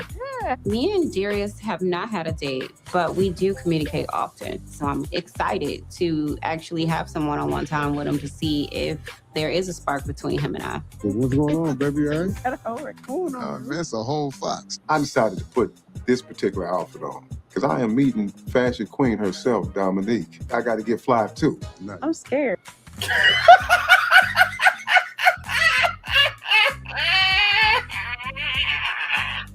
She said, first of all, she said she's scared, but she still got a smile on her face. Stunning smile, Dominique. First of all, Dominique doesn't have to wear furs, child. You know what I mean? Oh God. Okay, let's keep going. Sure. Don't bite much. It was a whole fox. Like it had feet and eyeballs. How you doing? I'm good. How are you? I'm pretty good. I finally got my date with you. Finally. Finally. Going into this date, I'm hoping that Dominique lets me know what's on her mind. And hopefully we get to know each other a little bit more. Just a little bit. Better now. Smell amazing. Thank you, baby. It's like a sugar daddy cologne. Sugar daddy vibe. Old school. I even drove my stinking Lincoln today. Really? Now wait a minute, Sugar Daddy vibes. Hang on now. We just watched the whole interview, okay, with Nikki, and she being called a sugar mama, and you know sounded like a pimp. Okay, so let's keep going. I felt like Shaq or something. You still in the mood for the 70s? That was very fun. You can't. Woo. How did I do? Oh my God. Everything about you was lit that day. Yeah. Miss Lady. Oh, your hands is cold. My hand's colder than yours. It's cold outside. No, I had some questions for you. What's the questions you got for me? You've been in love before. I have. Describe like what is love like on this next chapter? Friendship. Before we can even start loving each other, we need to be best friends. We need to be in each other's skin with an amazing chemistry, with amazing attraction. Finding a partner that's my best friend is extremely important. I didn't have that in my first marriage, and it could have saved our marriage if we were friends. So it's just something I'm not willing to bypass this time around. I can't. I won't. I ain't. The attraction has to be there. Wait a minute, it's the I ain't for me, okay? And I do agree with that. You know what I mean? I think us as a society, we have lost the joy of what it is to get to know somebody, the joy, the privilege, and the reference of getting to know somebody, right? So I fully agree with that. Because if I can't stand to be around you, how am I going to be able to come back to you? If I can't stand to be around you, right? Or if I can't stand to see you, then how can I stand to be around you? If I don't want to see you, then how can I stand to be around you? There, but physically and mentally and spiritually. I call it the Trinity. Yeah, we need to be evenly yoked. Equally yoked. So, yeah. You read my mind. I need that in my life. So what happened all this time? You know, I guess, been doing it the wrong way. Okay, have you ever been married? Never been married. Some things in my past just didn't work out. We wasn't equally yoked. Okay. So we started out, we hit the ground running. Yeah. Man, and when you do that, you fumble. We don't have to have the same views, but they need to coincide. Spiritually, mentally, physically, emotionally, I want everything to be aligned. Okay. You want to have that yokage. When you're in sync with your partner, man, what they have on the inside, their purity in their heart, oh man, you can't beat that. So we got God in common, we got fashion in common, and we got futuristic goals and common things that we discussed. Mm-hmm. So the alignment is definitely there. So I mean, it showed me that you are very aware. Yeah. And I like that. I appreciate that. Yeah. This is one of those things where you know what you know. If you know, you know. If it's real, it's real. Vibing with Dominique. She was... Okay, I'm going to be real with you. I really didn't sense a vibe here. I'm just going to be real with you, Darius. I think I would be a better choice for Dominique than your existence, brother. First of all, with Dominique, and we talked about this during the after show review. This is the chill out part of the show now, everybody. We talked about this, about how Dominique just seems to really just love people. And like, you know, you didn't really have to have the fox. You don't really have to have furs.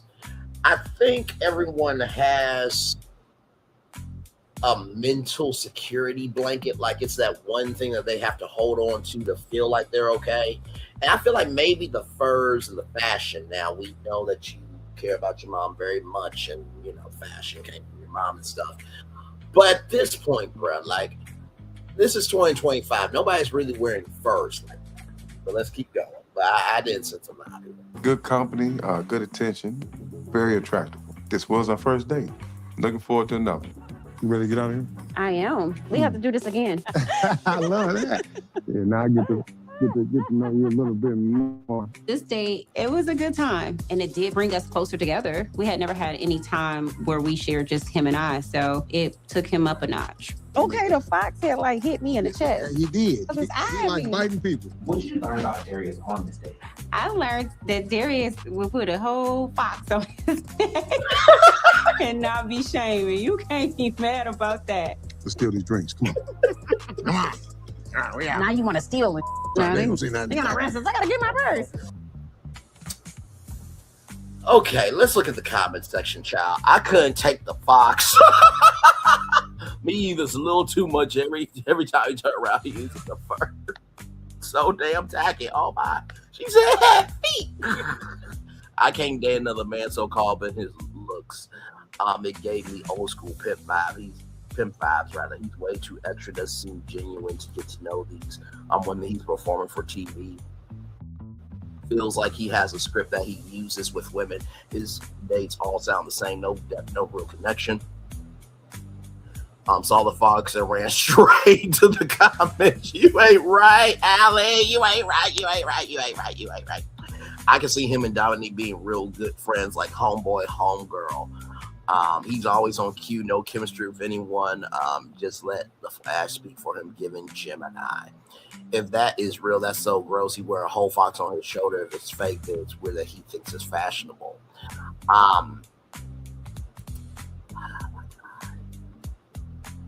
Let me see here. Why does this man insist on wearing dead animals around his neck? He's such a nerd. He missed his era of the 70s. Even then, he would not have fit in UGG. Let's see here. I'm sure Darius is prejudged often. However, when he's interacting with others, it doesn't seem Darius and the prejudge becomes as an observation. I know he's limited. It's a show, hoping he's able to be vulnerable in his pursuit of real connections outside the show. So the Fox made that people wore them as a status symbol for back in the day. I was taught into purchasing one as an investment, but I was so freaked out at the thought of where it is. I stored it in a relative attic, and I had seen the light of day since. Oh my God. I knew her face looked familiar. I remember her from Basketball Wives a few years ago. She was friends with Jennifer when Evelyn got her face about Jennifer. She told Evelyn keep the same energy you got with Jen with her. Even Evelyn was gagged. Shawnee and Malaysia had to get in between because they knew that she would beat Evelyn up real bad. She definitely stood on business with that colorist. I loved that. Shout out to her. I was wondering what happened with her. Yes, indeed. I'm calling Peter, not Peter.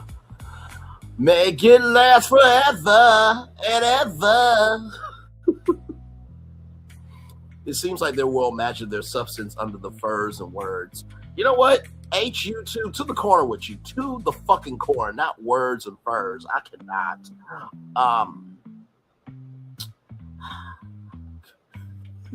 The Fox. Hell no, my granddad definitely would have worn that. Why it look like he glued his beard? Y'all gotta stop it.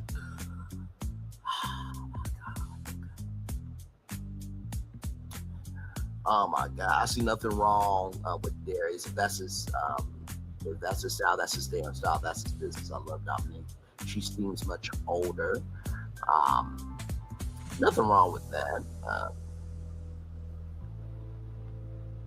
Last question: how do you marry a man that isn't your best friend? Do women just say yes, get the ring, expect friendship to come later? Maybe. Fair point.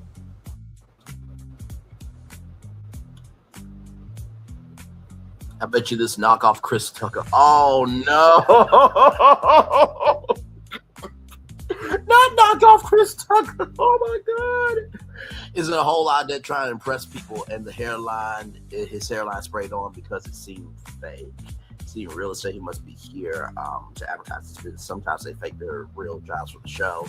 He's in some exotic car business, something along those lines. He's in a few Tubi movies too. So, child, there is that. Wasn't that fun? A little bonus for you all. Okay, y'all. I think that's everything. Listen, I hope you guys had a wonderful time. Sincerely. And thank you all so much for being here. I sincerely love this show. I love, what we're able to do together with the show. And of course, I love Gigi and Q and Solana. Those are my people. And like I said, you do get to hear another side of Braylon. You do get to sense another energy with me. And most of all, you really do get to be in a different headspace with me. And I really enjoy it. I really do. All right, y'all, let me get the Daily Motivator up for you all, and then we will head on out of here. Yes, indeed, we will. Daily Motivator time.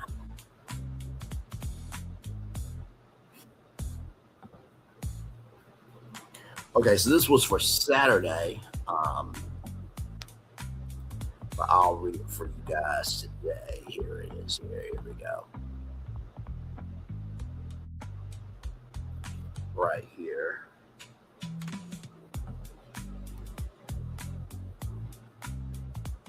Not all of us have to possess earth-shaking talent. Just common sense and love will do Myrtle overall. Very nicely said. It's time for the Day Motivator for Saturday, December 20th, but we're reading it today for Sunday, December 21st, 2025. Between past and future, take inspiration from what has already happened and find more inspiration of what can be. The past is over, yet some of its energy lives on in the memories of what has happened and why. Use that energy to inform you and inspire you in your present choices and actions. Though the future is not yet here, you can have significant impact on the quality of that future. Set your priorities and live your life in a way that produces value in the days and years to come. The flow of time may sometimes feel oppressive, yet for all its challenges, time also provides great opportunities. Though you are in many ways constrained by time, much of your awareness exists apart from time with clarity about what has been, and a good sense of what's coming. You can use your awareness and attention to great benefit. Let your actions in the present be enlightened by your knowledge of the past and encouraged by the vision of your future. You exist between what's been and what is coming and are well positioned to make the best of both. Ralph Lawson. You know, when it comes between past and future, the first thing I would say is there's always a chance for you to determine your future. I know that sounds very blasé, but it's very, very true. A lot of times we forget that we can be an agent of evolution, right? And the reason why sometimes it's hard to be a change of agent of evolution is because of the work, right? So if you do the work, if you don't do the work, it will never come. The second thing I'll say here with past and future is this: recognize that just because you don't see somebody carrying the weight of their past doesn't mean that they're not feeling that energy. Right, everyone has a past. He or she who has to sin cast the first stone. Since you can't cast it, and since I can't cast it, we all need to shut the hell up talking. That's the second thing is just because you're not seeing somebody's past doesn't mean that weight is not heavy for them. And then finally, you are well positioned to make the best of both. If you do not understand the fact that you had to go through what you had to go through in order to be where you are and understanding where you are to get to your future, unless you are in alignment, you will never get to the finish line. Unless you are in alignment, you will never get to the finish line. Unless you are in alignment, you'll never get to the finish line. And I'll give y'all a bonus motivator, right? Someone's truth, just because it's someone's truth doesn't mean you have the right to slam it down, right? Because Darius said what he said. The first thing I will say is Nikki's truth is Nikki's truth. Just like each and every single one of us, whatever our truth is what our truth is. And I said to one of my exes, actions are how people know you, how you carry yourself, it's how people remember you. So as long as your truth is foundationally strong for what you know, and you move with integrity, then that's all you can do. The second thing I will say is never apologize for standing up for yourself when you feel that it's a way for you to not only let go of that hurt, but it also will allow you to mentally move forward in a healing way. Because sometimes you have to go through something in order to learn, right? And my friend said you grow through what you go through. And I think that's what you have to do. I think Nikki has shown a lot of understanding, care, and consideration for this, because all that was said tonight was quite a lot, right?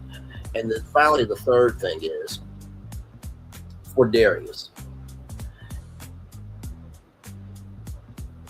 Just because it's Nikki's truth doesn't mean that you can't live your life and she can't live her life. If you're going to allow someone's truth to dictate your movement, then maybe she was telling the truth, bro. And I would have the same energy if a woman did a man wrong, or if a woman did a woman wrong, right? So with that being said, everybody, it's time for the best outro on YouTube. Know what you do and do what you know. Never say you weren't born special, because you will always want a blessing and trust. You may not be where you want to be, but by the end of it, you'll be where you need to be. Do what you've been chosen to do. Why it's one thing to call yourself, it's nothing to be chosen. One love, much love, all love. We have spent time with you. You have spent time with us. And hopefully by spending time together, we're great together. And always remember, we're doing radio, television, YouTube, living your best life, or you're just allowing time for the truth to breathe. Make sure the replay is not just for you to watch it, not just for you to listen to it, but if you want to experience it again. We love you, we value, we embrace you all. Always remember, see love you gotta do it, or see love you gotta do it, or see love you gotta do it. Wherever obstacles you overcome, wherever successes you have achieved upon this particular day, we are extremely proud of you, but no one else is proud of you. Be proud of your damn self. And finally, y'all, listen. We're getting closer to the end of Ready to Love. So whatever is going to happen is going to happen. You cannot change what is coming, but what you can change is how you respond to it. I feel like we've heard that a time or two. By the way, in case you guys need to know what's going on over here, tomorrow morning, right here, Stars and FYI, please be here from the top of the show. We are going to break down how Stars acquiring the FYI network could really make Stars that network. And then, of course, Nicki Minaj, Turning Point USA, a lot going on. We'll talk about at 8:30. Then, of course, as you guys know, Mondays are Potomac. By the way, I just saw a upload from Billy Chun that says, and I quote, Toya was ridiculous tonight from Billy Chun TV. So we will talk about that Tuesday. Oh, I'm sorry. I've already been able to see it right here. Here it is right here. Sorry. So right here, like I said, Stars and FYI Network right here. Be here tomorrow morning, 11 a.m. for that live. And then, of course, like I said, so was Amber Rose not available to do Erica's job? We'll get into that too. And then, of course, Potomac. And like I said, Toya was a lot tonight from Billy Chun TV. We'll talk about all that Tuesday night at 6 p.m. One love, much love, all love. I feel the love and send it right back to you. I'll see you tomorrow morning for the 11 a.m. edition of Burners Virtual Tour Live, the morning edition. Third show for you all with Nicki Minaj. We'll talk about that live. And then, of course, Potomac. Everybody, Real Housewives of Potomac, 6 p.m. Monday. All right. One love, much love, all love. We feel the love, and we send it right back to you. Bye, everybody.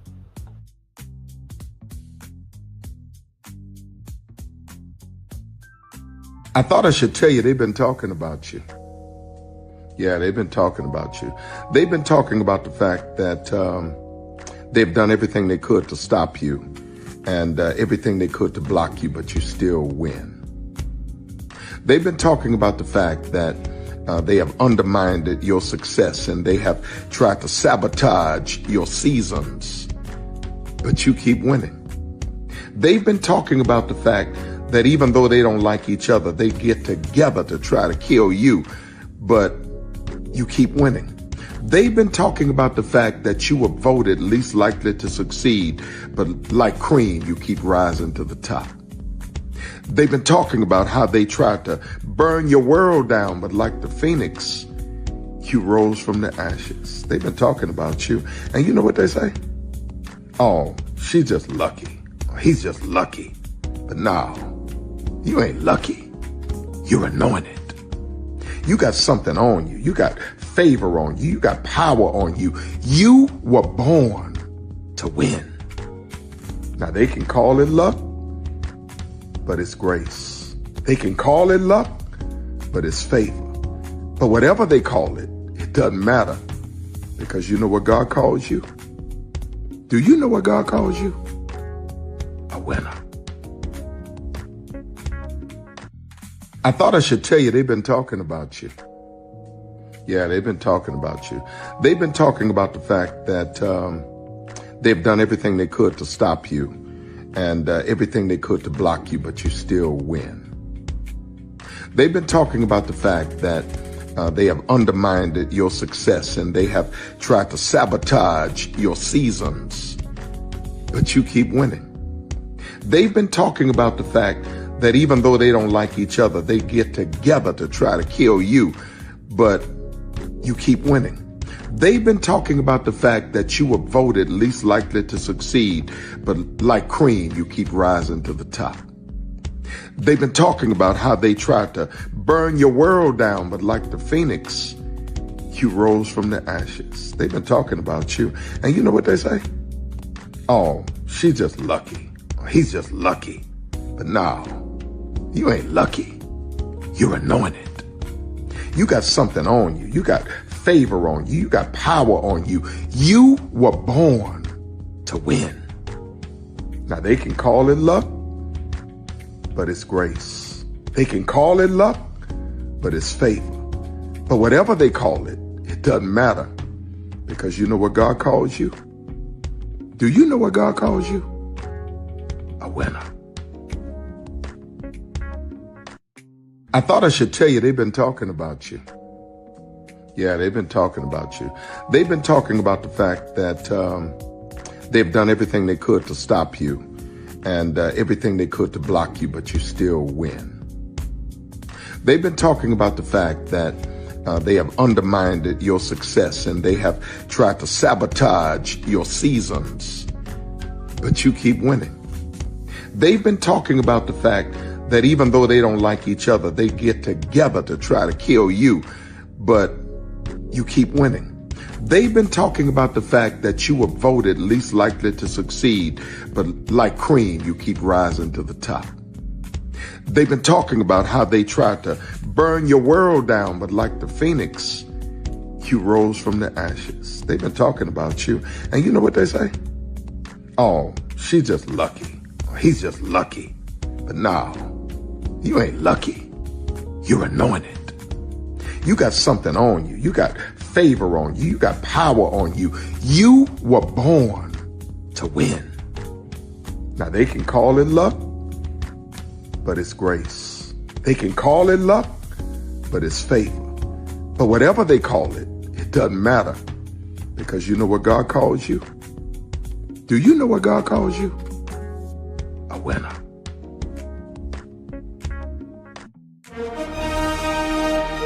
Prepare for a journey beyond imagination, beyond belief, beyond anything you've experienced before.